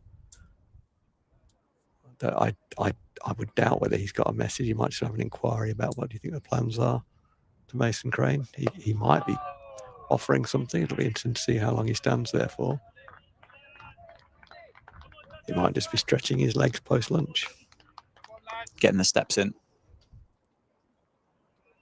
The important thing here for Vasconcelos is he's worked very, very hard to get to 56, is now to convert that to a match-influencing score. 50 isn't a match-influencing score at the top of the order, but 100 is, and 150 certainly is. He will feel, I'm sure, with no disrespect to Ul Hassan, that Ul Hassan is not Mir Hamza in terms of the threat that he carries and the skills that he carries, albeit he is bustling in, giving it everything. And the thing here is to stay switched on, keeping your concentration. All the things he's done well so far, keep doing them. Yeah, it's going to be another one of those cricketers that probably a lot of these Northants players haven't really seen before with the ball. He's only played 11 first-class matches and he got 8 wickets in those games. Keep your concentration. That was a lapse. I was just watching closely there. The umpire, Graham Lloyd. Graham Lloyd was watching the ball passed around the Glamorgan field, and in particular watching Kieran Carlson shining the ball at mid-off, and it looked like a very deliberate, I am watching you shine the ball. I'm casting no aspersions whatsoever. Yeah. It's just unusual that the umpire turned, didn't just look over his shoulder, actually turned and was square onto the fielder shining the ball. I think he is a good ball shiner, good ball manager, Kieran Carlson. Every team has one. He is the man for Glamorgan. And they will want to keep the shine on the ball, particularly as predicted. There is going to be a change at this end. Yeah, unsurprisingly, Mir Hamza comes back into the attack. I just said, didn't I? 9 overs, 3 maidens, none for 13 for the Pakistani international. Harsh on Ben Sanderson, but I think he'd been running in pretty close to say he's the best bowler on show in this game so far. In the top 2. Sando's obviously got 5 wickets to his name, so certainly trumps it. But Mir Hamza's been fantastic in those 9 overs. Interesting to see what he can do with the ball now that it's slightly older, particularly with these two now that they're in inverted commas in. Why is he bowling from this end? It's a fantastic question that I don't know the answer to.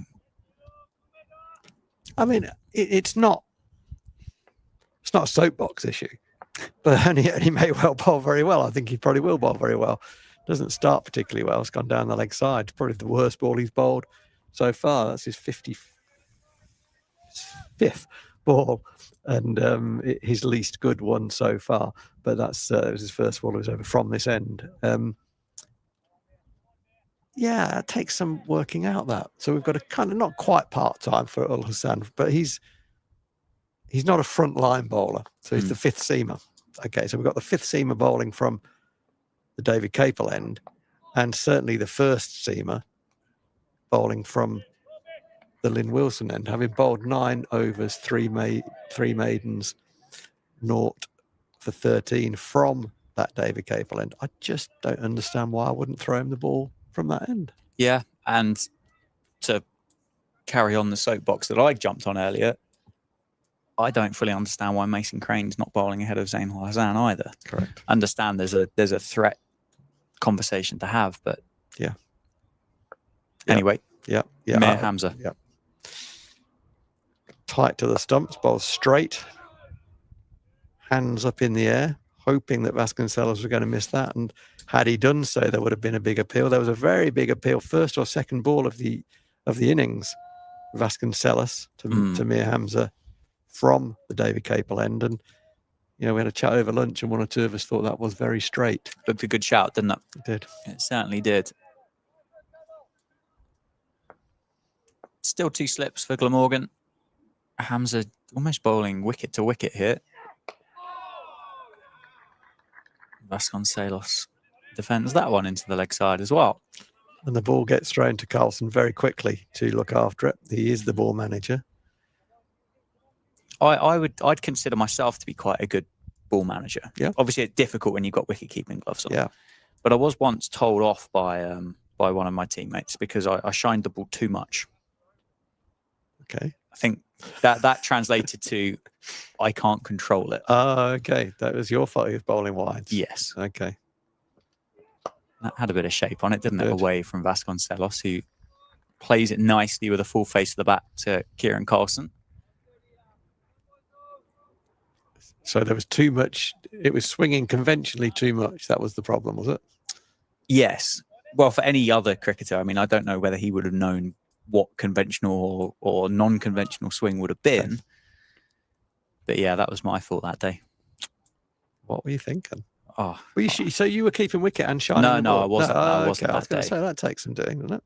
Those big clown gloves you have to wear. Clown gloves. Speaking of clown gloves, to be fair, you don't get in early enough, do you? But if you sit in the warm-ups, with the catching mitts on for some of these guys at the moment, that was catty. It wasn't designed to be. I know. It wasn't. Almost look like Mickey Mouse hands when some of the guys are in the slip cord and practicing their slip catchings at the moment. They're enormous. Yeah. I do wonder about. I mean, totally understand it with the weather and the time of year, and your hands have to get hard and all that. But it is a different technique of the ball going into the hand with those big padded gloves on. So, yeah. I mean, wicket keeping, that's like catching, but easier, isn't it? With those big. Pretty much, yeah. If you can't catch with those great big saucepan gloves on, I mean, what are you doing with your life? Just ask Lewis McManus and Chris Cook when it wobbles as it goes past the stumps. I mean, you took it one step further. For some reason, you turned up with a baseball mitt on when you were doing it. But well, I might as well not had one, to be honest. Here's a genuine question for you that I'm actually quite puzzled by. And Rory Kleinfeld, mitting technique is very wicketkeeper-esque. Yeah. There's a reason for that, by the way. Yeah. Why a baseball mitt? Why not just wear keeping gloves with a pair of inners on? Yeah, there'll be a few answers, a few things to talk about there. I'll start my. I don't know whether you noticed that I don't really know a lot. But you come up with some really good answers to questions. I just kind of talk a lot, and then some kind of semblance of an answer might come out. So I'm exploring this topic. Buckle up, folks. Strap it, or go and make a cup of tea. Or that, yeah, just mute it for 5 minutes. Or a bœuf bourguignon, because that takes about 4 hours or something. Or both. So, baseball mitt allows you to use your other hand. Yep. Okay. Okay. So if you want to hit catches, for example, you're going to catch it in the mitt, throw the ball and hit it with the bat in your right hand. So as a fielding over the wicket now, Hassan. I can buy into that. Yeah, so that's pretty. I actually think for you're a keeper. For a non-keeper, For more reasons than one, Phil. oh come on, that's brilliant. That's brilliant. Love that.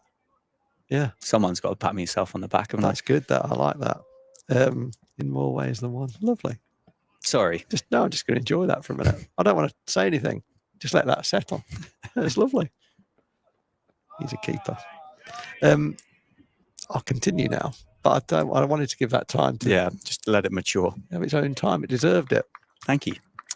I think for non-wicket keepers that actually it's easier to use a mitt than it is to use keeping gloves. I think. Fair enough. There's then the thing about when you've caught it, because you often use your mitt, obviously, to take bowlers before a game. Mm-hmm. And then you've got to get the ball back to them. Yep. And it is hilarious to watch a non-keeper. Quick single. Luke Proctor takes on Carlson this time and just bobbles, doesn't it, before it gets to the hands of Carlson. I think Carlson might have been looking to throw that before the ball had got itself in. But I think he'd have been in, and I think it's great judging run because unusually I think Carlson was a little bit nappy, a little bit asleep there. He's just on his heels a wee bit. I would imagine there's an element of, we've seen 30 overs of this ball doing all sorts in our innings. Bit unfair, the fact it's flattened out a touch and the sun's come out and it's got a little bit more sociable to bat on. Not saying there's a sulky by any stretch. I think that's unkind, but certainly the way that Northants bowled kept the fielders engaged, didn't it? Every single time. And I should imagine when the ball's going a little more straight up and down, then an opportunity just to drift slightly. That last ball, a bit more aggression from Vasconcelos, hitting the ball on the top of the bounce there, not quite in control as he was, and whether he's feeling more in or that was a mistake or he's just turned the dial a little bit, I don't know. So you'll have seen this, a non-keeper who does manage to catch the ball with keeping gloves on, then trying to transfer the ball back down the wicket to the bowler. That is a very good hilarious. Point. It goes, I mean, it misses the nostril by inches on occasion. Throwing it up the chimney is my expression for that. So that's not going to be a lot of fun because the bowler wants the ball back and wants to bowl again. Yeah. And if you've thrown it up the chimney and then you have to go and get it, take your glove off and roll it back and so on, it's just a mess. Whereas with a mitt, if you do manage to catch it, you can just throw it overarm or underarm back down to the bowler. So I think there's a bit of that as well. But I think generally it's easier for non-keepers. Yeah. Enjoying watching Hamza bowl is close to the crease again. It's a great leave, isn't it, by Proctor? On fourth stump, just watches it go past. When the ball wobbles, you've only got one hand clearly, so that's a disadvantage. Whereas with two gloves, you've got a bigger catching area to almost pat it down when it really wobbles on you. Sometimes you can completely miss it as you try and close the mitt on the ball that then is somewhere else. And as well, or you sometimes you close too early and it hits you on the. Yep, that is painful. Nicely played by Proctor, who elects not to take mid-on this time. See, I always found it, and it might be a complete technique thing, but I found it so difficult using a mitt. Did you? Because you obviously don't really want to catch it in your palm, do you? You don't catch it in your palm. You kind of catch it in the web, in your fingers, like in and around that area. Yeah. And I found that so difficult to the point that I'd almost just rather just use my bare hands. Yeah. I've seen Rips get the gloves out sometimes, the keeping gloves, rather than take a mitt. He's a good mitter. It is a thing. Mitting is a thing in the coaching world that you do have a little look at the opposition mitters, see if they've got you covered. And if they haven't, it's a fantastic feeling when you feel you're not the worst mitter on the circuit. And then you come across someone who's a genius at it and it just melts in beautifully every time. But I've nearly been cleaned up a couple of times. Mitting. My ear was clipped with a ball. Luke Evans, who was on the staff here quite a few years ago now, 6'7", could bowl very quickly, and like to get a brand new white Kookaburra ball between innings in T20 games and come out to middle and bowl light sound deliveries. And I remember he bowled one and it was a short ball, which is great. generally, because you see where it's going. And then as it was coming towards me, I saw the seam was up, and it was coming towards not my head, not the head next to it, another head about there, so lovely place, and swung late into my head and clipped my ear as it went down to the boundary. And actually, we were playing Lancashire, and Glenn Chappell was walking behind me, and he looked at me and said, "Did that hit your ear? Did that hit your head?" I said, "Yeah." He said, "Cheap." And then said words to the effect of, "What's he doing anyway?" I said, "Yeah, okay." But that was a lucky escape, because that would have been sore if that would hit me in the head. Yeah, that would have been quite painful, wouldn't it? 2 slips for Mir Hamza. Well, there's a good couple of answers to the question. Proctor on strike. And solid in defence. Feels a bit of deja vu cricket throughout that over. It felt very repeatable, didn't it? 116 for 1 off 36 overs. Another maiden for Mir Hamza, his 4th. And that is exactly, to pick up that point, repeatable. That is the game. Hamza will know, and he will have the skill and the concentration and the ability, all of the ingredients needed to keep asking the same question. We've just got some stats through from the Northants analyst about forward defensives. I've said a few times that the amount of forward defensives that are played are a good indicator of how well you've bowled. And Mir Hamza has asked Ricardo Vasconcelos and Luke Proctor to play lots and lots of forward defensives. Hence, his figures are 11 overs, 4 maidens, 0 for 14. But they've not been straight up and down. He's carried plenty of threat as well. Ul Hassan is going to get another over. Starts with an over-pitch delivery. It's timed nicely through extra cover by Vasconcelos. There's a man on the point boundary who is Mason Crane. He will cut that off and restrict the score off that ball to 2. What that does is it takes Vasconcelos to 58. It takes the total to 118, and it takes the partnership to 98. On the brink of 100 partnership, and what a good partnership it has been with these two. Yeah, it's been fantastic, and Proctor's been an integral part to all of these partnerships, isn't he, with Northamptonshire have put together so far this year. Tries to run that one down to 3rd, but North East is there to clean up.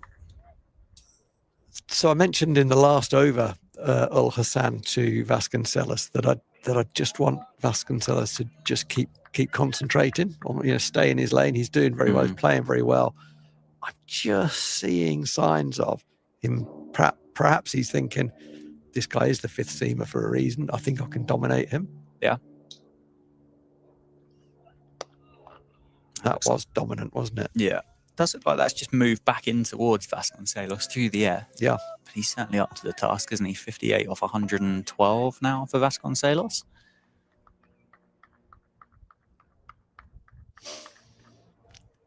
(10-3) to Tigers. Actually, I'm going to stop reading the score app because there might be people who are watching the cricket passively recording the rugby. Spoilers from Phil Rowe. Let's leave it there. I'll try not to give anything away. Oh, that's well bowled. Genuine edge. Vasconcelos gets the reward, and he picks up 4, and also the 100 partnership, which is warmly welcomed around the ground by those that have stuck it out here at Wantage Road today. It's chilly out there today. It is chilly, yeah. Very, very chilly. The breeze is strong. It's a northerly breeze, isn't it, at the moment, bringing the weather down from the north of the country, and yeah, chilly. But that's an important 100 partnership, and it was interesting there. The two batters, Vasco and Proctor, gave each other a little hug there, and that was nice. It was both thanks, mate, well played, we've done well, and they know how important that is in the context of this game. Northants reducing the deficit all the time. It's currently 149, the first innings lead. Glamorgan 271 all out earlier today, having won the first session of the morning, not completely taken the game away. It wasn't that kind of a session, but it was a points victory. If it was a boxing match, you'd say. That first session, they advanced from 203 overnight to 271 all out. Then the early wicket of Emilio Gay, LBW 15, the score on 20. It's now 122 for 1, so well played, these two. Yeah, driven by Vasconcelos. Got the outside edge again, and that's going to give Sam Northeast some work to do. Vasconcelos will add another couple of runs to the score.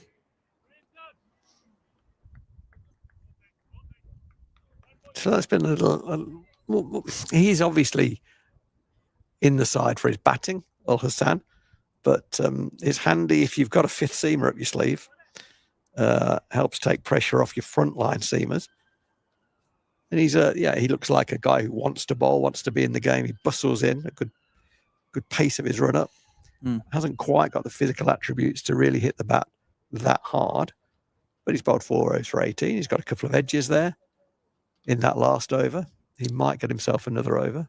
I think that last over was certainly the best that we've seen from him.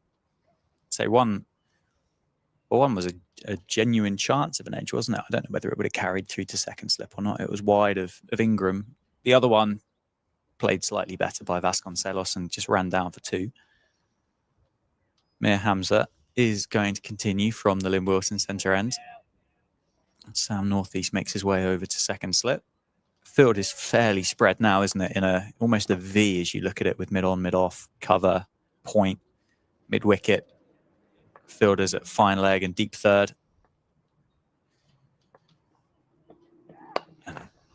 Yeah, there's definitely been a contrast in the options for field settings between Luke Proctor and Sam Northeast. Sam Northeast has been a little more cautious, if I could say that, and he's got a 271 run lead to manage.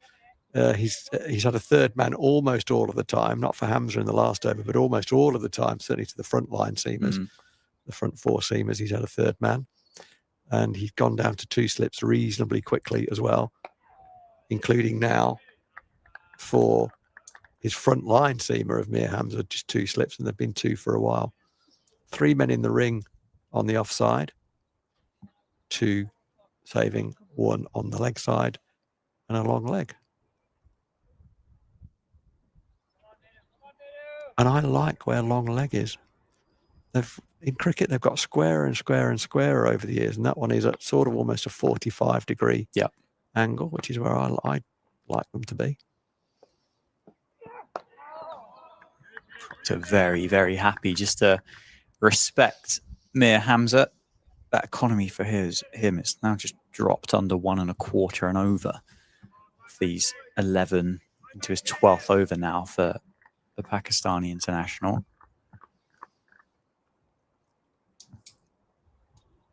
But I don't think this is an out-and-out plan from Northants to just negate Hamza by any means. I think it's just that he's bowled good balls and we've defended them. I think that's been the nature of the thing. It's just been proper cricket, proper response to very good deliveries.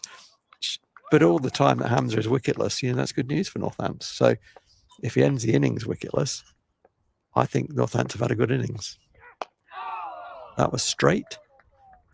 Very straight. Proctor played around it a little bit, finished well outside, off stump, as he kind of not quite shuffled, almost kind of casually walked across his crease, played that ball whilst on the move, as he does.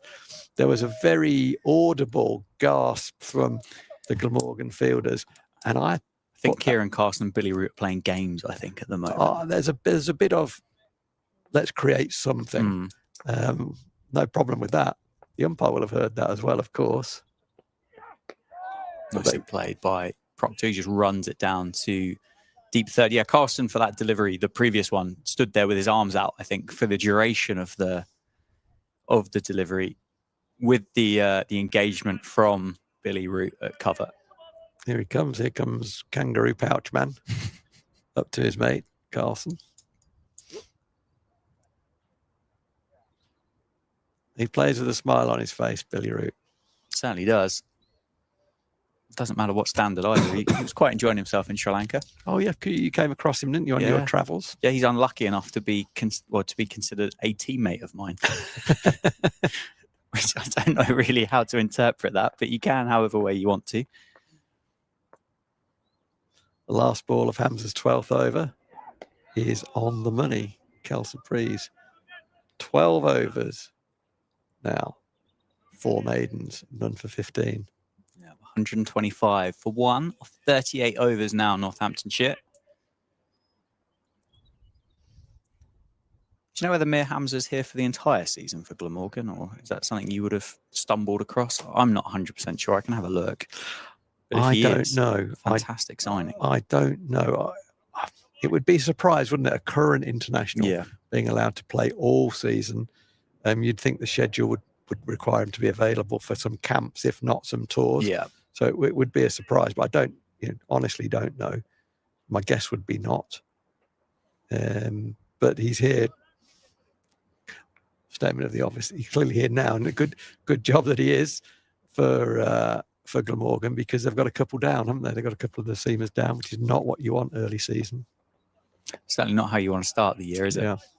Yeah, for sure. Ul Hassan to continue from the David Capel end. 2 slips for Luke Proctor. He's on 37. 37 off 99. Feels like a very Luke Proctor strike rate, that, doesn't it? It does indeed. 37 off 100. Yeah. He will not care 2 hoots, nor should he. No, not at all. Turns that one into the leg side, and he's gapped those 3 fielders nicely, hasn't he? And he's going to pick up a couple. It's a bit of a schoolboy field, that, isn't it? A little 6 bit. men saving the single, 3 on each side, opposite each other. Yeah, it's what I would describe as a Sunday afternoon ring field. Yeah. There's not, and I'm not for 1 second putting Sam Northeast in this category, but your Sunday skipper just goes, just make a ring, lads. Yeah. And that'll stay there for 40 overs. Yeah. Spread out. Find some room. It's encouraging Hassan to bowl straight. Yep. Which is not a bad plan. Don't give any width. Bowl straight. Bring LBW into the plan. I'll give you another fielder on the leg side in order to support that. So it perhaps looks a wee bit weirder than it really is. It's supporting the overall plan. The plan makes sense. But to be fair, Billy Root at mid-wicket is kind of catching. Well, he's the enthusiastic youngster. There's a half an appeal, isn't there? But I think Luke Proctor's probably middled that one into his pad. Yeah. He's the enthusiastic youngster that's ended up at cover and just encroaching. Just got too close. Yeah. Inside edge onto pad. Half an appeal from Chris Cook. And Ingram and Northeast from behind the stumps. But nothing more than an inquiry. Solid in defence again by Luke Proctor. Ul Hassan has been accurate, hasn't he? I guess at his pace and with the attributes that he has, he clearly has to be accurate. Yep. And he has been accurate. He's gone for 20 so far. A couple of those off the edge. Otherwise, he'd be going more like 2 and a bit rather than closer to 4s. Hasn't really threatened particularly. That was a bit fuller. Half drive push back. 5 overs, 0 for 20 from Hassan. I currently, dread saying what I'm going to say, but I've started, so I'll finish. I don't know where the wicket's coming from. The wicket has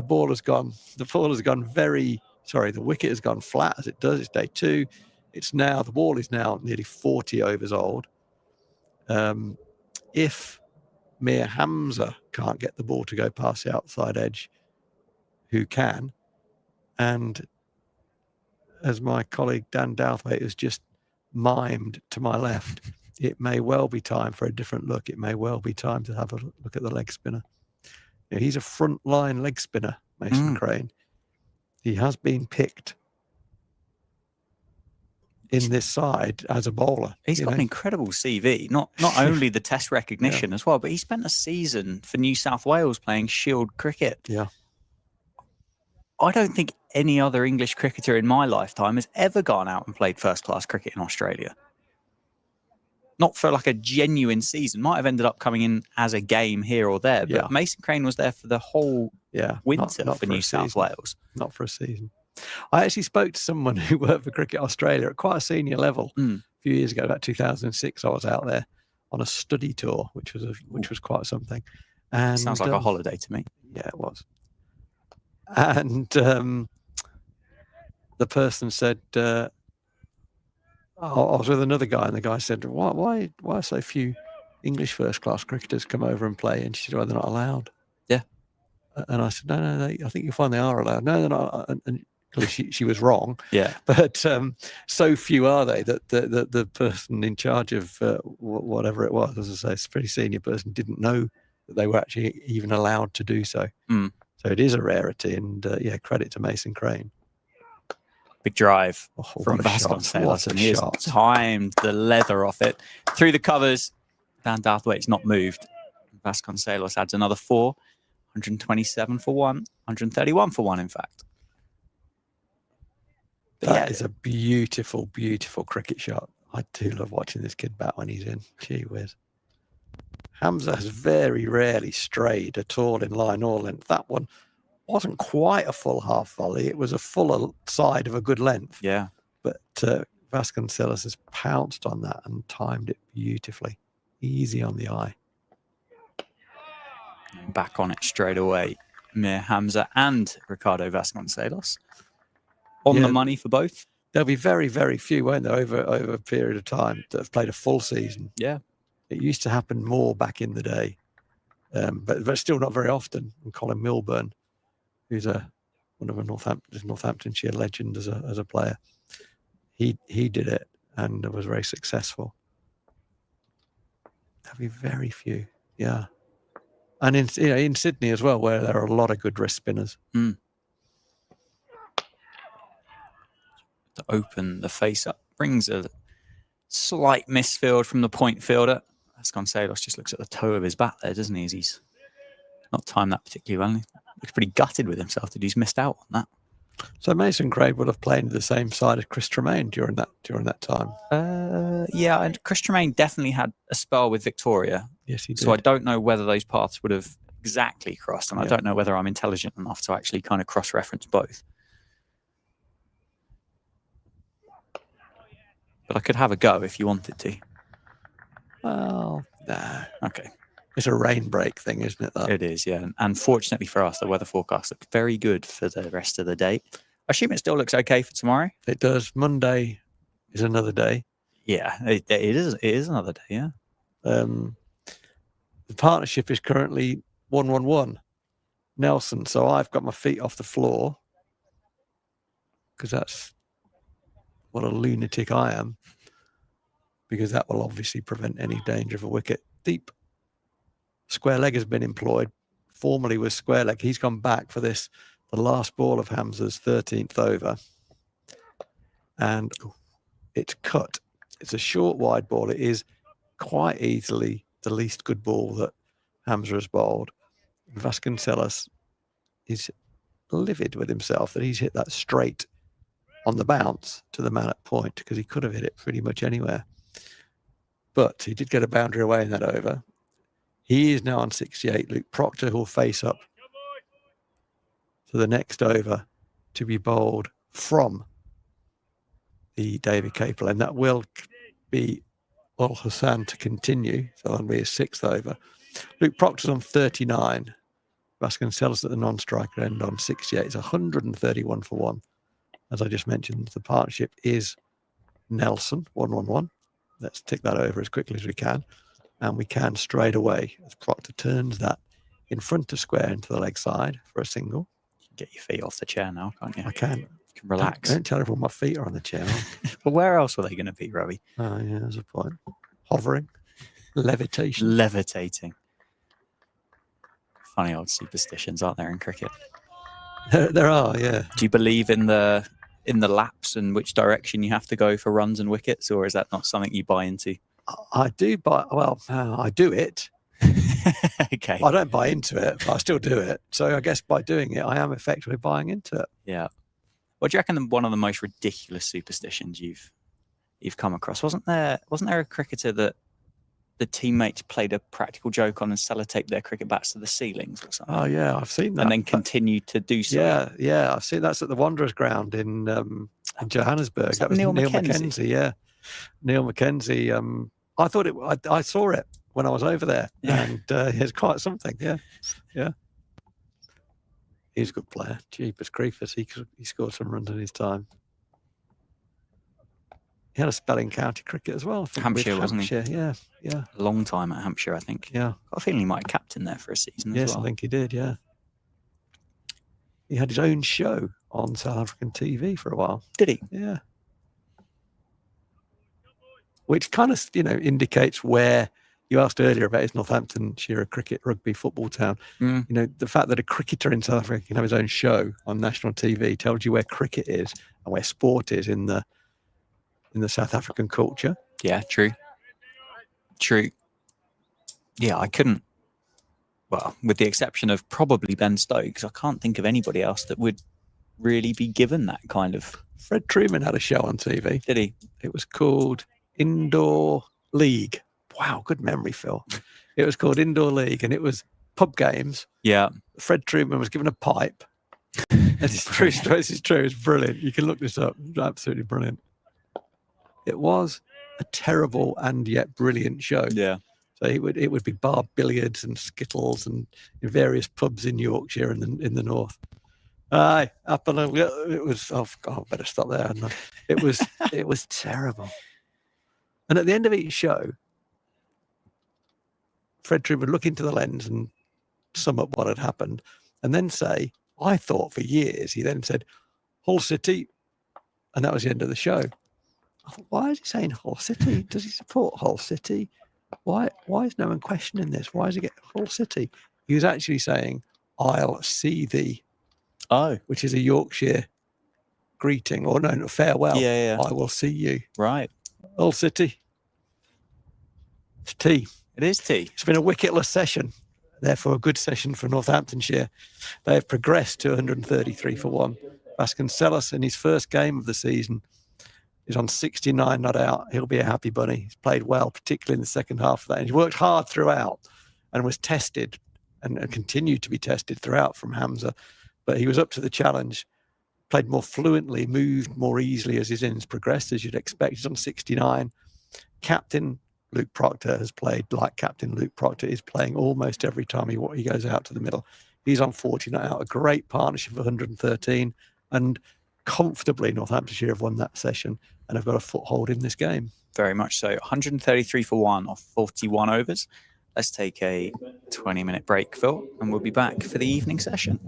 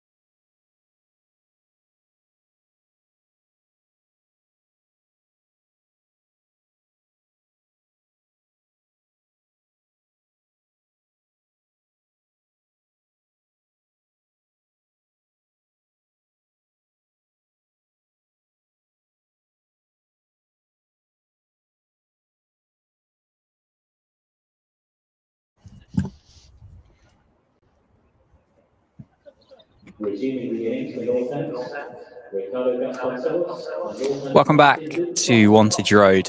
Evening session here on day 2 of the County Championship fixture between Northamptonshire and Glamorgan. The stream powered by Daffabet here at Northamptonshire County Cricket Club, and the score currently 133 for 1 to Northamptonshire in response to Glamorgan's 271 all out.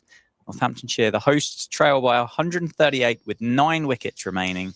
Vasconcelos on 69, Captain Luke Proctor on 40. My name is Dan Jadzovic, and I'm joined by Phil Rowe. Hello, Dan. Hello, sir. Welcome back. There is going to be, I think, a bowling change at the Lynn Wilson end. I think it's going to be Brad Wheel, by the looks of that. Yep.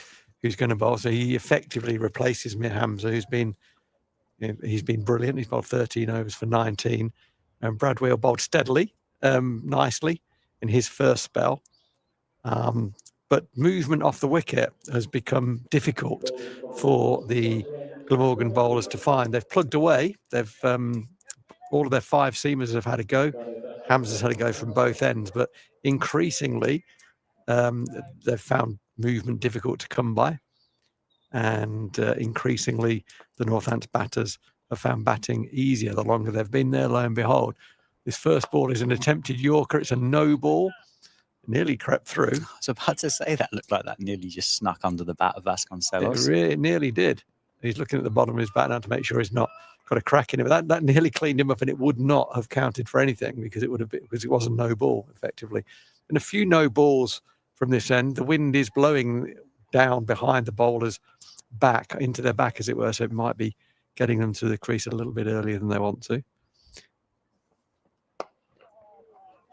No cover in here. Is there a man on the cover boundary that I can't see, Dan? There is not.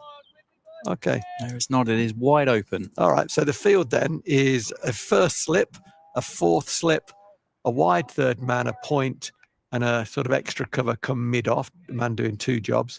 A straightish mid-on. As I talk, there's a change in the field. A mid-wicket.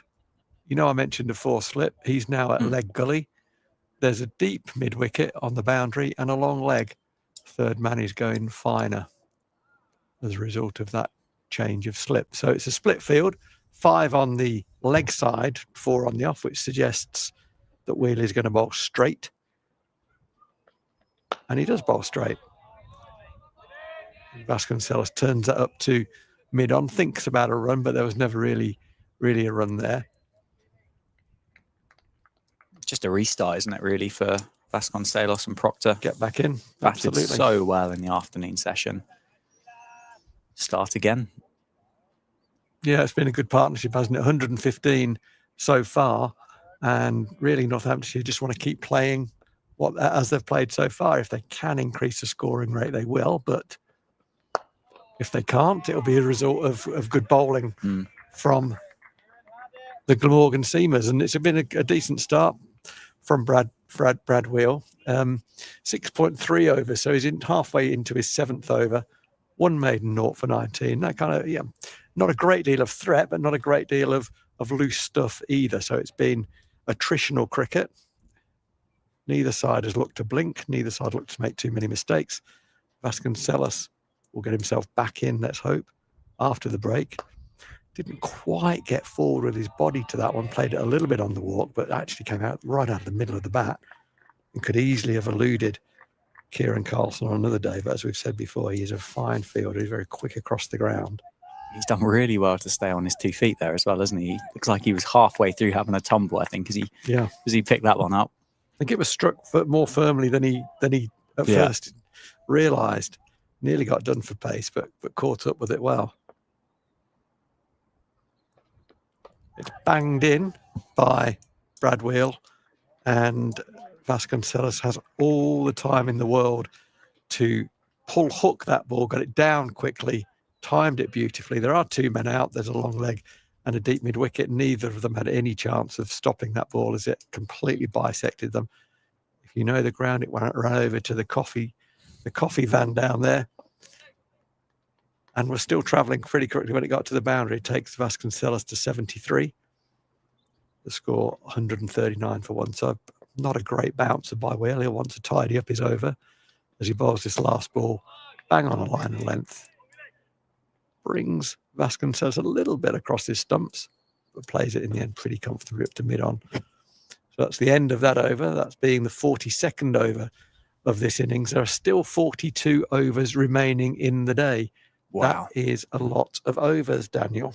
That is a long evening session, isn't it, Phil? Are we suitably hydrated and sustained to survive 42 overs? No. Okay.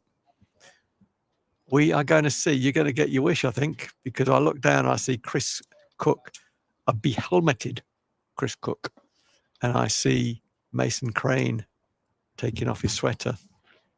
So you're going to get your wish. So it is going to be Mason Crane to bowl what will be his first over in this match from the David Capel end. 2 left-handers in. There's a shorter boundary on the leg side for the left-hander from the David Capel end. That won't worry Mason Crane too much. I'm really pleased by this. Yeah. Phil. Yeah. As I say, 44 for 60 last week with the Kookaburra. They seemed obviously prouder, so it should grip into this surface a little bit more. It has seemed about a little bit, so therefore you'd think it should turn. I think you highlighted yesterday that the googly for Mason Crane looked like it was turning miles on these practice strips just in front of us here. And with the exception of Mir Hamza and that James Harris opening spell, the ball hasn't done a great deal off the straight for the seamers since. So I'm looking forward to it. I think it's the right decision. Yeah, agreed. Absolutely. It could have happened a wee bit earlier, but it's now over 43. It's not too late either. It's a bit about judgment. We had 5 overs of medium pace from Ul Hassan, and for my money, Crane could have bowled those overs, but he hasn't. He's bowling these instead, and he starts bang on the money. Interesting that it's from the David Capel end as well. Usually see Rob Keogh here operate from the Lynn Wilson Centre, along with most other spinners, don't we? Josh De Cares last week pretty much operated from the Lynn Wilson Centre end exclusively. We'll see that a lot, I suspect. What we saw was Mason Crane just back of a length, and Proctor goes across his crease, turns it into exactly square of the wicket and runs up the other end. And he likes doing that. He's very good at doing that. This will be a good matchup, though, for Glamorgan. Vasconcelos, very fine opening batsman, still developing his game against spin. We don't know how much spin there will be on offer. Flattish ball just pushed into the offside. Good sweeper, Vasco. I think sweeps are not a bad option for him.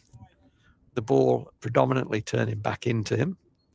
Sweeping would go with the spin for the leg spin delivery. That when he works off his knee into the leg side, just a fraction short from Mason Crane. Bowling at a decent pace. Yeah, it'd be interesting to see, firstly, how often he bowls the leg break. Second, the googly, how often he bowls that, how much it turns, and how accurately he bowls it. Yeah, that last one looked like it provided a little bit of turn for Mason Crane back into the left-hander of Vasconcelos. There's been another fielder come over to the leg side to try and plug that sort of get-off strike shot from Luke Proctor. He does get off strike. He hits that one behind square, just behind square on the leg side for a single. Certainly is turning, Phil. That grip, didn't it? Yeah, I'm focusing on the TV rather than the window right now. You've got the benefit of being able to do that. It's a bit unfair, really. Sorry. That one's pitched up, but it's down the leg side. Vasconcelos rehearses almost a paddle sweep. Some danger in that. I think he should give that away. Leave that alone. So the first over from Mason Crane goes for 3 singles. Pretty uneventful. But in terms of where we are in this game, it's really appropriate and good to see the leg spinner on. I think whether this would have happened in any event, I don't know. But I do think that there is influence on captains having learned from the first 2 rounds of championship cricket played with the Kookaburra ball, where spinners bowled many more overs than they might normally do, that actually spinners can make things happen, even when you think that the ball is likely to seam in April on a wicket that's still got a bit of a colour about it. Yeah, of course. Brendan McCullum said on post tour to India that the worst thing that England and the counties could do with the spinners and the 4 that were obviously taken to India would be not to play them. So those first opening games has highlighted the skill on offer.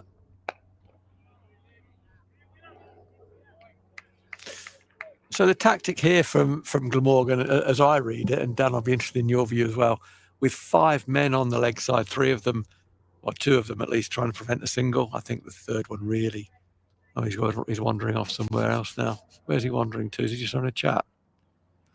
Yeah, certainly the tactic looks to me to be round the wicket from wheel, bowl very straight, looking for LBW, looking for the batter to play across the line of the ball and get LBW. Again, Wheeler's banged it in, and again, he's been slapped.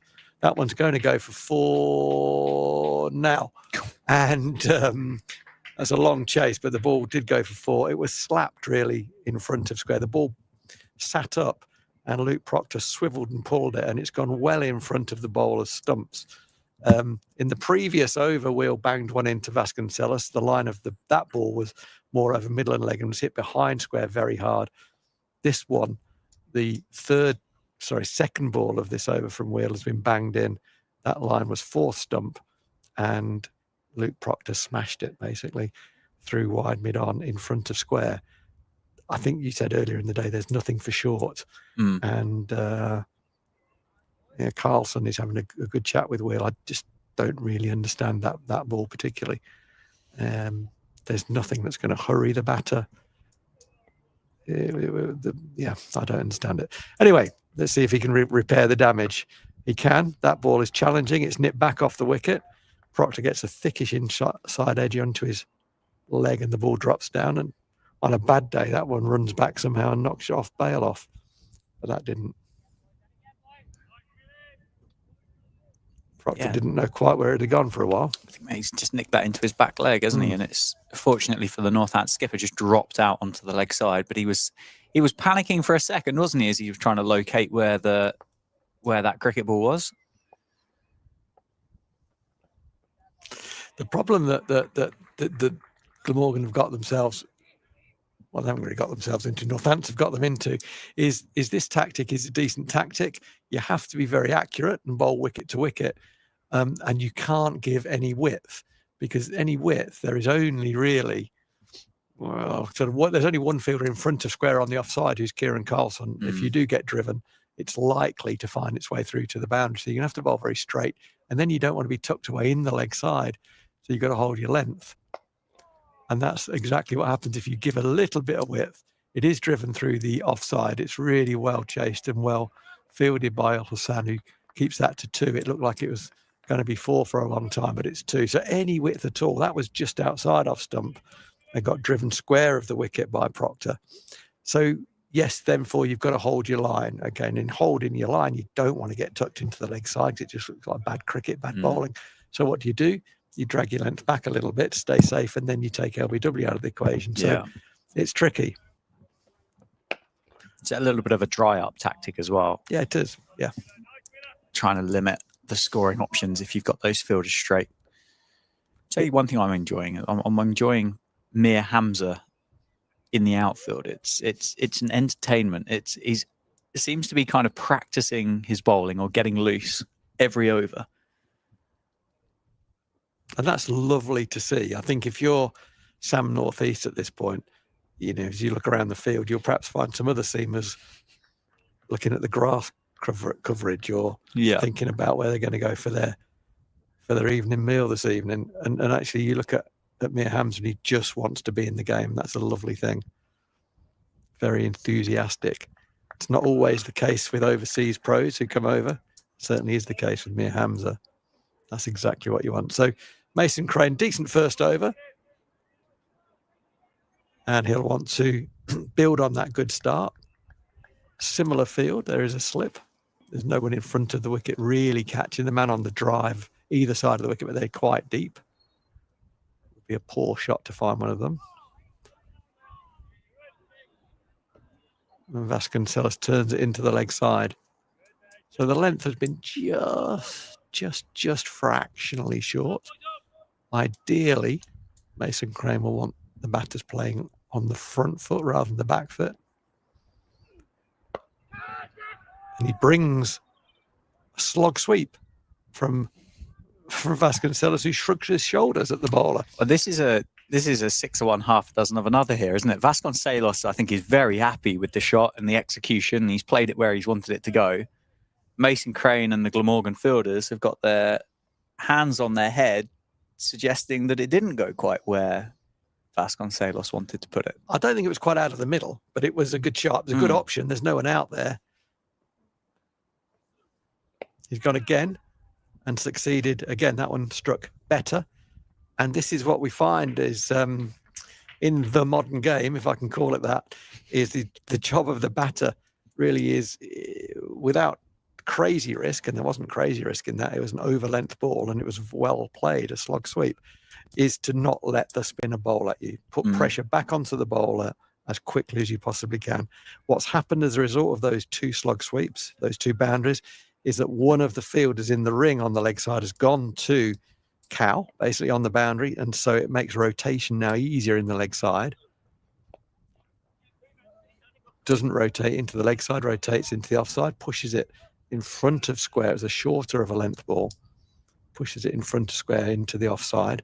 It's well fielded to prevent two. I think that's Dan Douthwaite out there, who's just feeling his left leg a little bit as a result of that. Yeah, I thought you might just taken a little clutch of the hamstring there slightly. Yeah. Let's hope that's nothing too serious. Luke Proctor, same field for Luke Proctor. I don't know if that is that right? Is that the right thing to do? He tries to cut that ball and it misses off stump. Another day it crashes into off stump. It wasn't a great ball. It was a ball that should be scored off through the offside. It just sort of died a wee bit and Proctor ended up mistiming it and nearly dragging it back onto his stumps, but it was very wide. And that meant the edge comfortably missed off stump. Last ball of this over. And that's where Mason Crane wants to be more of the time. A good length, played up to mid-off. So good intent from Vasconcelos. He's moved himself up to 83 with those two lusty blows into the leg side. I said earlier, he's a good sweeper, and he played the slog sweep. All he needed to do, really, with that slog sweep was get it over the infield. That's what he did. The second one was struck better than the first one. But the length wasn't a great length from Crane, whose first over was better than his second, but isn't it great to see? Things are happening in the game. Yeah, and I think leg spin's got a funny knack of doing that as well, isn't it? Certainly more so than finger spin. I think the threat of being able to turn the ball both ways, and Mason Crane, as we said at the start of his spell, possesses a mean googly that you yourself, Phil, have witnessed at Wantage Road already in this game. And that will certainly be in the mind of the two Northants batters, the fact that Mason Crane will be able to turn the ball both ways. And I don't know how easy he is to pick as a leg spinner. Kind of difficult from this far away, isn't it? It's easier. I think it's easier from behind, personally. So Wheel's got a change of plan. He's come over the wicket now to Luke Proctor. And there was a decent chat there between Brad Wheel and the captain, Sam Northeast, who finds himself now at mid-on.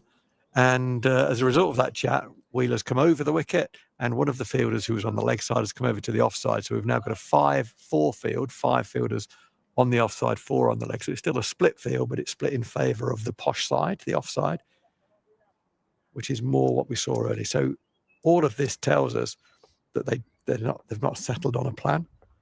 They're trying to find a way to limit scoring options whilst carrying some threat.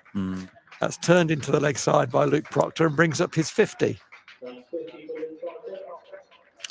Well played, Captain Proctor. Another 50. His third of the season, in the third game of the season. So he's a man in form.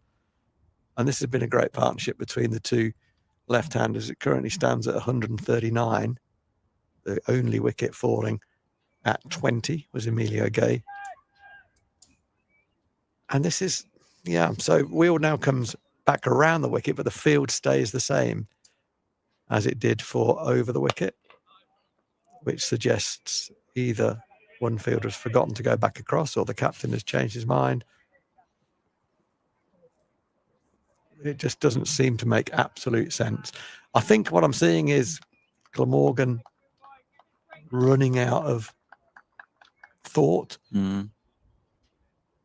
running out of threat, and not really knowing how to bowl dry because they've got to get wickets. It's tough for them at the moment. Wheel round the wicket, back of a length. Played into the offside. That fielder who was previously on the leg side prevents the run. So he's obviously in the right place if that's the line that's going to be bowled. When he started straight after tee, Brad Wheel was clearly looking to bowl very straight. He ended up bowling 2 bumpers. They got hit for 4, both of them. As a result of that, now fielder is on the offside. Maybe he's bowling channel again. That looks to be the plan. But the previous plan didn't last long. I find that slightly worrying. Wheel bowls a foolish ball on off stump, and Vasconcelos drives it firmly to mid-off. He's just thinking, could I have got that into a gap? Could I have opened my wrists a wee bit? Just open the bat face on the way through. He shouldn't be thinking about that for too long, I don't think. Not at all. Not at all. He's on 83, closing in on his first 100 of the season in his first innings of the season. Sam Northeast just gesticulating down to the boundary. That ball is almost like a cutter, or it came out a bit wrong. It was a hit ball turned into the leg side. That's nice fielding by the fielder down at backward square leg. I don't know exactly who that is. It will become clear. I think it might be Mason Crane. It is Mason Crane, yeah. Who recognised that Vasconcelos was walking pretty much Juler, and it was the last ball of the over. It was clearly going to be an easy single, but Vasconcelos decided to walk, and Mason Crane, quite rightly, recognised that and threw the ball at the non-striker's end, which surprised a few. Yeah, Vasconcelos being one of them. He was just reaching for his ground, wasn't he, to make sure that he did make it. That would have been a death, wouldn't it? Oh, blimey. On 84 what or a way, 83. What a way to get yourself out. How much... so difficult, I guess, to almost manage expectations. I should imagine everybody just gets so excited seeing the back of that Kookaburra cricket ball. You get the dukes back in your hand, and you think, this game's going to be easy now in comparison to what we had in the last couple of weeks. And actually, at the moment, Northants are going along pretty nicely. Oh, that's well placed, isn't it? Yeah, it was a short ball from Crane with a little bit of width on it, and Proctor. No, it was Vasconcelos looking to cut it away into the offside. I think it bounced a wee bit. Yeah, a little bit of bounce. First, it was never catching that, really, whatever happened. But Colin Ingram did start to go away to the offside a little bit, and the ball beat him on the inside. But it was a full-blooded shot, and he's never catching that. That as close as he is, it's just not a chance. That one again played off the back foot. It was a flatter delivery that time from Mason Crane. Played nicely square of the wicket. Vasconcelos now ticks over to 89. Proctor on 50. So he's not being allowed to settle, really, Mason Crane. No, I think the two of them are playing him really well, and I think if the two of them continue and Mason Crane isn't permitted to settle here in this game, then Sam Northeast has another head-scratching moment, doesn't he? And he has to go back to one of his seamers who, with the exception of Hamza, haven't quite got that much out of this surface with this ball. And I'm sure there'll be a few of them quite looking forward to not having the ball in their hands. For me, he's got to get Harris on now. Yeah. As quickly as there may be reasons why Harris hasn't bowled as many overs as he might have done so far. Who knows? But for me, he's got to get Harris on. He's got to get a wicket. That's the way he gets himself back into this game. Because at the moment, they're coming third, really. Yeah. And that's the result of how well these two have played. And it is not easy. I mean, I don't want to criticise Glamorgan. They haven't done too much wrong. It's just gone very flat. The pitch is flattened out, and these two are playing really well. So, I want my best two bowlers bowling as much as possible right now, and I want James Harris on, who's got some overs up his sleeve. This one is full across Vasconcelos. He misses it. It's an attempted drive, just missed it. Don't know why he missed it. We might find out on replay. that ends Mason Crane's over, so it went across him. Right, he hit outside the ball. The ball just gently turned back in. He's definitely getting a little bit of purchase. It was gentle and slow, wasn't it? And It I was. think had it been quicker turn, actually it might have led to hitting the under edge of the bat, the inside edge of the bat, and coming back onto the stumps. None of those things happened because it was slower turn. It just turned very gently. But it was considerably missed by Vasconcelos. For a man on 89, he missed it by a little distance. It isn't going to be James Harris just yet. I don't think it'll be long. It's going to be Brad Wheel to continue. He's bowled 9 overs, 0 for 31. He's back over the wicket to Luke Proctor. Oh, nice cricket all round. Good line and length. Nicely played by Luke Proctor, who then thought about the single, but the fielders converged at mid-on and mid-off. That's Carlson and the captain Northeast. Very alert there.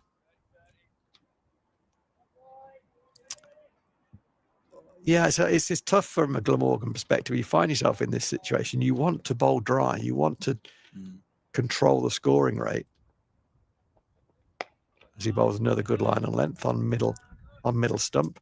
You want to control the scoring rate because it's just got away from them a little bit after tea. But at the same time, you're going to take wickets. And that is a contradiction at times.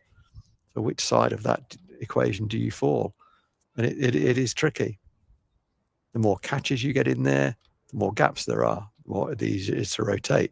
The less catches, if you do get a chance, the less people are there to catch it. You know, it's one of those. Yeah. You bowl fully, you get driven for 4. You bowl back of a length, you can get tucked away. So it's tricky. I mean, testament to how well these two have batted, and I think they've kind of exaggerated it slightly. But post that opening spell and the Hamza spell after lunch, I'm not seeing a huge amount of difference from what we had here last week. And I know that's a fairly controversial statement to make, but it's not quite doing as much as what I thought it was going to for Glamorgan. Big change in atmospherics, isn't there? And there is. We've got a wicket which is a week drier. Yeah. Which is helpful. It's a day 2 pitch now, obviously. It's pretty flat, right? So nothing has flown through at all. It's been hard going. You know, we've seen the short balls that we've seen have had to be really banged in, and these two are in. Yeah, they are. That's not out. It's probably. We'll see. It's probably on replay, pitched outside, leg stump. I don't think it had a lot going for it, that appeal. It was probably a bit high as well. Yeah, it's pitched outside. It's almost hit him outside and high. Yep. Other than that, pretty good. It was stone cold. It did rush. It did rush Procky a little bit. First time, really. Yeah. In the 100, what's he been there? 130 balls now? But a decent over so far from him. He'll want to join these dots together with the last ball of the over. He does so. And for me right now, you know, I'd be thinking, I talked earlier about the balance between drying the runs up and yet staying threatening with the ball. I think I'd err on the side of drying the runs up and see if that can build a wicket. I think it's probably easier to go that way. It's not easy at all with these two in, but that seems to me to be the more likely effective plan. And I'd say let's bowl 5 overs. Let's bowl five dry overs and see where we are then. See if we can create some issues by bowling maidens. Joining the maidens together is the way I'd tend to go.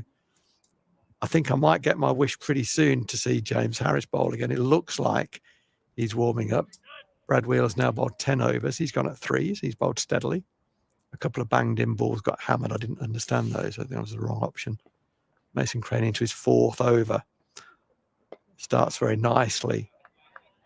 Probably the best ball he's bowled so far. Brings Vasconcelos watchfully forward in defence.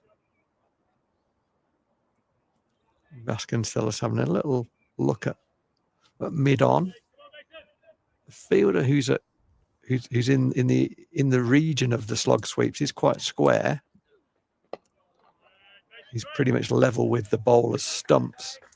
So there is a big expanse to his right. There is a big area at over mid-on and wider of mid-on. Yeah, down towards that signal box and Yeah, ComSave stand. The players' rooms is a big area of the grounds. that one a little bit shorter, trying to cut it into the offside. Just didn't time it particularly well. Ball hasn't bounced particularly. It's been hard to score off those back foot shots against the spinner. The ball's kind of died a wee bit. Hit the inside half of the bat. So 3 dots in this over so far. And that becomes 4. The flatter, straighter ball just defended into the offside. But in terms of Vasconcelos' body language, he looks busy. He looks busy against the leg spin. He wants to score, wants to open up the offside there. Any shorter balls, he's looking to get inside the ball and get it through the offside. That one's fuller, and he has hit that area that I thought he was eyeing up. He was eyeing it up. That's gone into sort of wide cow corner. It was full from Mason Crane and dispatched. It's dismissive reaction, wasn't it, by Vasconcelos? It's great. That's premeditated in that if I get a ball in this space, that's where I'm hitting it. Yeah. Not any ball, but that ball. And he got that ball and he hit it exactly where he had indicated, to me at least, that I thought he was going to go there, and he did. I think that fielder at cow corner is too square. I think he needs to be far straighter. That ball's nicely pushed into the offside. It was a little bit full, a little bit of width on it. Sort of 5th stump there. Will pick up 2, despite the efforts of the fielder. They could pick up 3 as there's a sort of a fumble by the bowler, but good cricket awareness by Al Hassan came off the mid-wicket boundary to back up the throw from Dan Douthwaite, which was a bit wild, to be honest. But they pick up 2. So it was a good first 4 balls and then 6 off the last 2. And that's a head scratcher for the captain because he thinks, I'm getting a maiden here. This is good. Crane's, Mason's going well here. He's found his line of length, and then bang. And suddenly it's 6 off the over. Vasconcelos is on 95. He's 5 away from 100 on debut for the season. Proctor's on 51, who's doing what Luke Proctor does, which is score runs at low risk very consistently. And that is really a professional number 3's job, and that's what he's done throughout. Carlson, who is the ball manager for Glamorgan. It's a title, isn't it? yeah, it's my title. Yeah. It's not on his letterhead. He's given the ball to Sue Redfern to see if she wants a bowl. Sorry, no, to see if she wants to change the ball. She does. Ball number 6. The umpires carry 2 circles with them, 2 metal rings. Yep. And the test is it should go through one, but not through another. And whichever has failed. The ball has failed the test. You couldn't say it's been hammered to all parts, could you, to be honest? No, I mean, Vasconcelos has given it a bit of tap, hasn't he? It's like Vasconcelos, Billy Root, and Luke Proctor are engaged in conversation, probably about cricket bats, looking at the way that they're shaping up there. You got to love having Billy Root in your side. Just loves the chat. Trying to keep the energy high. He's trying to keep his energy high. Can't find any Glamorgan teammates want to talk to him. So he's gone to talk to the Northants batters. Yeah, I have to say it was, well, firstly, it was a huge privilege to go out to Sri Lanka with the Barmy Army over the winter anyway, but then to be able to kind of play cricket with him, and also just, this isn't going to shock you. He's a bit of a badger. He loves a stat. He loves a quiz. He loves a bit of cricket trivia. It doesn't surprise me. And he's really, really good fun as well. Oh, is he? Yeah, really good fun. Good stuff. This could happen. That we could. I mean, it is I'm not being facetious here. We could genuinely run out of spare balls because this is the first game of the season. Yeah. So the only spares you've got that are 2024 stamped and kite marked, the only spares you've got are the ones that you've created through your early season net practice. Okay. Early season net practice will have also included a lot of balls with the Kookaburra ball. Yeah.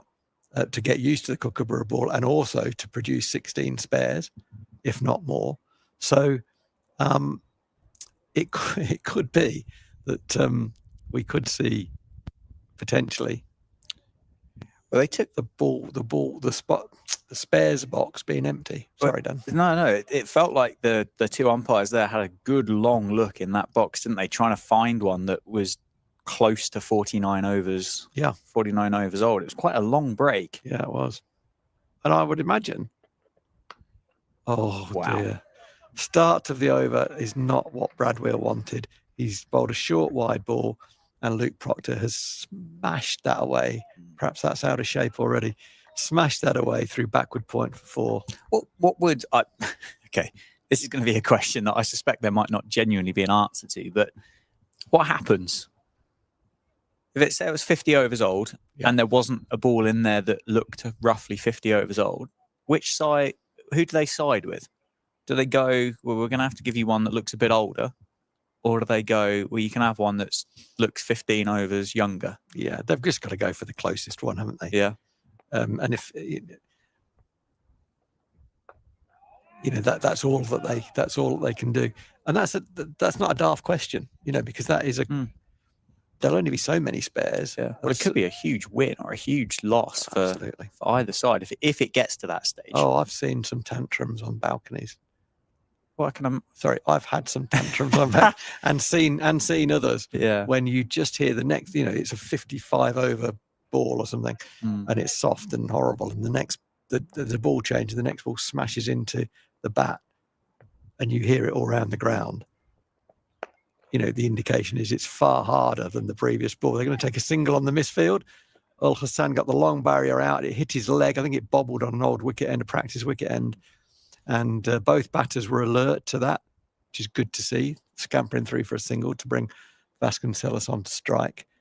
So the ball is old, it's soft, it's pudding, it's going nowhere, and you think this is brilliant. Oh, I love watching us bat against a tennis ball. It's fantastic. Some clown in the opposition decides to change it. The umpires go along with the next ball. Bang! That can't be the same age ball. What is going on? Let me see that ball. And that's just good cricket from Vasconcelos, and poor cricket from Brad Wheel, who may be tiring a little bit. He's into his 11th over now. He drags that one down, opens up the offside. He's looking to bowl very straight. That was width. It was very nicely played. Fast hands Vasconcelos. Takes him to 99. The score to 181. Brad Wheel's got 2 balls left of his over. Deep square leg comes in as the score is on 90. As Vasconcelos is on 99, trying to prevent him getting that single to take him to his 100. And Wheel will not want to give that single away. But he has given that single away because it's on the pads, and Vasconcelos turns the ball into the leg side for 4, times it beautifully, and an interesting celebration. There's a bit of feeling in that. There's a bit of emotion in that one for him. And takes a bow to his colleagues on the pavilion. Everyone's out. Everyone's on their feet. The Northants. He's a very popular young man in the changing room, Ricardo Vasconcelos. Everyone likes Vasco. He's a lovely kid. And he is absolutely delighted to have posted 3 figures on what is his first championship game of the season. Get the heart rate down now. Get back in. Nice way to bring it up with a 4. Wheels coming round the wicket. Bowls full. And Vasconcelos sort of slightly falls over it, but tugs it into the leg side. The best thing he can do is just take a few balls off and get his heart rate back down and think about 150. But well played. Takes the partnership to 165. He's obviously been the main run scorer in that partnership. And I'm delighted for him. He didn't make the team for the first 2 games. Some injury issues, some fitness concerns about him with some shin splints.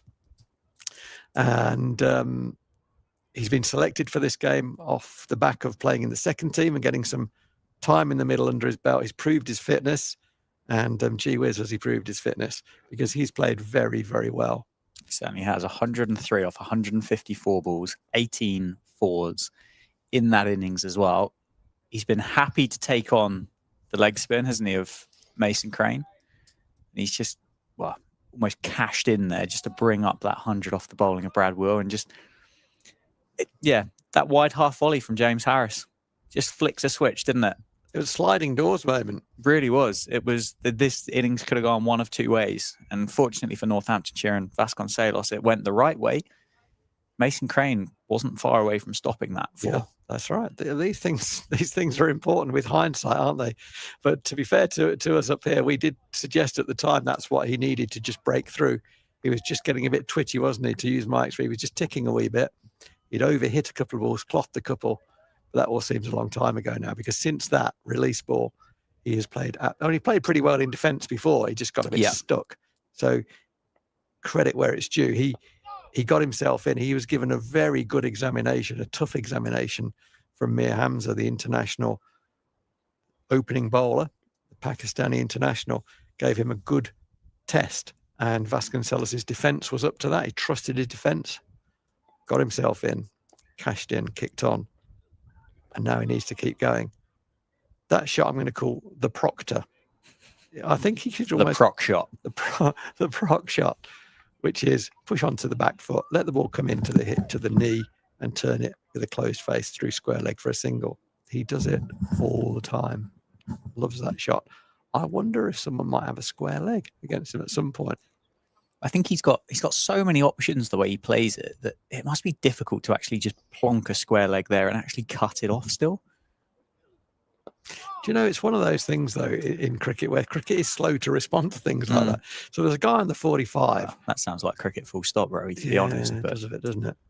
I think there are options. I won't bore the listeners, watchers with my thoughts on the options, but he keeps doing that. Let's make it a bit more difficult. Maybe put two there, one either side of square. I mean, ultimately, Mason Crane's stock delivery is going to be the leg break, isn't it? That's going to turn back into Luke Proctor. And at the moment, he's quite comfortable getting on the back foot, playing with the spin, turning it into the leg side and picking up a single pretty much wherever he wants. He can play it through square, in front of square, behind square. Would you rather he was playing against the spin if you took that option away? Short answer in my head would be yes. Yeah, absolutely. And what Proc does very well is that over from Crane comes to a conclusion. 5 overs, 0 for 26. What Proc does really well, he plays that so well that he creates that line by moving across his stumps a wee bit. And so he loves doing that. You know, he'll turn it. He doesn't just turn it off leg stump or midland leg. He turns it off stump when he can, because he shuffles across and creates that angle. Brad Wheatley's going to get a chance to redeem himself with another over. It's currently 11 overs, 2 maidens, 0 for 44. As his spell has progressed, he's actually got more expensive. He was pretty miserly for his first 6, 7, maybe even 8 overs, but just kind of lost his way a bit after tea. He'll want to come back from his last over. He's round the wicket to Luke Proctor, and that is an absolute beauty. Well bowled, young man. We looked earlier at some stats that the Northants analyst James Maybe had sent across to us, and it indicated that at that point, things might have changed, but at that point, Northants batters were playing a forward defensive shot to 30% of deliveries, whereas when Northants bowled, they were asking the Glamorgan batters to play a forward defence to about 40% of deliveries. Yeah. And I think if we did have an update on that, my guess without the stats in front of me is actually that as the innings has progressed, that Glamorgan have been increasingly less accurate. Oh wow! If you have recorded the Northampton Saints against Leicester Tigers game, I'm about to read the result out, so please turn your volume down in a moment. Not yet, as we see Brad Wheel worked into the leg side for a single. Vasco, I think, temporarily forgot that mid-wicket was there and set off for a run. The ball went straight to mid-wicket. So, yeah, please turn your volume down now. Northampton Saints 40, Leicester Tigers 17. Come on, you Saints.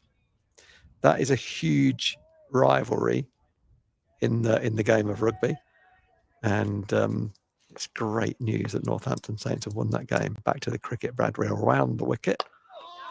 Onto the pads of Proctor again. It's a bit straighter than on the pads, but it was played across his front pad a wee bit. They thought about a single, but the fielder at mid-on, who is the captain northeast, moved very quickly to his left to prevent any chance of that single. It's a better over from Wheel so far. He's recognising that the middle of the pitch is not really his friend today. The top of off never goes out of fashion. He's got his line right and his length right. And absolutely has done that again there. And that's what, exactly that is what Glamorgan have not done often enough for me in this innings of 51.5 balls. We recognised earlier in the day when they were bowling well, they were still 10 percentage points behind Northamptonshire in terms of accuracy. Yeah. If you accept that forward defence is a sign of accuracy, I think it is. And they've gone shorter of that. That ball is Fuller, driven back down the ground, fielded on the bounce by the bowler. So that's a maiden for his 12th over. I've got a feeling that might be over and out just now for Brad Wheel. Yeah, James Harris has just almost sprinted across the top of the screen there and landed in a delivery stride just on those advertising markings on the outfield. Just touching his toes there, you can see on the top of the screen. So I suspect we'll probably see him from the Lynn Wilson centre end next. Mason Crane to continue from the David Capel end. He has bowled 5 overs, none for 26 so far. 186 for 1. So Northamptonshire are just 85 runs now behind Glamorgan's first innings score with 9 wickets in hand. Mid-on has dropped a touch further. It's not, well, it's kind of a 50-50 position there. I think that is James Harris. Vasconcelos quite happy just to defend that one down to mid-off. Again, the reward here is playing against the spin, isn't it? Yeah. There's a lot of vacant real estate on the offside for Vasconcelos. Yeah. Just one fielder in at cover, one at backward point, one at mid-off. Everybody else occupying fielding positions on the leg side. If you get that slog sweep right, it's not a huge hit, is it? No, it's not. No. Are you thinking, as I'm thinking, keep playing it? Well, those fielders could become irrelevant. And he does go for the sweep, and he times it brilliantly, but it does go straight to the fielder on the boundary rope. That's a beautiful shot, wasn't it? It's an orthodox sweep, that. I'd love to see a replay of that. I said earlier a couple of times that Vasco is working hard on his game against spin, but that the sweep is a very good option for him. As a shorter batter, shorter batters are often very, very, very good sweepers. The shorter, they judge length well. What they do, they see the gap between the hand and the ball as the ball is released earlier than a taller batter, and they can judge length. Yeah. And from that length, then, it's obviously not premeditated, but they get a very early read on where that ball is going to land. And with that in mind, they're able to sweep more confidently. Yeah. So they develop that shot more. Glamorgan have been listening, and they have employed a square leg. Oh, Christmas. I think they should have 2. I don't know where the other one's coming from. But that one's come from 45. Actually, there was a man on the 45. And guess what? Proctor turns it into the leg side and misses the square leg. I mean, it's not, for a man of Luke Proctor's ability, having one man there, whilst I like that, it's a bit of window dressing because he's good enough to go either side of one. If they had 2, then that becomes more difficult. But it's very marginal point, really. That is a poor delivery from Mason Crane. It's cut very hard, knocks Dan Douthwaite off his feet at on the point boundary, but they only pick up the one. Vasconcelos will feel disappointed that he didn't get that either side of the fielder. But that's what he's there for. He's an endurance fielder, really. He's there for the drag down. That's what he's there for. And Luke Proctor fails to beat the man at square leg that time. It was a foolish ball, and Proctor's got too much of it. But yeah, Mason Crane, 6 overs for 29, and full credit there in those figures to Vasconcelos in particular for not allowing Mason Crane to settle. When he came on, Vasconcelos was probably somewhere in the early 80s in terms of his own personal number. Yeah. But to recognise what the team needed was to put pressure back onto the leg spinner. And the way to do that for him was to employ the slog sweep, to go aerial, to hit the ball over the infield. There's risk associated with that, but that's what the team needed to put pressure back on the bowler. He did that, and now the bowler can be milked more easily because there are more gaps, because the field is spread. But this is not before time. This change is what I'm describing at the Lynn Wilson end, with James Harris coming back into the attack. He's only bowled 11 overs so far. He's got the wicket of Emilio Gay. and he has pedigree. I thought he bowled nicely once he got into his work. Yeah, I thought the first spell was considerably better than the second one. That 6 over spell was the second one of those 11 overs. 11 overs, 2 maidens, 1 for 38. Replacing the on loan Brad Will. He's going to have Vasconcelos in his sights with 1 slip in place at that slip and a half position that Phil Rowe loves. And it's nice and straight, keeping Vasconcelos honest. Just a little bit of a reset, I guess, with a change of bowling. Yeah.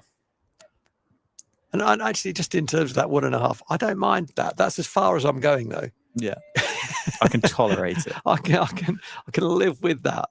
And we saw Karen Nair take a fantastic catch from 1.5 slips. He had to dive back to the first slip where he had been fielding.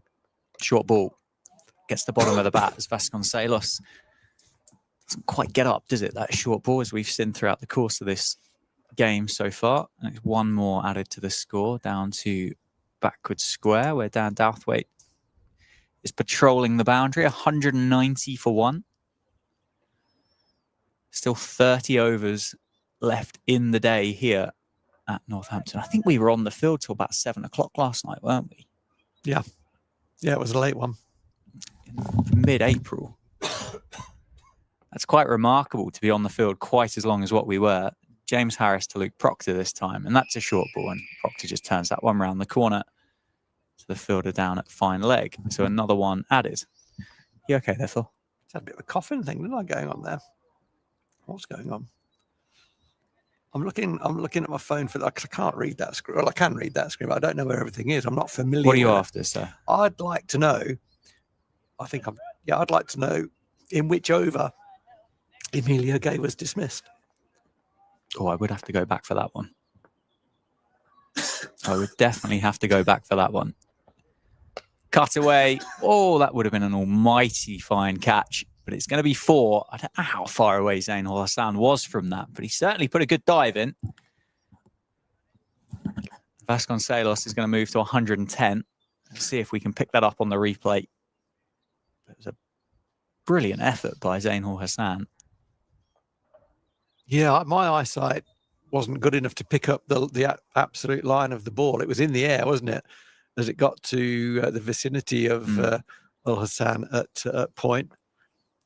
It beat him on his left for 4 runs.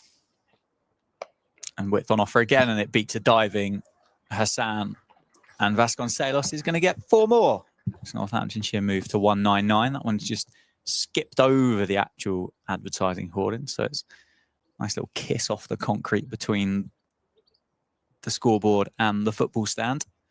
Well, I got my wish and I've wanted James Harris back into the attack for a while, and I think Vasconcelos is glad to see him, because he's gone bang bang 2 boundary square of the wicket in a situation like this when the runs have been, the average scoring rate has been around 3.5, something like that throughout the game.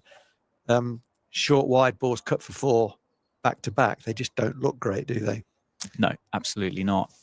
And Northamptonshire in, 13 overs, I think? 43 overs were left in the day, weren't they? I think. Yeah. 13 overs have added 66 runs to the score. And Vasconcelos goes again, maybe a little bit too greedy. 3 boundaries in a row might not be the order of the day. It's a dot ball to finish the over. 199 for 1. Vasconcelos 114. Proctor 59. Yeah, Emilio was out in the 6th over. 5.4 overs when he fell, and since that, and that's been the only success for the Glamorgan bowlers. They've toiled hard. They started very, very well, particularly Mir Hamza, who bowled brilliantly. He's bowled brilliantly throughout, but in particular early on, bowled very, very well. Almost seemed to have Vasconcelos as his only batsman. He seemed to bowl exclusively to him. Challenged his defence on both sides, challenged his judgment, and Vasconcelos won that battle because he was still there at the end of it, and that's how you win. And as a result of that, has been able to progress. And as the day has gone on, we're only 54 overs into this innings, but Glamorgan have looked a bit flat, I'd have to say. And their skills in terms of accuracy, really, with the ball have not really been where they want it to be. So they haven't been able to string many maidens together at all. And Northants have been able to rotate. What they've done very well, Vasconcelos and Proctor, is really cash in on anything short and loose. There've been a few short balls that have been pumped away, a few width balls that have been driven away. And Glamorgan have not found a bowling partnership that has been able to really cause any threat since the first sort of 15 overs of the innings, and also not been able to restrict any scoring as well. So Northants are dominant right now. I'll take the single on. I'll take the captain on. I think that is at mid-off. Luke Proctor goes through. He moves himself to 60 and brings up the 200 for Northamptonshire off 54.5 overs. Just for the loss of one wicket, and the partnership just keeps getting bigger. Just trailed by 71 now. Partnership worth 180.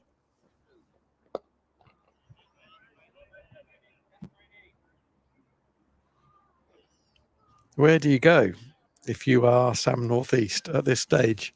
You've got potentially another 29 overs to bowl after this one this evening. You know, if Northants keep going as they are, they'll be in front. They'll be ahead of Glamorgan. That's a nice cricket shot. That's really well played, isn't it? They're going to push Douthwaite for a second, but Dan Douthwaite's quick across the grass and keeps it down to a single.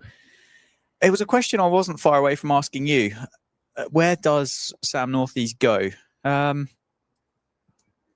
have we got? 26, 25 overs until a second new ball. Harris has just come back into the attack. They're going to scamper through for a single here. That's a good run. Really well watched, wasn't it, by Vasconcelos to pick up that single as Ingram just moved slowly to his left. I suspect this would be Harris's spell before the second new ball's taken. I would imagine that Hamza's got another spell in him before the second new ball is taken. Yeah, a few. And I'd be thinking, it's tough, isn't it? Because you look for your spinner to provide you that bit of control, rotate your seamers around at the other end. At the moment, Mason Crane's not been able to offer that. And therefore, it's creating a little bit more of a question for Sam Northeast and how to use his bowlers. Phil's just indicated that maybe a bit of finger spin might be the order of the day rather than wrist spin. Well, you don't really want to go to seamer, do you, at the moment? Really. No, I'd think Carlson might feature soon. He's got to find a way of bowling maidens, basically. For me, that's, you know, or close to maidens. Doesn't have to be a maiden, but getting the scoring rate closer to 2 than it is currently at the moment, as we're travelling closer to 4 in this spell since tea. That's what he's got to try to do, and he's got to work out what is his best way of doing that, recognising that he wants his front line seamers ready to take the second new ball when that becomes available. So it's 55 overs gone. Just try and do some sums here. Actually, the new ball will only be available for a maximum of 4 overs tonight, won't it? Okay.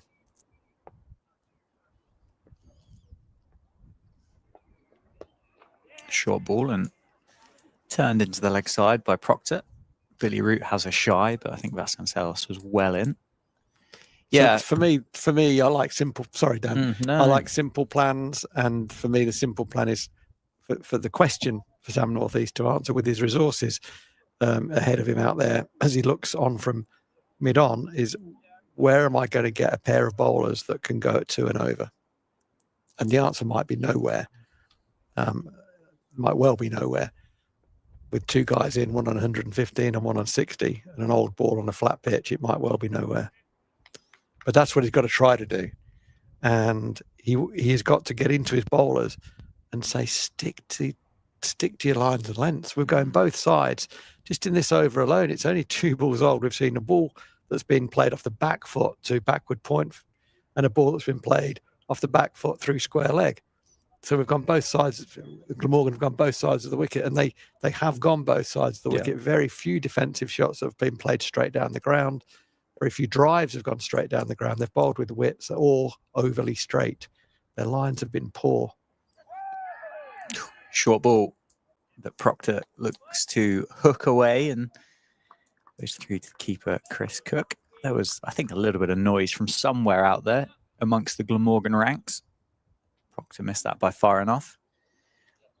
Yeah, I mean, Mir Hamza is one of those bowlers that can go at 2 and over. Yeah. Probably only going to get 5 overs out of him in a spell, maybe 6 if he doesn't go flat out. But I don't necessarily know whether that's an option for Mir Hamza.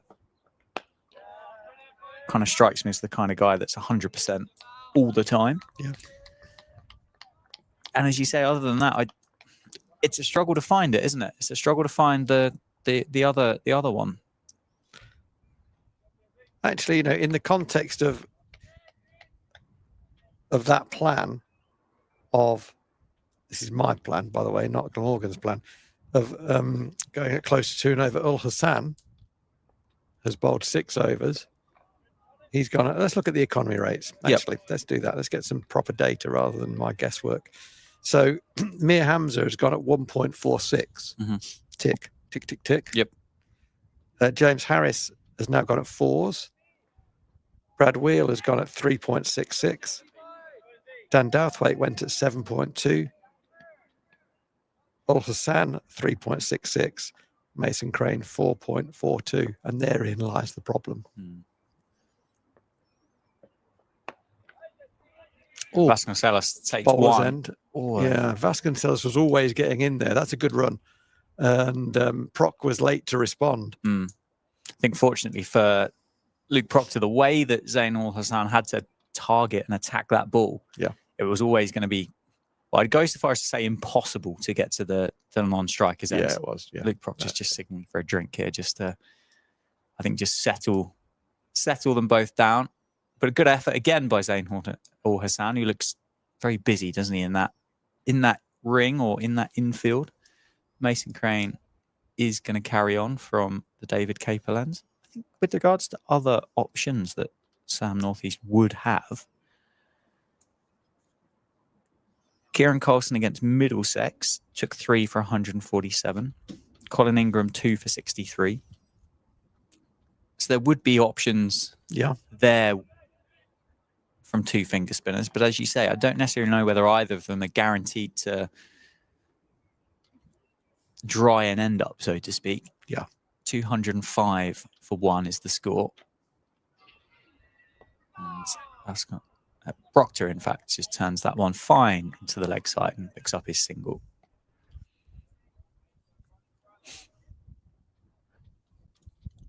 What's going on in the coach's notebook?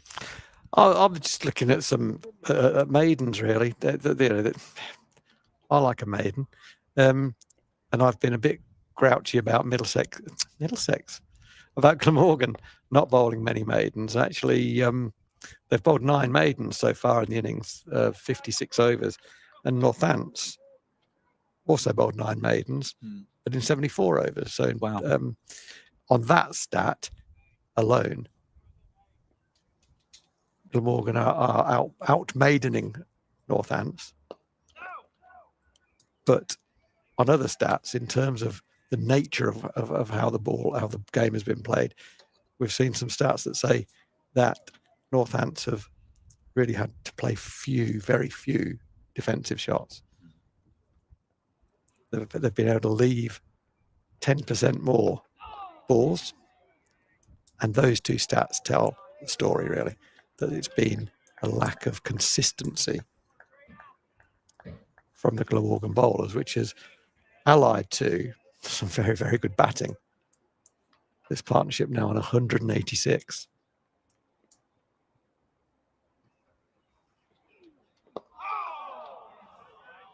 Yeah, and that ball is just finding the middle of Vasconcelos' bat quite frequently at the moment, isn't it? Sounds nice, doesn't it? It's travelling across the outfield well. It's 116 off 173. 24s now for the Northants opener. He works that one square of the wicket. I think that means he will keep the strike. 207 for 1 off 57 overs. So this is the refreshment that looks like he's bringing out a cup of tea there, doesn't it? Yeah. In his right hand. Is that Is that Gus Miller, 12th man? Can't quite spot who that is. Genuinely does. It clearly isn't, because Luke Proctor's getting that down him quite quickly. I suspect it's not too hot, but although he's taking a second drink, so there were two different.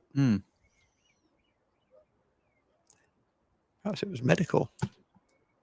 Pickle juice or something. Pickle juice. That's the thing, isn't it? Apparently so. It was beetroot juice a few years ago, but now it's pickle juice. They've just tried to make it more disgusting, I think, really. Jeez. No, thank you. Essentially just drinking vinegar, aren't you, I think, at that stage? Yeah, pretty much. James Harris to continue from the Lynn Wilson centre end. Kieran Carlson is getting loose. I think, Rowie, he's just had a bit of a bowl on one of those. He's got to be bowling pretty practice soon. strips. For sure. Short ball from Harris, and that's pulled away by Vasconcelos, down for 1. The fielder down on the fine leg boundary.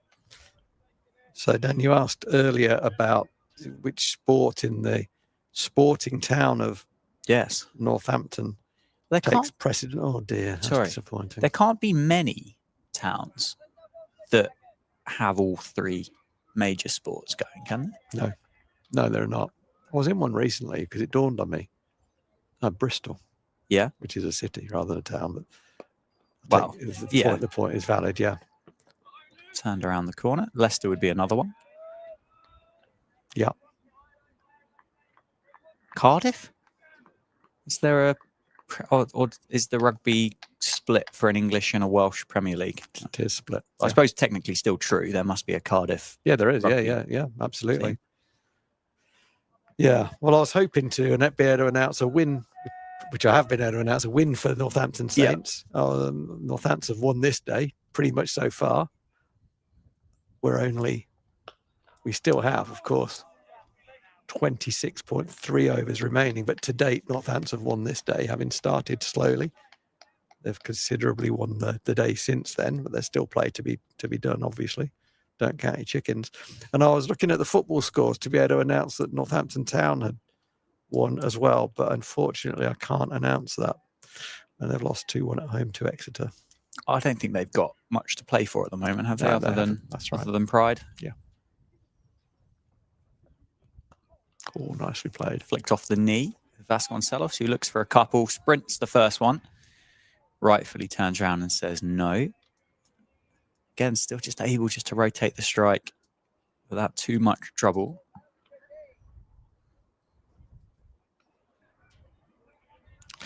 What I haven't seen any great sign of is a one side of the wicket policy. So they've tried to bowl straight, haven't they? We've seen split fields, 5-4 fields a lot. Yep. And that has not worked. You'd have to say that has not worked. Sure. In terms of drying up, Yeah, that hasn't worked.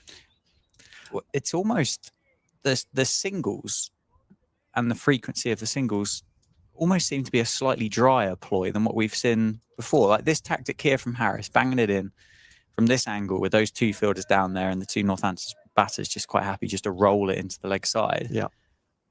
Dare I say it, feels slightly more restrictive than what we saw from the previous over from James Harris. But you only need one of those to go for 4 and then it looks a shocking play. Yeah, but it hasn't happened. Agree. It hasn't happened yet. But it will, because that's the nature of bowling short. It does miss that man frequently at fine leg.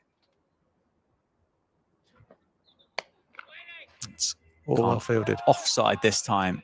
And a good diving stop by, I think, Kieran Carlson. Just having a lay down on the edge of the square. Is he going to bowl now, or is it still going to be Mason Crane? Mason Crane is striding over with purpose. I think it is going to be Crane, isn't it? Looks that way, yeah, it does. Oh, yeah, so another dry plan is to bowl one side and hold your length. Oftentimes you'll see that employed. It's more of an Australian tactic, that, where there's more, and I think in particular, well, there's a lot behind this. The nature of the way they play the cricket and so on and so forth. But I think the wickets in Australia kind of lend themselves a little bit more to that one side, bowl 5th stump, hold your length, because the length can still be dangerous. On this wicket, with the ball at 58 overs old, doesn't really hold the same threat. So it's tough. It's tough going for Glamorgan. It's tough going for the captain. He hasn't been able to get that partnership together with bowlers that have both bowled well at the same time. Yeah. Sweep. Oh, and that's out. Proctor has gone for the sweep. He's middled it straight at Billy Root, who is round the corner at square leg. And Billy Root almost palms it back up to himself. Luke Proctor's hit that so well. Proctor was slow to get up out of that shot, wasn't he? He can't believe it. It's another 50 for the start of the year for Luke Proctor. And another one where I think you might be saying, oh, he's missed out on one there. Yeah, I'd say so. He looks furious with himself. That was either the first or second sweep that Luke Proctor has played. Decided to take that option on. He's banging his bat against his pad as he walks off. He's really, really annoyed with himself. I think it was the choice of shot that he's probably more concerned with than anything else, because he was scoring very freely against Mason Crane with no risk, just turning the ball with a straight bat into the onside and missing that fielder frequently. He's taken a more aggressive option. He hit it hard, and whilst it was a juggle, it was a good catch because it was really motoring, and Billy Root did well. What he didn't do once the ball bobbled, he didn't panic. And you often see when the ball bobbles, the fielder tries to grab it. He didn't do that. He just let his hands go soft and basically let the ball fall into his hands. Vasconcelos greeting his new partner Karen Nair and just indicating that Mason Crane's bowled a couple of flippers by the looks of that. He sort of indicated front of the hand a wee bit, and we can't pick that up from this distance. But sad to see the end of the Northampton captain Luke Proctor played a very big part of that nearly 200-run partnership. But they batted very nicely together. What it does do, though, is brings Karen Nair to the crease, and this guy is poetry with a bat in his hand. He is so good to watch. Certainly is. Even better than that catch he took at first slip earlier on today. It's given Glamorgan an opportunity to attack, though. Short legs gone in. Fielders have come in off the rope as well. Karen there being welcomed to the crease by said fielder under the lid. Made 4 Middlesex last week. 41, that was just like a Rolls Royce, wasn't it? Yeah. Before he just got an inside edge off Toby Rowland Jones. Good start by Mason Crane as well. For Karen Nair's first one, I'm sure won't be fazed by the task at hand here. What a lovely time to walk out to bat. Oh my word, how has he played that shot? Yeah, that's a great shot. Chris Cook's reaction there, I think, speaks volumes. He's played that backwards, Rowie, through the legs of Chris Cook. He has caught up with it. It's a caught up sweep. Yeah, that's second ball. Yeah, the straight drive behind the wicketkeeper. That's full face of the bat that he's played that. Yeah, with. he's hit that hard. Yeah. That's gone straight through the legs of Chris Cook, who can't believe it. I don't think I've ever seen that shot before. Certainly not go that straight anyway. Mason Crane obviously gave him the opportunity to play that shot, but incredibly well executed. And as you said, second ball of the innings. Yeah. 211 runs on the board when he walked out to bat. And yeah, what a time to walk out. The sun's shining in Northampton, 25 overs left in the day, and your Indian overseas walks out to the crease with a test match 100 to his name. I'm told by Ben Sanderson that there's a ping pong table being put into the old bowls club, which is becoming sort of a recreational area for the players. And there's a ping pong table being planted in there for their enjoyment and recreation. And I'm told that Karen Nair is the man to beat on the ping pong table. Okay, it kind of doesn't surprise me. It just looks like a guy who's just good at everything. Yeah. I can tell you that Ben Sanderson's quite good at darts. Is he? Yeah. Good arrows. Good arrows. Yeah, he Rob Keogh wasn't particularly thrilled by the competition on media day. Okay. Video's not come out yet. Okay. But Sanderson did quite well. I'd say the rest of the wall around the dartboard looks like it's had a fair bit of use. But I'm rest assured that isn't from the players. I was in Leicester recently. I went to see Paul Weller, and big Paul Weller fan, and was in a restaurant having some food before the gig. Come back to that. Well, that's a great take by Chris Cook. It was a good take. No bad on it. It was an early evening bit of food. So the restaurant was pretty quiet, but in walks Martin Van Guren. Oh, yeah. And he's loud. Is he? Crikey. He was over the other side of the restaurant and I could hear almost every word he was saying, yeah. Bit of a shouter. But he can throw an arrow. So I understand. He's quite good at the darts. Yeah, arrow.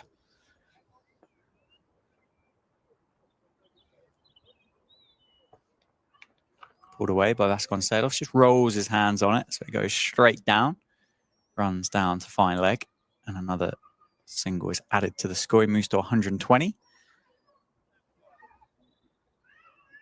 If I knew anything about darts, I'd make some kind of pun there as to where you'd need to throw your arrows to make 120, but I don't. So you probably do. It would require me a lot more thought than what I'm prepared to. 2 treble 20s. That would help, wouldn't it? Yeah. Yeah. That'd do it, actually.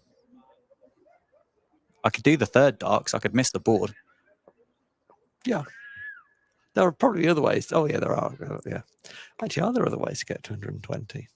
No, because it's the maximum you can get. So that's the only way. Well played, Karen there. Just opens the face on that one and runs it down to deep third. Or 3 double tops. Or 3 double tops. That one could be pushing my skill set. Yeah. I saw someone go recently finish 125. They went bullseye, 25 bullseye.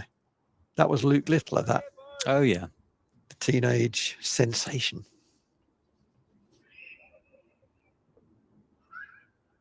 Looks like Harris is going to continue with this short ball tactic. As I say that, he pitches that one up. An appeal and a well fielded from the Glamorgan teammates. I don't know whether Harris did get any fingertip on that, but Karen there was back in his crease anyway. For the players' recreation, they've also got a putting mat. Oh, yeah. Oh, wow. Never allowed in my day, although we tried to chip a few times, but some windows got in the way. But you'd never not be in there, Rowie. A putting mat. But I know a man who's looking for a putter who might just be liberating the putting mat from the changing room. He shall remain Rory Kleinveld. So if the putter goes missing, that's where you want to look. As Rory is obviously over from South Africa, and he's looking to put a set of clubs together. He told me last night he's assembling. Got some irons. He's got a 3-wood, but he wants a putter. And he likes the one. Oh, he likes the one that is being used for a bit of recreation. Surely that's bad form to take it out the rec room, isn't it? I've just dobbed him right in there as well. Down the leg side and a good take. Missed out. Yeah, he's gutted, isn't he? The head got thrown back. End of the over. Dot ball to finish. 60 overs gone now in Northamptonshire's first innings. Remarkably, still 24 overs remaining in the day. Yeah. If we're going to get them. It is 25 to 6. What time did we go off yesterday? It must have been about 5 to 7 because I'm sure I walked out the ground at about 7:30. Yeah, I can't remember, to be honest with you. Seems like a long time ago now, doesn't it? We definitely stopped with about 3 overs left, didn't we? Yeah. The floodlights haven't come on yet today. I mean, it's still lovely outside. Temperature-wise, not so much, but visually, stunning day. No, it is cold. I got a question earlier from one of our regular viewers who asked about the effect of cold, sort of on the morale, really, of teams at this time of year out in the field, and whether it affects them or not. And it does. Yeah, it really does. Players hate being out in the cold. I don't think anybody likes being out in the cold. And because the ball, the cricket ball is a hard thing, apart from the kookaburra. The cricket ball generally is a hard thing. And your hands are cold, and those two things are not a good combination. It's nicely bowled, nicely pushed up to mid-off. We had, a few years ago, we had a pre-season friendly 2 days of cricket against Middlesex. The idea was they'd bat one day, we'd bat the other day. Yep. It didn't rain, it didn't snow, and it wasn't hugely high winds, but on both days, play was suspended at tea because it was just so cold. Wow. And the bowlers couldn't feel their hands, couldn't hold the ball properly. And it was just decided by a nod, really. And I think this is just crazy that we walked off both days. So I guess there is a limit on temperature at which cricket can be played at. Sensibly. I mean, obviously you can play in anything, play in the Arctic Circle, but sensibly, it's got to be a certain temperature for you to be able to play. Yeah. But it's a seeping cold as well, isn't it? It kind of gets into your bones. It's not kind of shockingly cold. When you're out in it for a while, it just gets into your bones, particularly when you get a bit old, as I am. That's nicely bowled. I think Crane already he's bowling better at the right-hander, actually. Yes, he has picked up a wicket, but that was a bit of pilot error on the sweep. Bit of pilot error on the sweep from Luke Proctor. But Crane, 2 balls to go of this over, which is his 10th over, is bowled better to the right-handed Karen there, who hits that one very, very hard. Well fielded at extra cover by Kieran Carlson. 9.5 overs, no maidens, 1 for 37. The 1 is important, no doubt. That was the captain, Luke Proctor. So the last ball of the 10th over from Mason Crane is defended quietly back down the pitch by Karen Nair. So that's 61 overs gone. Northants on 217 for 2. Vasconcelos on 120. Karen Nair fairly new to the crease on 5. The lead in the context of the game is the important number just now. The lead that Glamorgan still have, having been dismissed earlier today for 271, gives them a lead currently of 54. Obviously, Northampton have got 8 wickets remaining. Can we have the lights on? Tell the ground staff, can we have the lights on? Is the shout from Sue Redfern, the umpire, over to the groundsman's hut. I can see movement over to the big red metal cage where the wires and levers and pulleys and meters are kept to switch the lights on. So they'll be on very shortly. Just to brighten things up a little bit, and hopefully to brighten things up from Glamorgan's perspective is James Harris. He bowls over the wicket to Vasconcelos, who turns it firmly into the leg side. It's well fielded by Billy Root. He's managed to keep his energy levels pretty high through the day. It's not always easy, but he's a chirpy guy. We've mentioned that a few times.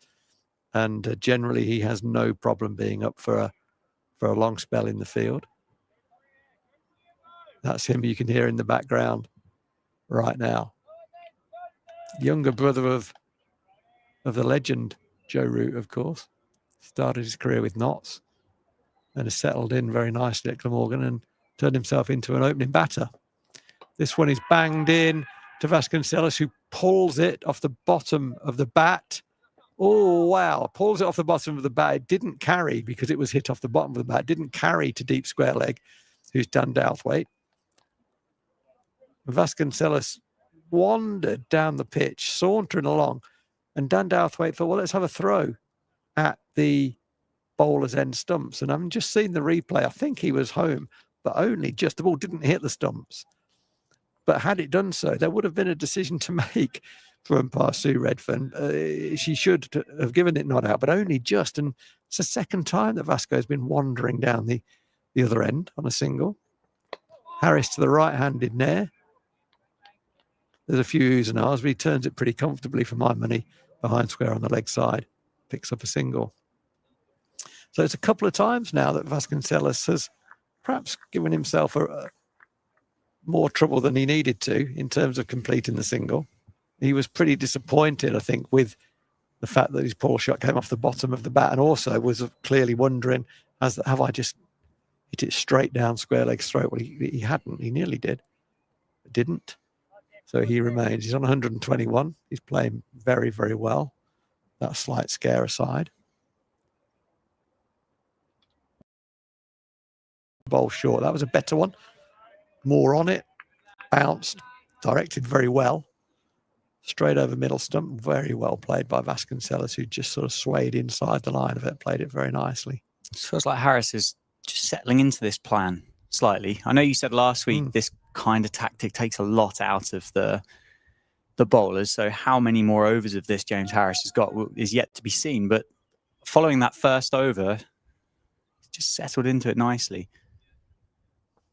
It was a slower ball. Well, we talked in the games played with the other ball about the white ball skills being employed. That was definitely a cutter. Didn't quite land where Harris wanted it to. It was a little bit shorter. The lights are now on. Come on, just a little bit preemptively there, haven't they, I think? Because I wouldn't have said it got particularly gloomy out there at all. It did surprise me. Yeah, I have to say. But it's good that they're available. We talked about availability. We won't go into that again.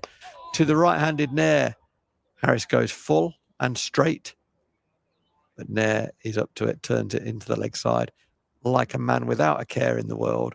Whereas a number of the Glamorgan fielders, including the bowler James Harris, thinks that would nearly snuck through and cleaned him up, or LBW. But I think that was a bit of window dressing, really. Nair was never in any trouble for my money there. 2-2-1 for 2. Not quite a Richie Benno.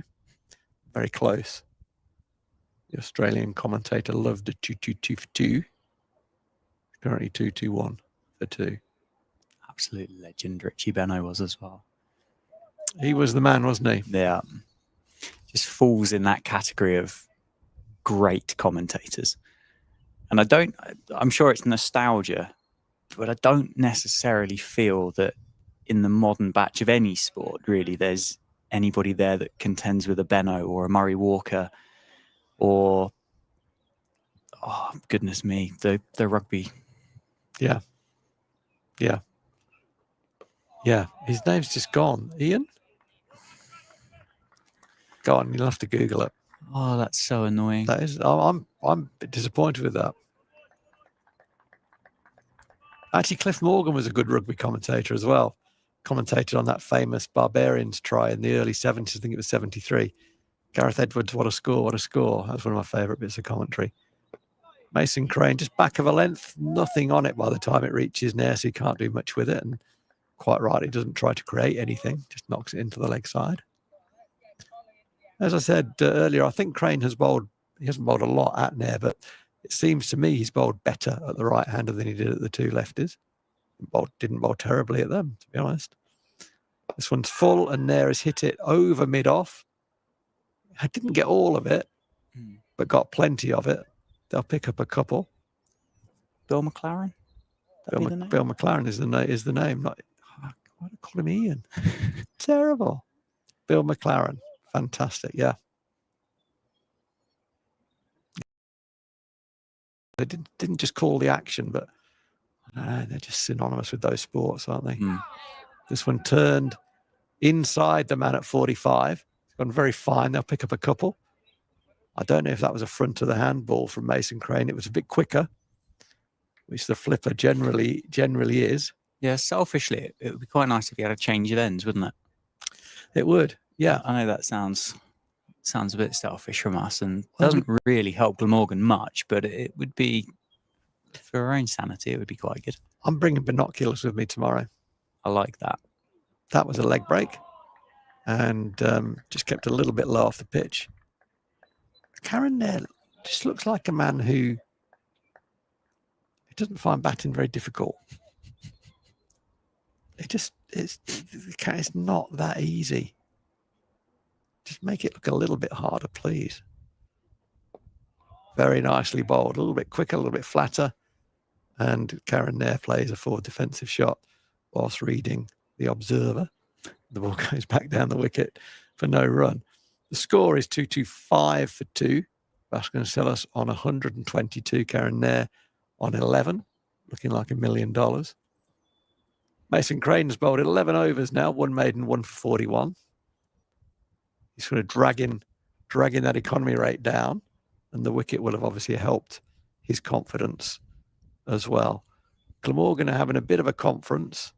I suspect this is a let's not bowl too many overs tonight conference more than much else. I suspect. Well, they're only one behind at the moment. Yeah. I mean, they're going to struggle, aren't they, to get... Well, sorry, not they, but we're going to struggle to get 21 overs in That's not happening. before close. I can't see that happening. Almost every conference that I've seen from Glamorgan has included clearly on obviously the captain, but he's gone to Carlson very, very frequently for input. Whatever was said has resulted in James Harris continuing from the Lynn Wilson end, and that's where he needs to be, on the money, line and length. Guess what's happening down at third man? Mir Hamza's getting loose again. Correct. He has done all evening. He has, but he is getting loose, and it looks like it's the I am getting ready to bowl loosening routine. Field placement here with the four fielders, in fact, on the boundary behind squares, just allowing Harris just to bowl that back of a length, isn't he, and shorter. That's cut away very nicely by Ricardo Vasconcelos, who adds another one.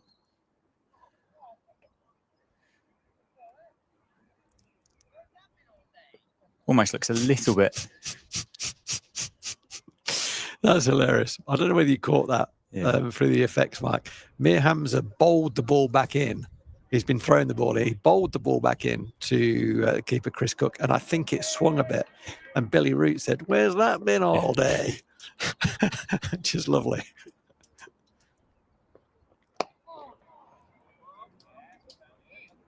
Yeah, actually, the breeze has just dropped, hasn't it?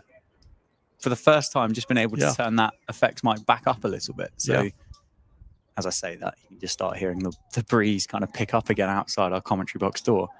But it's a really good effects mic, and on a still day, you can actually take yourself into the middle with it, which is really nice and quite surprising actually when you look at the size of it.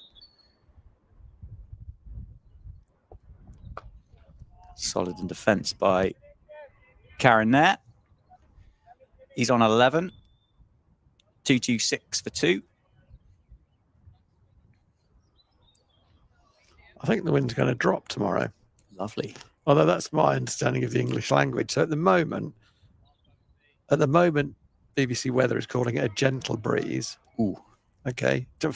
Right now, this is. Okay. So now, I'd like to ask the Glamorgan players how strong they would consider this breeze to be. No, actually, I'm going to back off that. See what you think. I think I've gone early on that. So, oh dear. Yeah, I think so. If this what we're currently enjoying, yes, in inverted commas, is a gentle breeze, yeah, and then tomorrow is a moderate breeze. Moderate's more than gentle, isn't it? Well, I would be in agreement with you. Yeah, yeah, I think so. Yeah. Oh dear. It might be my GCSE English failing me though. Whether I haven't interpreted the English language quite correctly. There's every chance. 2 slips in place for Karen there. James Harris the bowl to as he runs in from the Lynn Wilson centre end. That's full face to the bat. Nonchalantly defended back to Kieran Carlson. End of the over. It's a sprinting Glamorgan 12th man. Picks up the helmet, makes his way off. So that says to me that Mason Crane is going to stop. And I think Mir Hamza is going to replace Mason Crane from the David Capel end. I mean, I would imagine it's not a simple, straightforward equation for Sam Northeast in terms of rotating his bowlers and so on. But I would imagine that part of the reason that we're seeing Mir Hamza at this stage is to try to remove Karen there before he gets going. Yeah, I would imagine.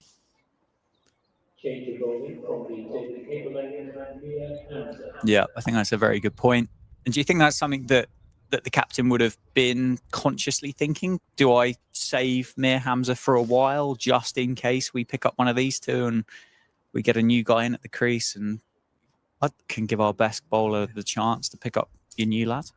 I mean, I think yes and no. Yeah. Probably not overall, but once the wicket's gone, it's then okay. So I think I need to get him on pretty soon. So a bit of both, really, I would say. He almost goes Yorker length there for Vasconcelos first up. And Vasconcelos defends that one into the leg side.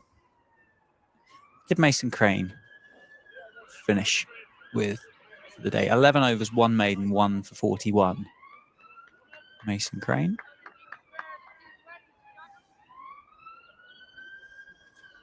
Yeah, it's sometimes it can be difficult, kind of, with the spinner, because it doesn't necessarily reflect how well or poorly a spinner has bowled. It can reflect how much the team didn't want him to bowl at them and therefore attacked him. Nice looking shot down the ground by Vasconcelos, but tidied up at mid-off. 123 now for the Northamptonshire opener. Looks like they've been able to just slow him down a little bit as well. I'm sure losing his partner, Luke Proctor, there has probably had quite a significant impact in that, but seems to have just slowed it down a touch. 3.5 runs and over is the run rate for the innings so far. That's nicely placed by Vasconcelos, who'll look for 2. There's Zainul Hassan out there doing the fielding, and he's lively across the outfield, isn't he? Covers a lot of ground and covers it quickly. He does, yeah, very quickly. I thought initially, as the ball was struck, I thought that might cross the line for 4, but he moved to his right really very quickly, didn't he? He did indeed. 2 slips in place. Colin Ingram at first and Sam Northeast at second. As Karen Nair will face up against Mir Hamza for the first time in this contest. So these fielders have just converged slightly on the Northants number 4. Got a catcher in at mid-wicket, and you've got another mid-wicket almost just over the shoulder. And he gracefully drives that one to the cover fielder. Just elegantly, wasn't it? Just almost stroked it to the... You could argue and say that the body weight didn't go fully into the shot, but almost the hands look so graceful the way that ball just travelled off the face of the Grey Nichols. Yeah, he shouldn't be entitled to hit the ball as hard as that. Such little effort and weight transfer, but he does. He finds the gap between the two of them, and that's really well fielded at mid-off. Covers a lot of ground to get round to that. I think that might be your mate Kieran Carson, isn't it, there at mid-off doing the work. He's been good, hasn't he? He has. Not been called to bowl just yet. I'm sure he would have been in the mind of Sam Northeast, though, to have had a bowl if required, but they have got plenty of seam bowling options in the ranks at Glamorgan today, even with those injuries that the squad is currently suffering from. That's a dot ball to finish the end of Mir Hamza's over in this spell. The stream is powered by Daffabet here at Wantage Road, and if you'd like to get in contact with us for the 19 remaining overs of the day, you can do so via Twitter at NorthantsCCC or via email stream at nccc.co.uk. If you'd like to pose any questions to the pair of us, or if you'd like to share your thoughts and comments about the game, or anything really. Oh, anything. Just send it in. Anything. Just send it in. Recipes. Yeah. Knitting patterns. Anything. Well, maybe not anything, but yeah, almost anything. Anything within reason. Yes. Zainul Hassan is going to take over from James Harris from the Lynn Wilson centre end. So far, 6 overs, no maidens, none for 22. For the Glamorgan opening batter, he's going to have 2 slips in place for Karen Nair, with a catcher in there at short cover. Glamorgan feel that Karen Nair might have a tendency just to pop one up. As it is, he guides that one to point and practices the shot that he wish he would have played and just run it off the face of the bat down to deep third. It's I said earlier that David Capel would look quickly at a batter to see how much time they had and how many times the ball hits the middle of the bat. And as that one doesn't hit the middle of Karen Nair's bat. It kind of allows me to say that most balls do. Yeah. And that's an underrated skill, I think, in batting, is to get the middle of the bat on the ball. And time, he has ages of time to play. That's a nice, this isn't the contest, this is Hassan, but nice, and this is a decent contest as well. But Hamza against Nair, you got two guys at the top of the game there. Yeah, of course, that's driven square, and that's going to beat the fielder. I think that's going to be 4 as it races up towards the coffee van that looks like it's shut up for the day. And that's going to be 4 for Karen Nair, 232 for 2. I'm going to try and look at the replay very close. It looked to me like he opened the face on that. Yeah, he kind of did. There was a bit of an ooh and an ah, but that ball has sped away over the outfield. Yeah, so the point I was trying to make earlier just then was Hamza, current Pakistani international. Karen Nair, not currently an Indian international, but only because they got so many in terms of talent. He's got a treble 100 to his name in the not too distant past. So you've got 2 guys at the top of this game, and that's a real treat. It's not a big number in the ground currently. It's freezing cold, which is understandable. But if you are watching on the stream, and maybe if your knowledge of international cricket isn't strong, that's absolutely fine, of course. But be under no doubt that you're watching when Hamza bowls at Nair in particular. That's 2 top international cricketers in combat. That's not to decry the others who are performing in this game, but both overseas players. You're allowed a couple, and they're a couple of the top draw in the game that you'll be able to watch.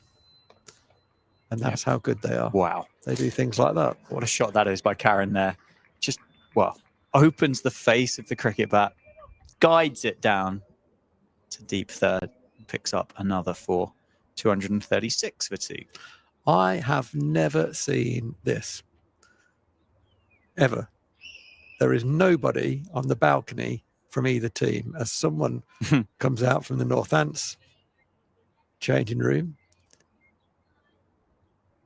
I used to be critical of our lack of balcony presence. Yep. I've never seen none from either team. But there is one there now. And Vasconcelos calls Karen Nair through there for a single. Someone's listening. Someone else has come out. There's 2. Don't upset Rowie. Do it on, do 5 overs each. I think it does highlight just how bitterly cold it must be out there. And it's not to say that, as you said. It is bitterly cold, but, there's 2 blokes out there fighting for the team. Yeah. I'd like a little bit more visible support. And I'm not just saying that having retired and it's with impunity. I used to. It's warm in the box today, I used to say it's lovely. Lovely, yeah. I used to say that a lot and try and get guys out when I was over that side of the ground as well. So come on, boys. There's only 18 overs to go. Only. Get yourselves out there. Lovely new changing rooms as well. They are at Northampton. They've been significantly upgraded since I left. And they're lovely. Very comfortable. Very big, and warm. Very comfortable, very big, and difficult to leave. Yeah, well, here is this matchup that you were talking up in the last over. Mir Hamza to Karen Nair. Karen Nair to the task, drives that one out to Zainul Hassan, who's fielding in the covers. Nice looking shot from Karen Nair. Ball certainly not offering much, if anything at all, to the Glamorgan seamers at the moment, is it? Yeah, and it hasn't done, has it? When was the last play and miss?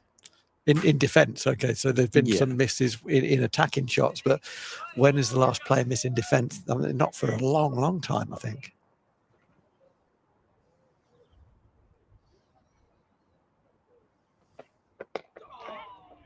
Karen calls that one through, puts the fielder under a bit of pressure. Vasconcelos responds. Northants rotate the strike. One more added to the score. Yeah, it must have been early afternoon session, mustn't it? Possibly in that second Mir Hamza spell. What have you just done there, Phil? We don't need to. That's a grimace. We don't need to share that with anyone. That's a grimace of pain from Phil Rowe. It can stay between the two of us. Actually, to be fair, I said lack of balcony presence. I said there were none. We'll watch this ball and then I'll just correct that statement. Oh, and that is a genuine edge. It's flown past Colin Ingram at second slip. Vasconcelos, and it's running for you. It's running for you. 242 for 2. Okay. It was a forcing shot from Vasconcelos. And the ball would have carried easily to second slip. There isn't a second slip. There's a fourth slip. Yep. There's a gamble slip at fourth slip.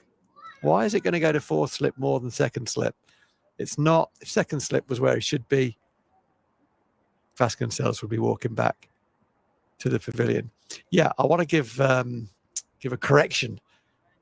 I mean, actually, there was nobody on the balcony, so that's a statement that was factually correct. Yeah. But one of the reasons for that is that the Glamorgan coaching staff are on the boundary edge. All three of them have gone for a wander, so they are present. They are out there. They're closer to the action than they would be if they were on the balcony. So absolutely, they're supporting their team out there. So good on them. And another one. I think Northeast has got a fingertip to that one, but it's going to be the same result as it trickles down towards the boundary in front of us here at the Limwelson Centre ends. Vasconcelos adds another 4 to his tally. Almost deja vu cricket there. I think Northeast did get a couple of fingers to it, but not enough to stop it going for 4, and certainly not enough to catch it. He's shaping away from the left-hander, isn't it? Very gentle and from the hand, but it is providing a little bit of encouragement for Mir Hamza. But why is he not a second slip? You know, he's now come closer, hasn't he? He's closed the gap. But if he was in the right place, that would have been 2 chances consecutively. That's straighter from Hamza, and Vasconcelos just defends it back up the ground. It'd be one of those that you take 1 step to your right and the next one goes where you were stood moments before, wouldn't it? And you know, you can't do anything about that. No. But if you think you're going to get an edge, the edge is more likely to go to second slip than it is to fourth. You know, has Northants had 4 slips for a while, then they had 3. And I know that there'll be a school of thought that Northants had too many slips for some time. But that just doesn't make any sense to me. Yeah, defended again by Vasconcelos. Dot ball to finish the over. 246 for 2 off 67. 17 overs remain in the day. Sam Northeast, who is the captain, who decides where people stand in the field, he is thinking about the 2 chances that would have gone to second slip had he been fielding at second slip, which he's been doing for the majority of the day. Late in the day, he's decided to go to fourth slip. I said earlier that as the ball gets older, you generally go wider, but your catches are your catches, and that's just gamble. That's a gamble. If you got a first slip and a fourth slip, and the ball goes to fourth slip, that's just chance, really. Yep. You know, that's just chance. You've got to try and get the basics right. But anyway, it's not the first time that's happened. It won't be the last. It is part of the modern thinking. Fairly wide there from Zainul Hassan. It's just watched by Karen there. 2 slips and a gully in place for Karen.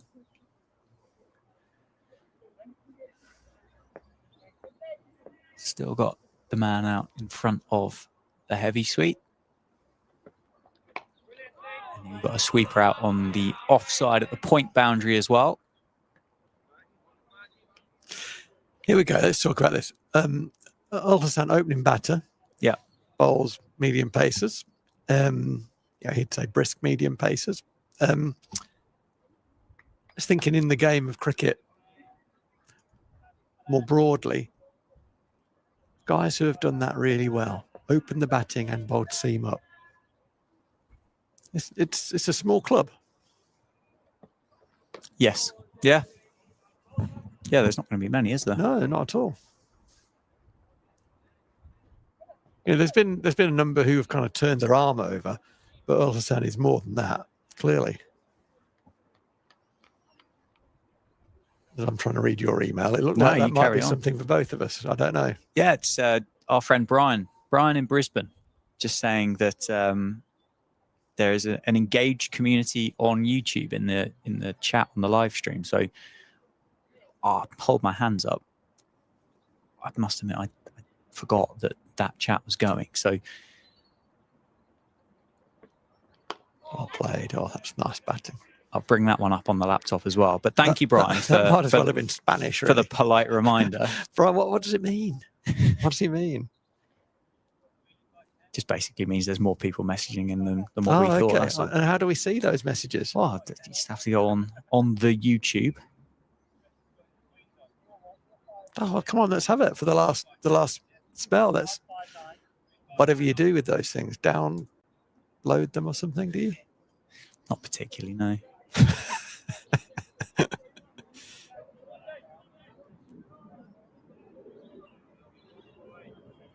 It's bright out there now.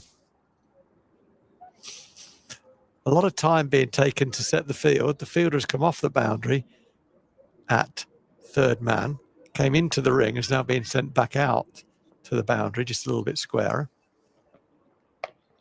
Nicely bowled. Or hit the stumps. Vasconcelos declined the run. Carronero is a fan of the single square of the wicket, isn't he? He enjoys that run. He ran one, half and half, and Vasco didn't. So is this it? Yeah, this is it. Okay. So here is Brian in Brisbane. The cloud is coming over from the right-hand side of the Lynn Wilson end. So apparently there might be a bit of overcast conditions coming our way, although it still looks cracking out there at the moment, doesn't it? Currently, yeah, very good. Oh, that was that a swing? That swing a bit late? A little bit. Dr. Torag is here as well. What are you saying to me? No, I'm just saying Dr. Torag's here. Look. Oh, right. We're always here, Dan, he says. Always listening. 249 for 2. This is fascinating. We've been denied access to this all day. No, we haven't. We just didn't know. We forgot. Yeah. Okay. Well, you didn't know it existed, to be fair. Don't ask the players about the breeze. I can't read that. Where are we They're looking? moving about. Ask us. They're moving. Yeah. Okay. I made reading look like an impossibility there. Yeah. Oh, yeah. Well done. If you're in the crowd still, that's a fantastic effort because I can imagine it is absolutely freezing out there. So good on you. No, we're having no Toby Williams slander in the chat, AB. Not getting on board with that one. Hiding his identity behind some initials, but it's not that well hidden, is it? Really? Didn't get past you, did it, No. Clouseau? Ooh, it's been a long day, but I'm still on form. Well, as sharp as you've been all day. Well, yeah, that doesn't take much, though, does it? Well, it's a relative statement, isn't it? Round the wicket from Mir Hamza. He loves bowling. I reckon this bloke goes home and has some food and goes out to a local cricket club and bowls, you know. He's one of those, isn't he? You just know he is. He just loves bowling. And he's bowled very, very well without reward so far. Oh, are we going to have another look at a cricket ball? Oh, are we? Kieran Carlson is doing a handstand at mid-off. There it is again. I've seen better. I've seen worse. I reckon that's a 7-second handstand there by good Kieran effort, Carlson. wasn't it? It's Yeah. pretty good. Yeah. Oh, no, it was just... maybe the cricket ball just needed a manicure or a pedicure there. Ah, okay. One of my favourite all-time cricketers used to do handstands and cartwheels in the outfield. Do you know who that was? No. That's a big field to shoot at, isn't it? Derek Randall. Okay, yeah. He's one of my favourites back in the day. Rags, as they called him. Down the leg side, and good take by Chris Cook. That's one of those moments with Kieran Carlson doing a handstand there that you could forgive the 9-year-old that might be drifting off on a Saturday morning. I don't know, maybe picking a dandelion or whatever. Yeah. You can forgive the 9-year-old when the professional cricketer's out there doing a handstand, can't you? I like it. Yeah. I mean, he has, to use the parlance, he's put a good shift in for his team today, hasn't he? Yeah, he has. He's been vocal, he's been visible, he's been in every huddle. He's been ball manager, ball polisher. He has kept his energy levels up, and he's having a wrestle now with Billy Root, who's also kept his energy levels up, which is not always easy. People might say, oh, come on, Phil, they're professionals. They are professionals. They're also human beings. It's been all cricketers around the country have spent a lot of time in the field over the first 2 rounds of championship matches, and this also looks like it's going to be a long time in the field for Glamorgan. At the end of a long, cold day, and they're still going. It's good to see. Nicely bowled by Mir Hamza. Pitched and I think offered to come back in. Thick inside edge into his boot by Karen there. See if there's any swing there. I kind of feel there's been a little bit. Well, not really, no. It's just coming with the arm, isn't it? I think that one. Yeah. Not to say that a couple of the others haven't offered a little bit. Yeah. But I think that one in particular has just come in straight from the hand with the arm. And almost done Karen there on the angle. I don't know whether Mir Hamza just pushed himself a little bit wider on the crease to create a slightly different angle on that. Yeah. On that one. It's nicely flicked away, isn't it, into the leg side. Dan Douthwaite is down there to tidy up. So just be a single added. And it will be the 250. And that is the first batting bonus point for Northamptonshire. Excellent. Mission accomplished. There's got a glare coming from, is it from the coffee van? It is from the coffee van, Gee whiz, that is strong. That glare is strong. Do you know what? You wouldn't want to be a batter. I know they're not bowling from that angle, but you wouldn't want to take a glance over to the offside, would you, at the moment? Certainly wouldn't. It'd take you a while to lose the... You almost get kind of like fluorescent spots in your eyelids, don't you, at that point? Yeah, it's like don't look at the solar eclipse, isn't it? Exactly. They're slightly less frequent than the sun shining on the coffee van, mind you. 1 run added. Vasconcelos rotates the strike and keeps the strike, in fact, as it's the last ball of the over. 69 overs done, 251 for 2. Vasconcelos 133. Karen there 26. Well, this partnership already 40. How many balls has Karen there faced, Dan? 43. Okay. 26 or 43 with 3 fours. What's happening on the chat box? GT room download interchange. Let me read them. I'll proofread them before I start reading them, just in case. Very wise. Is Zain Hassan he is about to bowl. I will save this for a moment. He does. That's well bowling, but also well batting by Vasconcelos. Turns it firmly through the onside, picks up a couple. Lovely bit of timing. Tom, loving the comms, guys. Watching at home now and finally defrosted. My 3-year-old kept himself warm with his constant 4 signals. Tom, you should have joined in. Lovely. That's nice to see the youngster coming over here, about a youngster coming up to the ground as well. That's great. Well, they're all youngsters to me. But... nicely bowled again. Just removed the bottom hand from the bat on contact. Suggested it just bounced a wee bit. No lack of effort from Ul Hassan. He does run in, doesn't he? Yeah, he's put a good shift in for his skipper, hasn't he? Yeah, he has. And his county. I'm sure he wouldn't have bowled that much in his career. I think, what did we say? 5 over spells in those previous 2 games. Yeah. And so to be asked to come back for a second spell here at Northamptonshire, over the experienced Brad Will, Dan Douthwaite as well, it's a testament to his work ethic and the skill that he's shown so far. And then Graham as well is still thinking of an opening batter who also bowled quick seam up. Oh, yeah. So Graham's still giving it a... I'm sure Jack Callis must have opened the batting at one point in his career, but he was a number 3, wasn't he? Doesn't count. No, it doesn't count, does it? No, I was trying to get in on a technicality there, Phil. Could have developed that. Quickly shot me down, didn't you? Luke Wright, white ball cricket. Seam up, top of the order batter. Appreciate, again, I'm trying to sneak in on a technicality. No, that's allowable. I mean, it's cricket. It's white ball cricket. No, that's allowable. He was very good, wasn't he? Now an England selector. He is indeed. Of course. But yeah, no, that's good. I like that. Why? Why is it so rare? I don't know. a lot of effort expended on both, isn't there, I suppose? There is. Turned into the leg side, and that's going to be a slight misfield by Mason Crane. It's going to allow Karen Nairn to come back for a 2. They're going to go Vasconcelos' ends. Well, by the reaction, that wasn't far away, but don't know how close that was or wasn't. As it is, 2 more have been added to the score. There has been, I mean, I don't know this for sure, but I'm going to say it anyway, that I think there has been a team message that throw at Vasco's end, I think, because they have done that a number of times, and he's encouraged that as well, actually, with some of his sauntering around. Strong arm, Dan Douthwaite. He's a strong young man. Nicely bowled again to wrap that over up. That's Ul Hassan's 9th over, none for 38. Yeah, I think it's I guess, you know, opening the batting is they're all specialist roles, aren't they? But that is a particularly specialist role.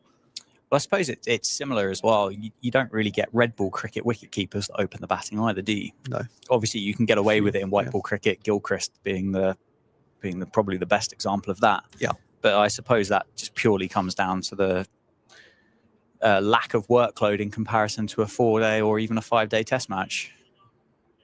There's got to be one. There's got to be. Surely. There's got to be. Well, Zain Hassan is 1. So therefore, there's got to be 2. Alistair Cook, does he count? No. 1 test wicket to his name? No. He's got 1 more test wicket than you and I combined. Yeah. Doesn't count. Okay, fine.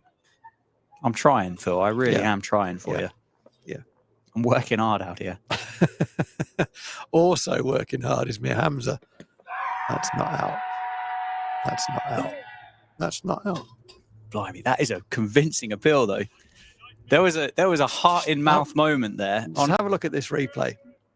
This is never out. It's just not in another set. That's a shocking appeal. Proper umpires, great decision. Here We go. Here it is from. No, that's a shout. Look where the keeper's going. Look. This is a Saturday afternoon.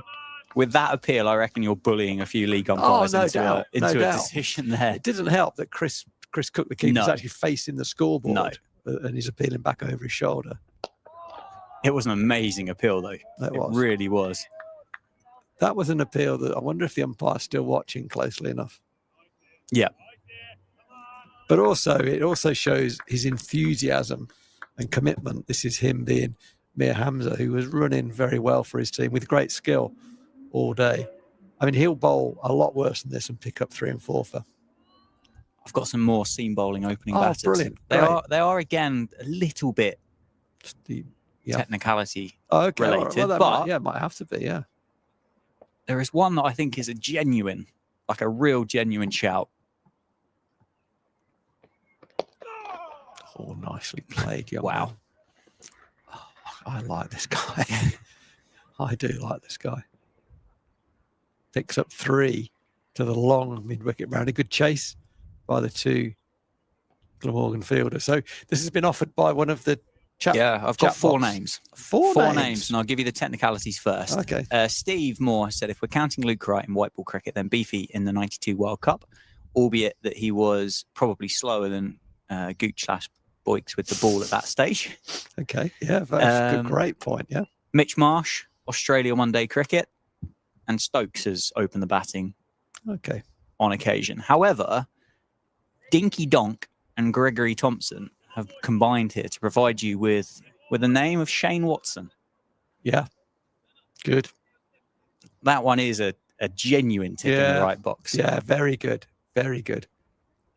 Thank you very much for those contributions. Keep them coming if you got more. That's great. This YouTube chat's good, isn't it? We should have been looking at this for the last 6 days. Good idea. I don't know what it is, but it's good. Cheers, Brian. We've got to keep our concentration, Daniel, as have Ricardo Vasconcelos, who's on 137. Chanceless? Question mark? Chanceless? There was that flashing drive that Sam Northeast got some skin on. So I think he did. I think he may have done. It looked like he certainly took a little bit of pace off of it, didn't he? It did have that look. Pretty chanceless. You can't really have gradations of chanceless. It either is or it isn't. But was that a chance? I don't know. Good. I like that. 3 slips in now as well for Mir Hamza. Bought the edge, didn't he, for Vasconcelos twice in a previous over that we were just speaking about. And so at this point, Sam Northeast has decided that the ball can go to second slip. You with me? Are you? Yeah, I'm following. Yeah, I'm following. You know, I mean, no, I know you're following. Sorry, Dan. I mean, what I'm saying is, do you agree with me? Yeah. Excellent. Thank you. That's good to know. Oh, that's good to know as well. As Vasconcelos rocks onto the back foot, pulls it to the occupied deep mid-wicket boundary. Ul Hassan, he doesn't like to throw Ul Hassan. It's a couple of times, both times he's run in with the ball. It's been the 6th ball of the over, but I'm querying. I wonder if it's the setting sun that Chris Cook isn't particularly interested in having the ball thrown through. Yeah, I'm looking after the wicket keeper. Good. Nobody else That's does. good. No, and Ul Hassan does as well, because a couple of times he's run in with it. When I see that, I wonder about someone's arm and whether they're just protecting it. But you're dead right. The setting sun, he is running with the ball. Good I think I've got a point that doesn't kind of argue against your thought with regards to second slip. Okay. But I think up to the point where Mir Hamza did come back into the attack, I don't think we did see a lot that would have gone through second slip from the Glamorgan seamers. Question from Phil Rowe. Yeah, I'll put my hand up very politely. But if it's not going to second slip, it ain't going to fourth slip. No, I don't disagree with that. That's my point. I don't disagree with that point at all. But I think it almost came as a bit of a surprise, I think. Yes, I agree with that. That it was a genuine nick and it did carry through to second slip. Yes. Which then Sam Northeast did adjust slightly. He did come a little bit narrower. Not narrow enough for the next ball. Glamorgan for the next time. Yeah. No, you're right. That's right. But I think it's certainly given him a little bit of encouragement to kind of go, okay, there's still a little bit in there. Yeah. Maybe regretting not bringing Mir Hamza back earlier. 71 overs have been bowled in this innings, so there's only 9 away from a second new ball. But I suspect Mir Hamza would bowl one spell, then bowl with the new one tomorrow morning. Yeah, probably. I thought you were going to say bowl both ends if he could. Well, I probably would as well, to be fair. But the point being, you know, as we've said before today, he's not a reluctant overseas bowler, far from it. He wants the ball in his hand.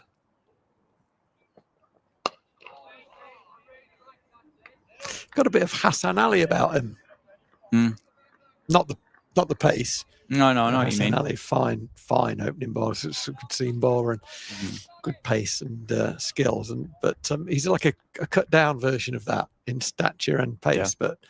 But that's a brilliant bit of business by Warwickshire to take him from Lancashire, really, wasn't it? Yeah.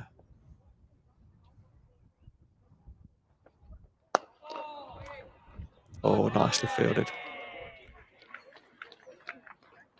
Vasconcelos again, just sort of throwing his head to the sky. Come on, Vasco. I think ironically, the run rate has just steadily climbed as the session's gone on. We're up to 3.6 now. It feels like it's just got a little bit harder for Ricardo since passing that 100. But he's still there. He's 138 not out. Worked incredibly hard for it, hasn't he? He really has. And there's a big appeal for RBW. Umpire Redfern says no. And you just mentioned the Hassan Ali. And there's a nice pose there from Zainul Hassan, which pitched outside. Are we saying? Oh, that's mine. I think it can be the only thing that it would have pitched outside. The thing that Ul Hassan has in his favour there is his lack of height. Really, which means even though the length of that ball would suggest it's definitely pitched outside leg stump, you know, because he's short, it might not have done. Okay. Are you with me? Yeah. So I think that was pretty close. I think that was pretty close, but there's doubt, and I think quite rightly the benefit of the doubt goes to the batter. A bit of bat on that one. Vasconcelos gets one and gets up the other end. Yeah, I think it did pitch outside. outside leg stump, although we've had a couple of very convincing appeals from the Glamorgan team in the last couple of overs, which has been great to see from a Glamorgan perspective, that the players are still there and they're still working hard and they're still engaged and enthusiastic, because it's been a long, firstly, this has been a long session. There's still 12 overs left in this. Just saw a replay down there of that appeal. It was a good appeal. Well, the point I was making, a taller bowler to hit that length and the ball to be hitting the stumps, the ball would have had to have pitched outside leg stump on the angles, but it was fairly straight. Good bowling. It's a question for Phil. Oh, and it's come with a winky face at the end of it, so I don't know whether it's a loaded question. Okay. Which player in the changing room most likes talking through their batting after a day's play? Will Vasco be giving his teammates a headache talking through every shot? No. Okay. No, he's good. He's good. Doesn't say a lot, Vasco. He's pretty quiet, private man. He won't. Yeah, he's not guilty of that. The one in my time who most liked talking about his batting, not in a boastful way, I would say, but just whether it was good, bad, or indifferent, would want to talk about it, and did, no matter who wanted to listen or didn't, was Richard Levy. Okay. Yeah. Richard would be a bit of a chatterbox. Yeah.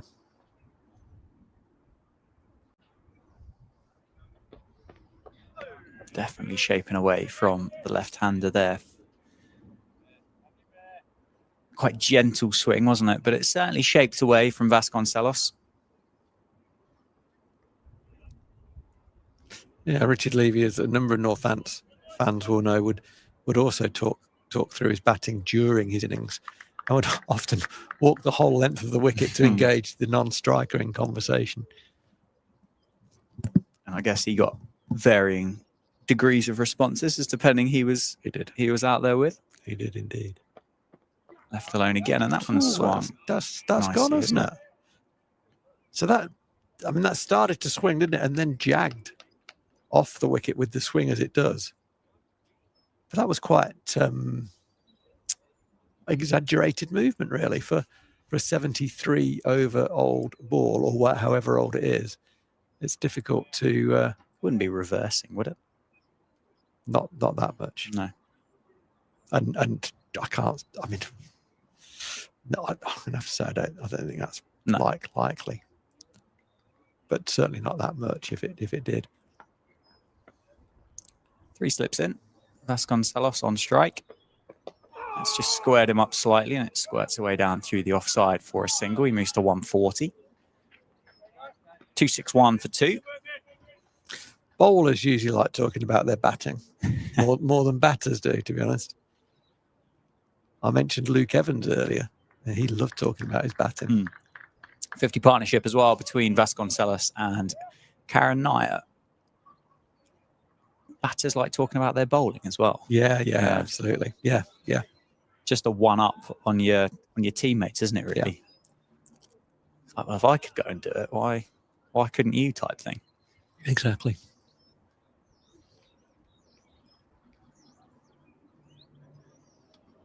Suggestion that Richard Levy wanted to talk about it until he suggested he'd maybe made a mistake and then got the grump. I couldn't possibly comment on that. That's superb from Karen Nair. It's going to run up the hill. It's going to give James Harris a long old chase at the end of the day, isn't it? Who I think does incredibly well to stop that reaching the rope. Karen Nair is going to add 3 to his tally, but just lent on that perfectly, didn't he? Wow.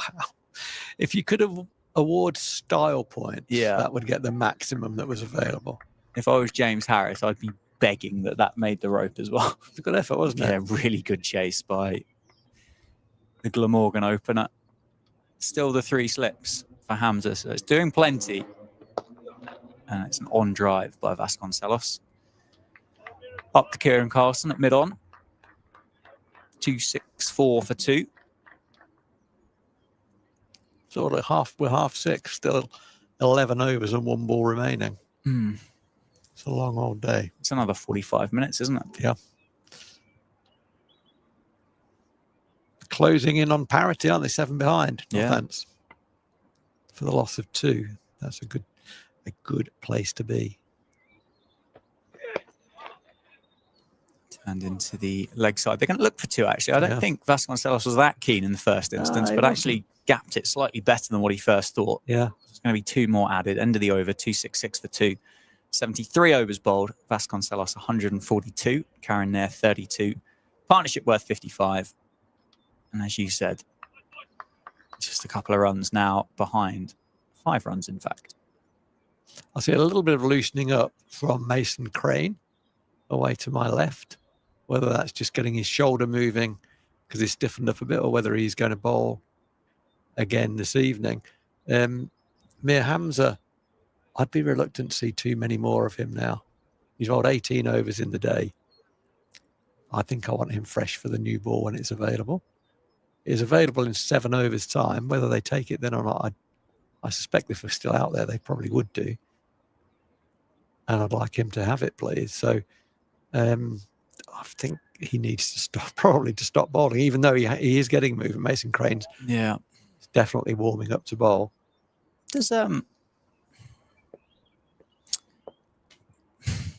is there kind of a thought here that actually we're just not going to get to the new ball tonight anyway, and then therefore we'll just bowl our best bowler? But that's another absolutely stunning shot from Karen there. Just opens the face on it, and it's another very long chase for the Glamorgan fielder. And Dan Douthwaite, I think, must have covered.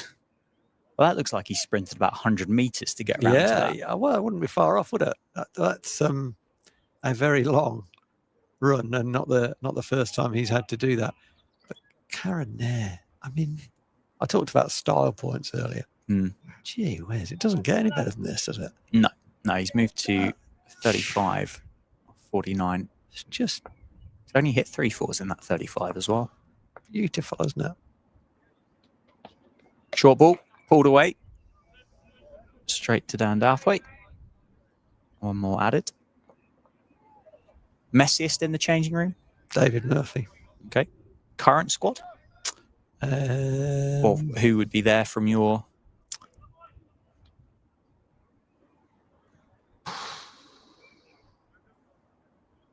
Unsure. I'll come back to you on that. At one point, Rob Keogh got some tape, the black and yellow tape, sort of hazard tape, and put it and literally and that was Murph. He was not allowed to come out. He wasn't allowed to come out of that area. He was penned in. That's so good. Left alone by Karen there. Just 1 run behind Glamorgan now. Rory Kleinveld, who's now on the coaching staff here, it's great to see him back in the Steelback setup. He wasn't the tidiest as a player. I don't know if he's mended his ways as a coach, but his gear used to take a bit of room up. We'll ask him. I invited him up during the Middlesex game, determined to get him up in the commentary box at some point during the course we'll get him up this season. We'll get him up, and we can ask him those highly important and intellectual questions as to with regards to these tidies is. Well, locker up, I guess, a bit more better than he used to. Tell him I've got a nice wedge putter or something. Yeah, nice there's a putter up here. I'll get him up there, yeah. Rory, there's a putter in the commentary box if you fancy it. Just looking over at the heavy suite to see if there's a Rory Kleinfeld appears through the open door. Not yet. It's too professional for that. Oh, that's nicely turned. Off a very straight ball. I do enjoy watching Karen. I've really enjoyed Vasco's innings. Really enjoyed Luke Proctor's innings. Style points are going to Karen there. But that's the beauty of our game. There are so many different ways to be successful. And you've got to find your way, know what that is, and be as good as it as you possibly can. That's what Vasconcelos is continuing to do in his career.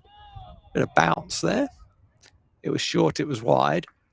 Karen there wanted nothing to do with that, let it go through. So we are going to see a bowling change. That was the end of Mir Hamza. He finished that over. He's finished his spell at 18 overs, 4 mains, 0 for 42. The stats don't always tell the story, do they? He has been impressive. On a very flat deck, he's been very impressive, particularly with the new ball. Do you know what? I am surprised, having had the privilege of watch all of the 18 overs that Mir Hamza has bowled, that he's only bowled 4 maidens. Yeah.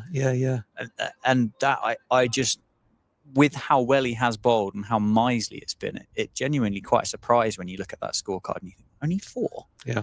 Because he's been superb. Mason Crane is going to take over from the David Capel end. So we have got 10 overs left if we get them in, and I'm completely indifferent, 6 of one, half a dozen of another here, Phil, whether we will or won't, to be honest with you. Yesterday, I felt we went off at a time where, from my eyesight, there was no noticeable difference between what we had the over before and what we went off for. But we're unreliable witnesses. We are, yeah. Because they went off for rain at one time and we were querying that. True. Why are they going off? Oh, it's raining, is it? True. We actually, I mean, it was like the worst weather reporter. We actually had to go outside to recognise it was raining. Well, even then, I wasn't 100% sure. But it is going to be Mason Crane. He's going to have a bolt. He's got 11 overs, 1 maiden, 1 for 41 so far. He got the wicket of the captain, Luke Proctor, who took the sweep on. Unfortunately for Luke Proctor, just picked out Billy Root, who was lurking just behind square. Root took a smart catch on the second attempt. That's cut away by Vasconcelos, and Dan Douthwaite's going to do some work going the other way. Is it just going to pull up inside the boundary rope just for a change? It's done that a lot, hasn't it? Yeah, about 10 foot short.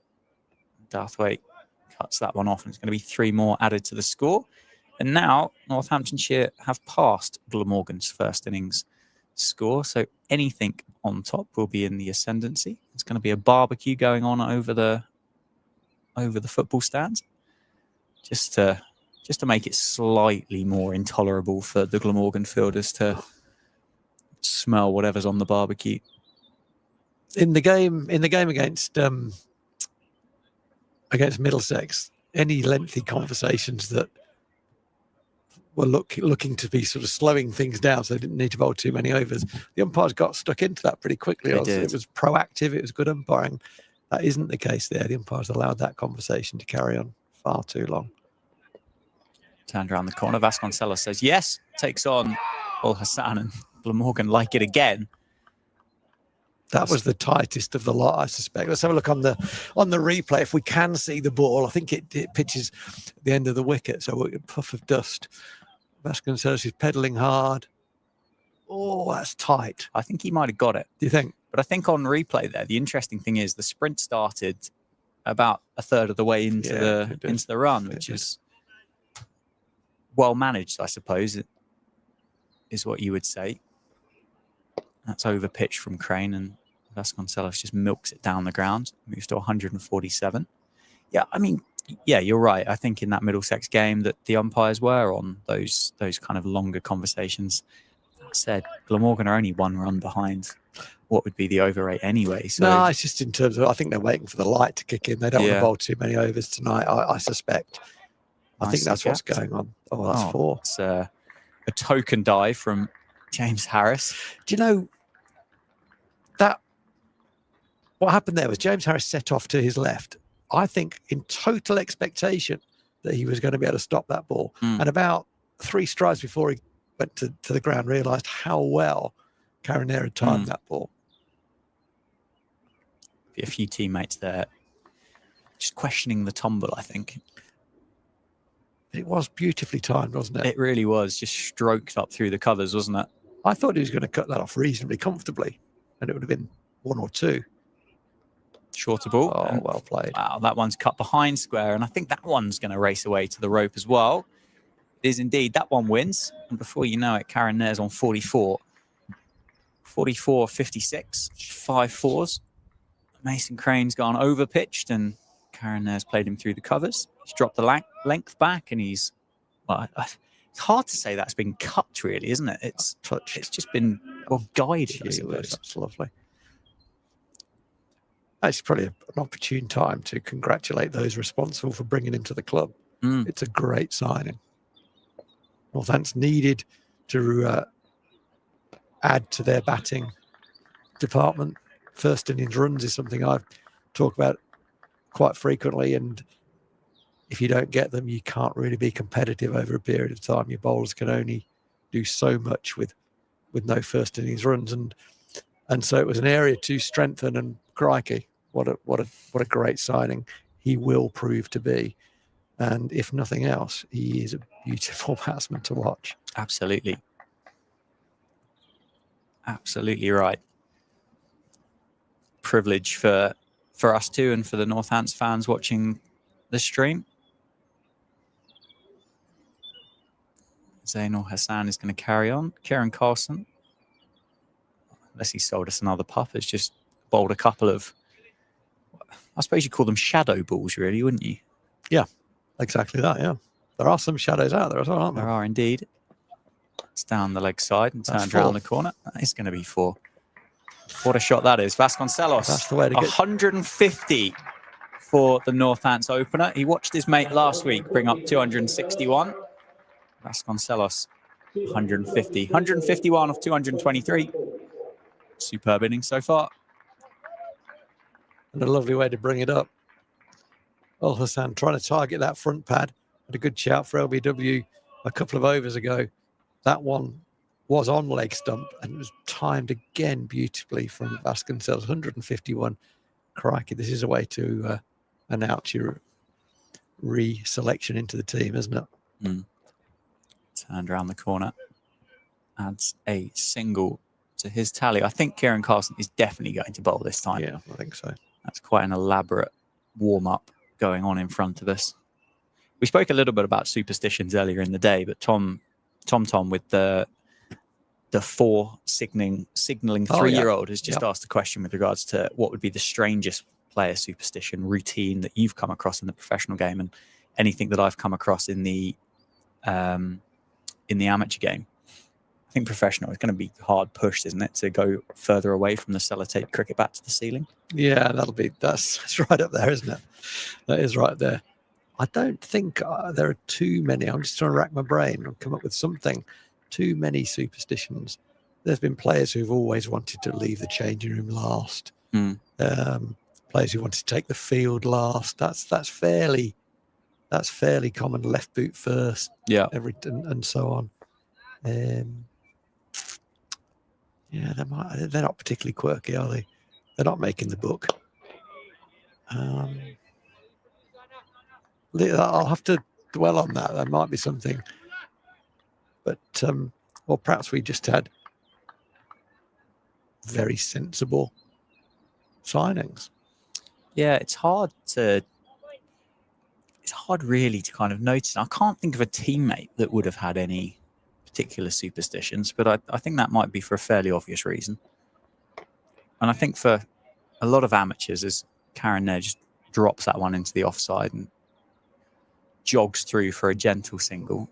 So I think cricket's hard enough for amateurs without starting to worry about sellotaping your cricket back to the ceiling, or whether you're going to tap the crease 3 times or whatever that might be. I think it's a fairly difficult thing for most amateurs. Some fairly odd diets going on, but I don't think that's necessarily superstitious. Rob Keogh does something now that he didn't used to do. I'll come back to that just now. He's not playing in this game, but he taps the bat at the intersection of the crease lines, and he does that so regularly that it's a thing. I don't know what that thing is. Yeah. Whether it's, I suspect, I suspect rather than being a superstition, well, that might be that, but he hasn't always done it. I think it might be about sort of, I've dealt with that delivery, I'm putting that one to bed, refocus. Yeah. It might be a routine, and what's routine and what's superstition. There's probably a fine line between those two things. I know Nigel Felton, who's still connected, very much connected, but he would Velcro and unvelcro his gloves at the end of the over. And if he didn't do that, he would feel he's not ready. So, again, they're not kind of balmy, are they? We want something balmy. Yeah. So I've seen a few people go for a similar thing that you mentioned with Rob Keogh, flighted by Mason Crane, and Karen there just guides that one to cover. Yeah. Joe Root has the kind of rotates or spins the bat, doesn't he, in his bat tap. But again, I think that's probably more of a routine than a superstition. Yeah. Single added to the score. Karen there moves to 46. I guess they are just, this question's made me think, what is it? We call things routines and we call things superstitions. I guess at the extreme, they're obviously one or the other, but there's probably a grey area where they overlap a wee bit. Yeah. Yeah, I suppose your superstition, you do it regularly enough, it's going to become a routine, isn't it, as well? Yeah. Swept. Good shot. And well fielded by Zain Al Hassan. He's bowled well. He fielded really well during the course of the day as well. Been prepared to take him on a couple of times, but he's done a fantastic job for his team. Ash Watts has said that his superstition, I will read that out once Mason Crane has bowled this over, or ball even. And Karen there goes for that shot again, but can't beat Zain Al Hassan. He's in the wars again. I had to walk through the boundary gate, mark my middle stump with 5 scratches of my boot every time, and just became a regular thing. Okay. A bit of Jonathan Trott in that, isn't there? Yeah. Dinky, in our village team, one of our older bowlers had a superstition that at the start of each over, he had to touch the top and bottom of each stump he was aiming for. Oh, wow. That took some time. It did take I bet it knocked the bails off a lot. Yeah. As he moved into his 50s, it became harder to bend down to touch the bottom each time. That's brilliant. I love that. I love that little addition. That's brilliant. That'd be the question from the batter going, what are you doing? You do.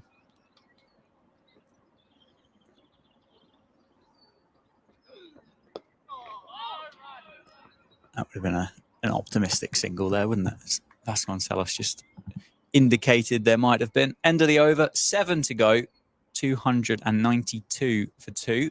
Umpires just having a little look at one another there, aren't they? I don't necessarily know whether they're interested in the conversation just yet. Still having a look at one another.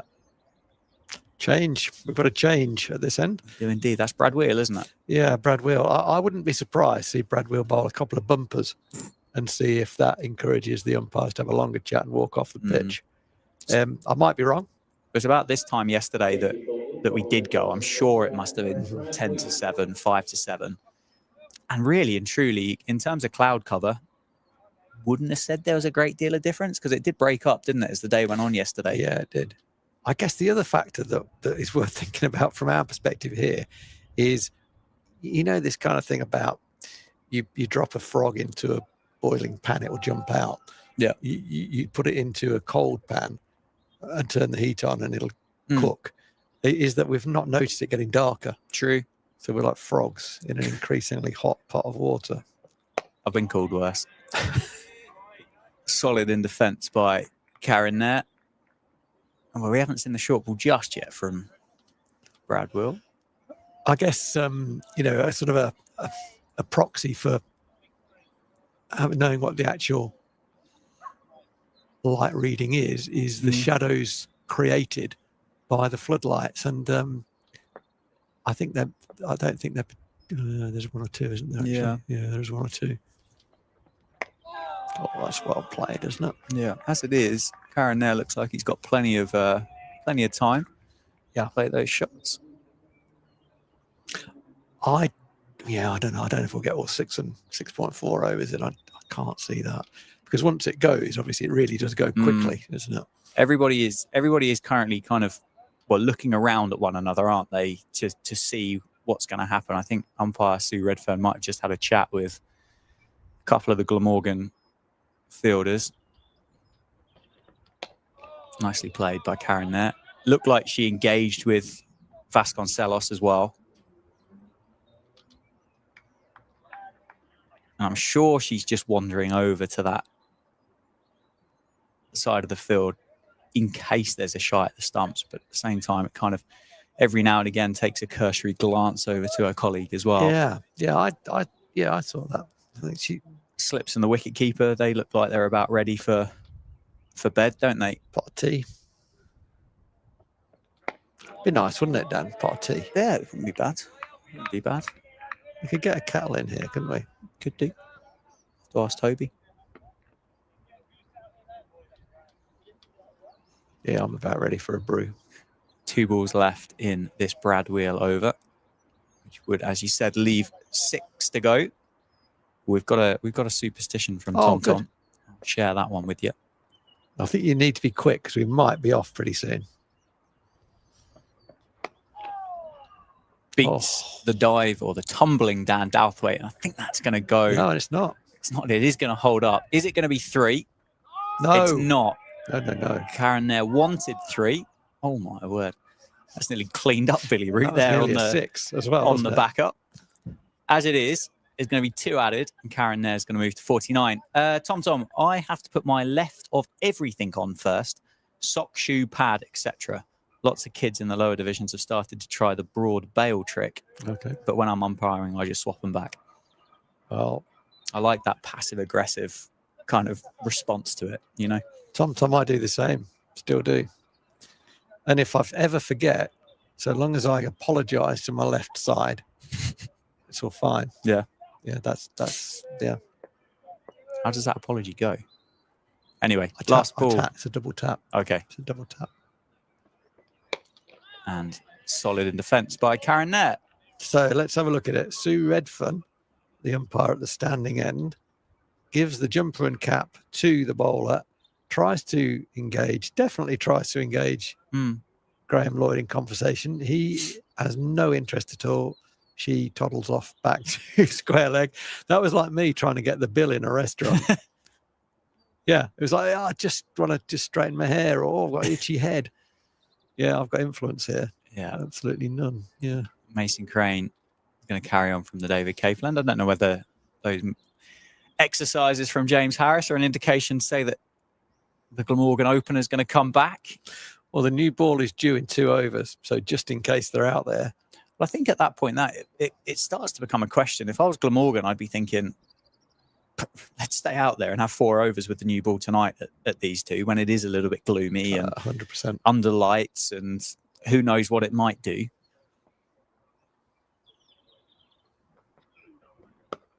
Cut away by Vasconcelos. Out to Dan Douthwaite. He tidies that one up. It's for a single, 295. Now the score. It's going to bring Karen Nair back on strike, who's on 49. So I think after that lovely activity with the online community, Neil Mackenzie is still the balmiest in terms of superstitions. That was the googly, I think. Yeah, I think that would be a fair assessment of the situation as well. It just sounds like a lot of effort, doesn't it, sellotaping your cricket bats to the ceiling? I guess also amateur cricketers are not going to do that, are they? Because they don't want to use their cricket bat. Also true.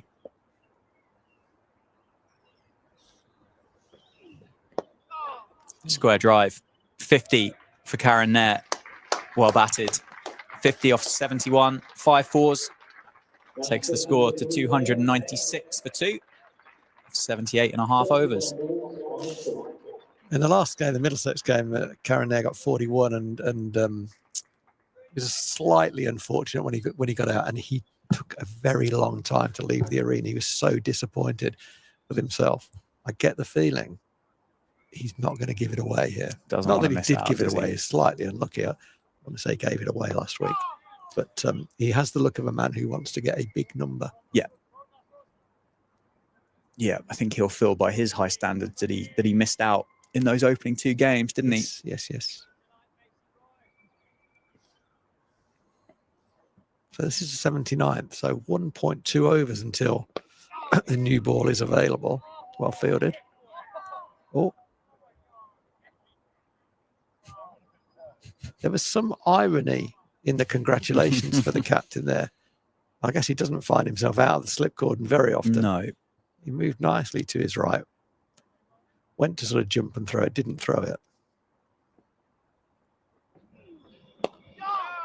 Single down the ground for Vasconcelos. As we've finished talking about the light as well, it almost looks like it's got brighter out there. It has got brighter, yeah.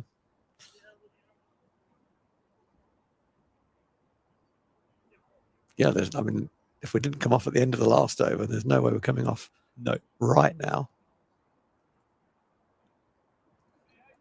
5 overs to go. Again, the conversation between the umpires there, but I'm not quite sure what any of those hand movements. It would be good, wouldn't it, if umpires were mic'd up? It would be interesting. Yeah, it would be interesting. Graham looked like he was doing kind of respiration. He did a little bit, didn't he? Yeah. Yeah. Perhaps that's what he was saying. I wonder what that means in the umpiring code book. Yeah, that's a good point. Still a couple of people in the ground, aren't there? The hardy souls sticking it out right to the end of the day. Hats off to you if you've survived the chilly weather in Northampton. Well, they keep them on, probably. It is chilly. Absolutely. How many balls has Ricardo? Ask himself his face, please, Dan. 233. 233. So that's nearly 60 overs, isn't it? Yeah. Cheapest cricket. He has played well. He really has, hasn't he? Back into the team. Having missed those opening 2 fixtures. Yeah, 155 off 233. Very, very convincing LBW appeal, wasn't it? 40 overs, not 60 overs. Early doors. It was a big appeal. It was a big shout. Sorry. Yeah, sorry, Dan. It was 40 overs that Ricardo has faced, not 60. I said 60. My maths were wrong. And then looked at the board and saw that 79 overs have been bought. I thought he can't face 60 of the 79 overs. So I better recalculate. The cold has permeated. My brain has slowed.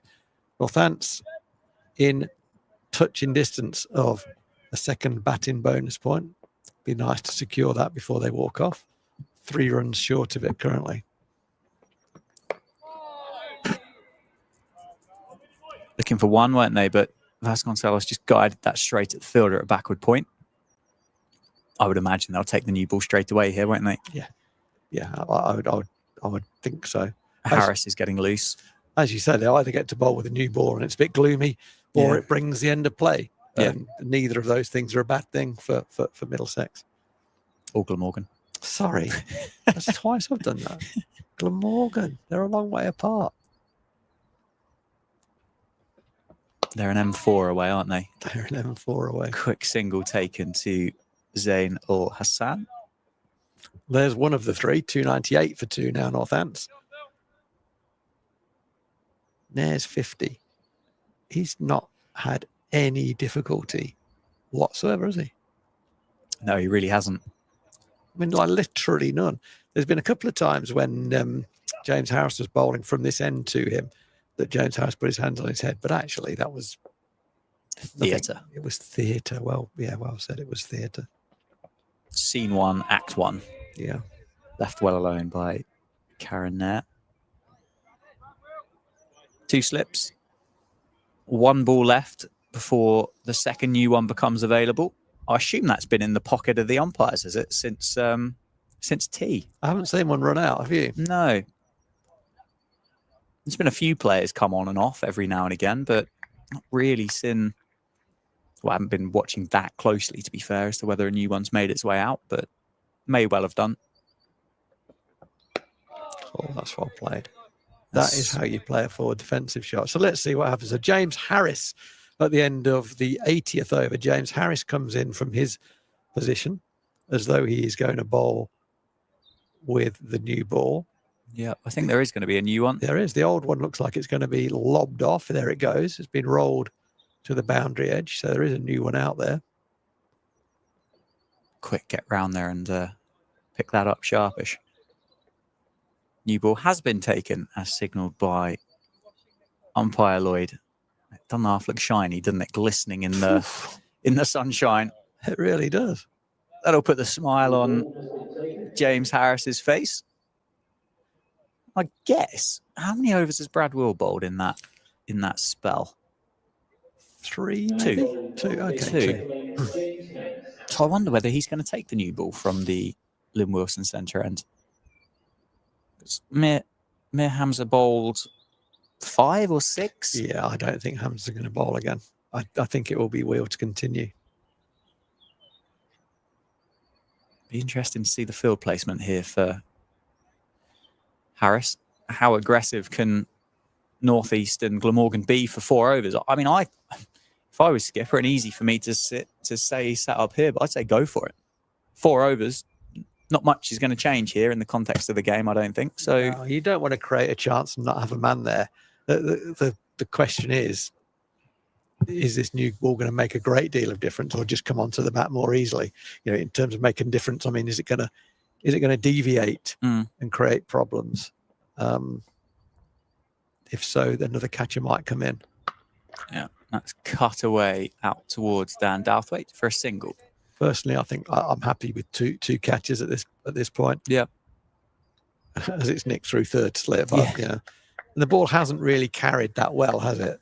To be honest, off the edge, that would encourage you to have a third catcher in at this stage. Remembering that, as I'm sure is front and centre of Sam North East mind, that Northants are 2.99 for 2. Yeah, true. But just wondered, they've got to take all the wickets. 10 minutes. No, I don't think it's outrageous at all to think of another catcher. It's just a personal preference. Nonchalantly defended back to the bowler by Karen there. Don't think it's done a huge amount more, has it, from these 2 balls that we've seen so far? If anything, Hamza was getting the old ball to swing as much as what we'd seen from the new one in this Northants innings. You can hear that it's new though, can't you? Or already. That was a defensive shot, but it cracked off the bat.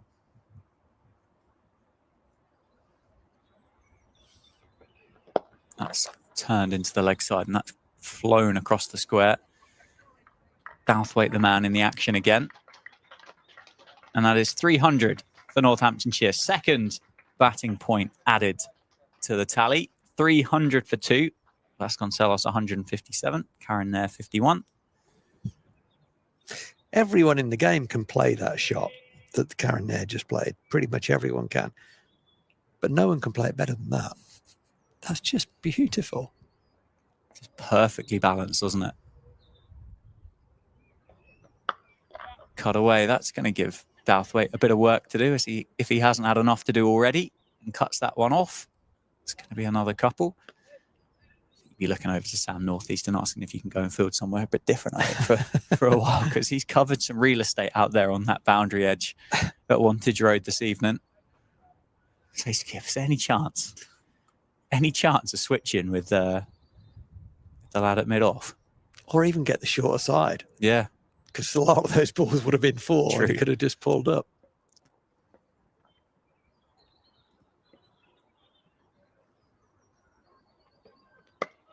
Defended back. Good concentration. Down the ground. Good lad. 3.1 to go. I should have some idea of this stat, and I'm ashamed to say that I don't. I'm going to look it up. I'm going to look up. I hope I don't jinx him through this by doing so. Vasconcelos' career best. 185 not out. Yeah. Okay. So he's what's that? 26 away from that. Yeah. Where's that gone? That's beautifully driven, and Dan Douthwaite's going to have some work to do. Dan Douthwaite does incredibly well on the boundary. You got to get in there. He saves 1. As Vasconcelos comes through for 3. Whatever Dan Douthwaite's having for dinner this evening, he's definitely earned it. He really has. Yeah, he'll have been disappointed with his performance with the ball today, because we didn't see the best of him. But whatever he cost with the ball, he has relatively made up for in the field, because, as you say, he has put a shift in for his team. Of that, there is no doubt, and a very good shift as well.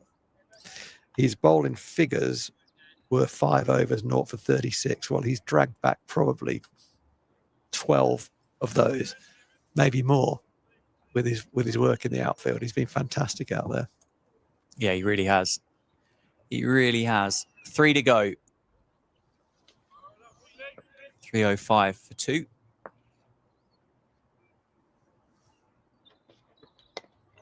That's nicely bowled. And nicely played in the end. Soft hand goes down to James Harris down at deep third. 162. Just for context, I don't know all the Northants players' career best off the top of my head. It was a thought that had crossed my mind slightly earlier in the day. Okay. So I had done a bit of pre-research. Well, you don't need to justify professionalism. I wasn't. I was justifying my unprofessionalism.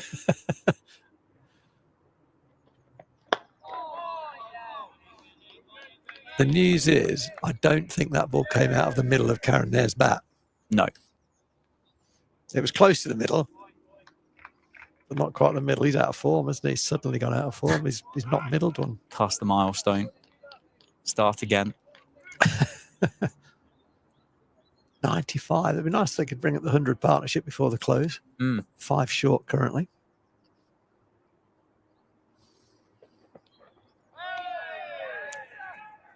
Yeah, he actually left that ball. That's how good he is. He saw the movement off the wicket. Let's hope this replay confirms rather than queries my assessment there. It's a good delivery. The new ball did move away. Oh, no, I think... Sorry, Phil. No, go on. What do you think? You got that one wrong. I think I did. Yeah, he's definitely had a little poke at that on the way through. And I thought it obviously wasn't, but a little noise that came through the headset. And Brad Will put his hand up, didn't he? Yeah, it's well bowled. I think he missed it by far enough, and that one there off the inside half of the bat. So it is doing a little bit, isn't it, through the air off the pitch at the moment, the new one, which you'd expect it to do so. It's only 10 balls old. How long before it goes out of shape? Yeah. Can we have another new one, please? Let's see Rory climb out running down to the sports shop to buy some more cricket balls at this rate. I doubt there's many sports shops that sell these off the shelf. Well, none, I would think, actually, yeah. And again, just off the inside half. And there's that man, Zainul Hassan, again doing the fielding. You have to buy your cricket balls, counters. They don't get given them. You do have to buy them. And you must go through a fair few. Absolutely. And at cost, I think they're about 80 to 100 quid a ball, aren't they? Yeah. I don't think there'd be much left in the coffers if they were just given to all 18 counties. It's been a challenging over this from Brad Wheel. He's been there or thereabouts. That's great running at 11 o'clock at night or whatever the time is to push for 2 there. That's brilliant running, because the ball went kind of nowhere off a thick inside edge. And Dan's got his hand up. I've got a question for you. Yeah. It's a cricket ball related question. Okay. Cricket balls used here today. Yeah. Do Glamorgan bring their own cricket balls? No. So Northamptonshire provide every cricket ball during the course of this game, and then that favour is then returned in the return fixture. Exactly. Yeah. So who goes up to Colin Ingram and says, you owe us a couple of quid here for the one that you put in the houses? Yeah. That's on us. Yeah. Have that one on us, Colin. Shouldn't have bowled there. There's the response, I suppose. Right. 2 to go.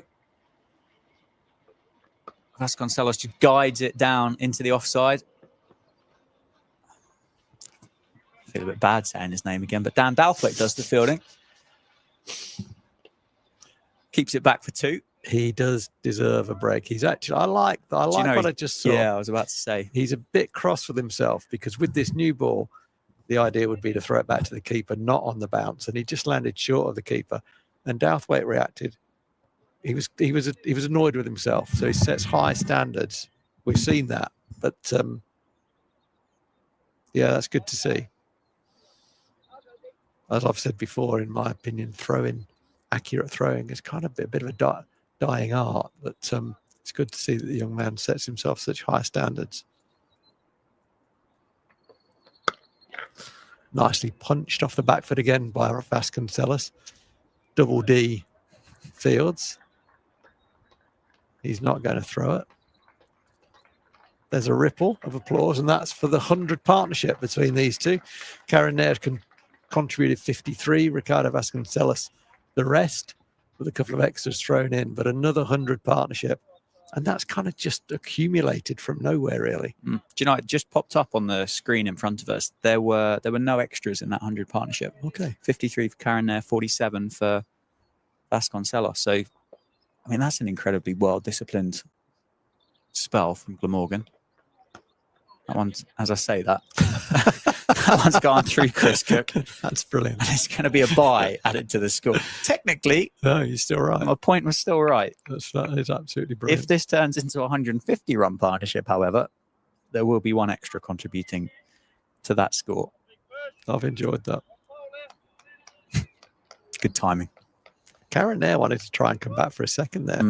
They've looked busy, haven't they, these two? Yeah, they have. And they as they should do, but it's not always the case. They've looked really very busy, put the fielders under pressure all the time. It's been good running between the wickets. Well, it's a 101 partnership of 146 balls. Okay.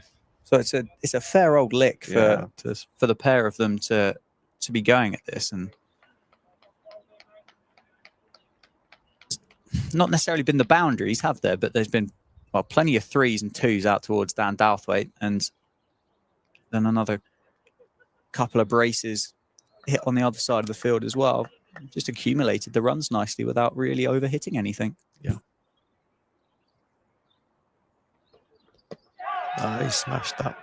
That's not out. Half an appeal again. So that one just looks like it's come back into Ricardo Vasconcelos. 7 balls left in the day's play. Dr. Torag just confirms these two have worked really well together. Yeah, really, absolutely well said. They absolutely have. It's been another really fine partnership, hasn't it?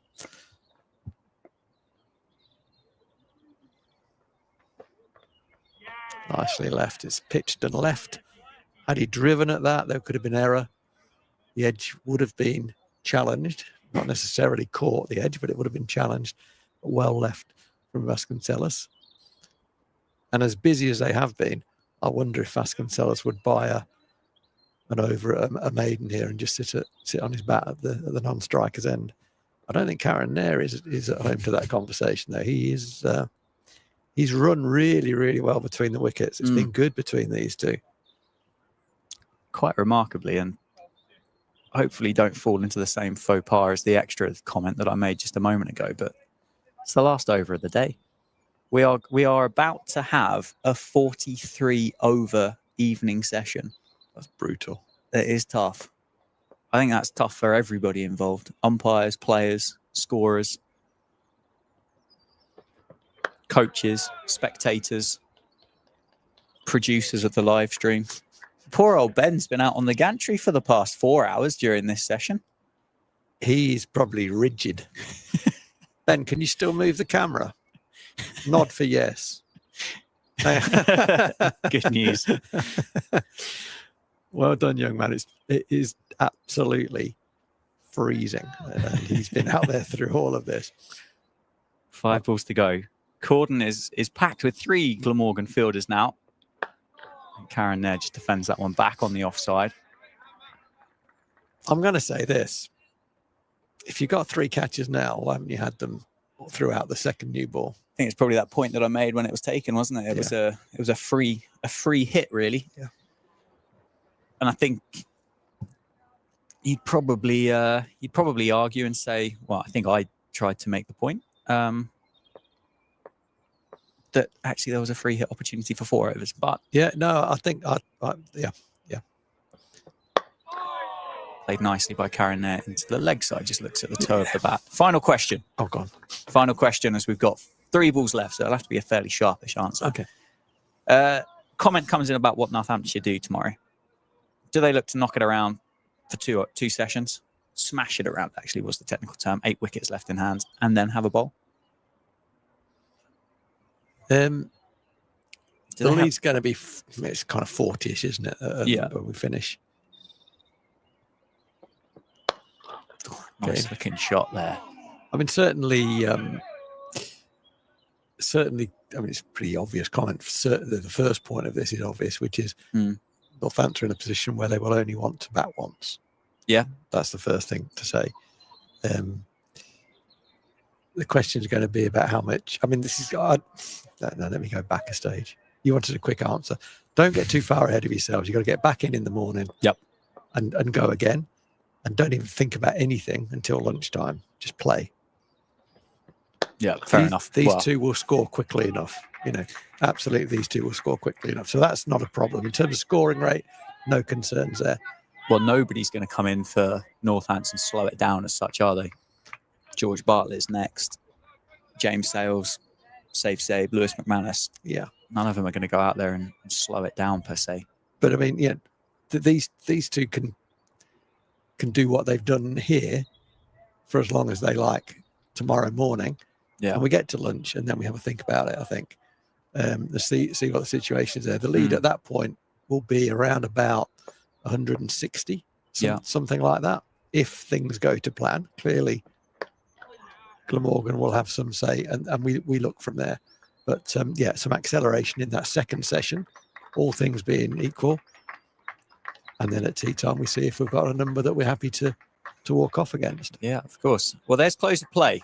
It's felt like a long time coming, isn't it? On day 2 here at Wantage Road. And the score is 314 for 2. Northamptonshire lead Glamorgan by 43. The floodlights go off straight away and just shows how dark it is out there in the middle. Vasconcelos, the not out batter, the opener, returning to the side, having missed the first 2 games on 166 not out, having faced 246 balls, batting for 351 minutes. Emilio Gay was trapped LBW for 15 in the 6th over of the day from, if my memory serves me right. Luke Proctor, another fantastic partnership with one of the Northants opening batters for 65. And then Karen Nair, not out, 55. Overnight, the Northants staff and players on the balcony greet their batters back to the pavilion for the end of the day. Anything more you'd like to sum up on day 2? Just really to congratulate Ricardo Vasconcelos on a fantastic 166 not out, with plenty of time tomorrow to add to that.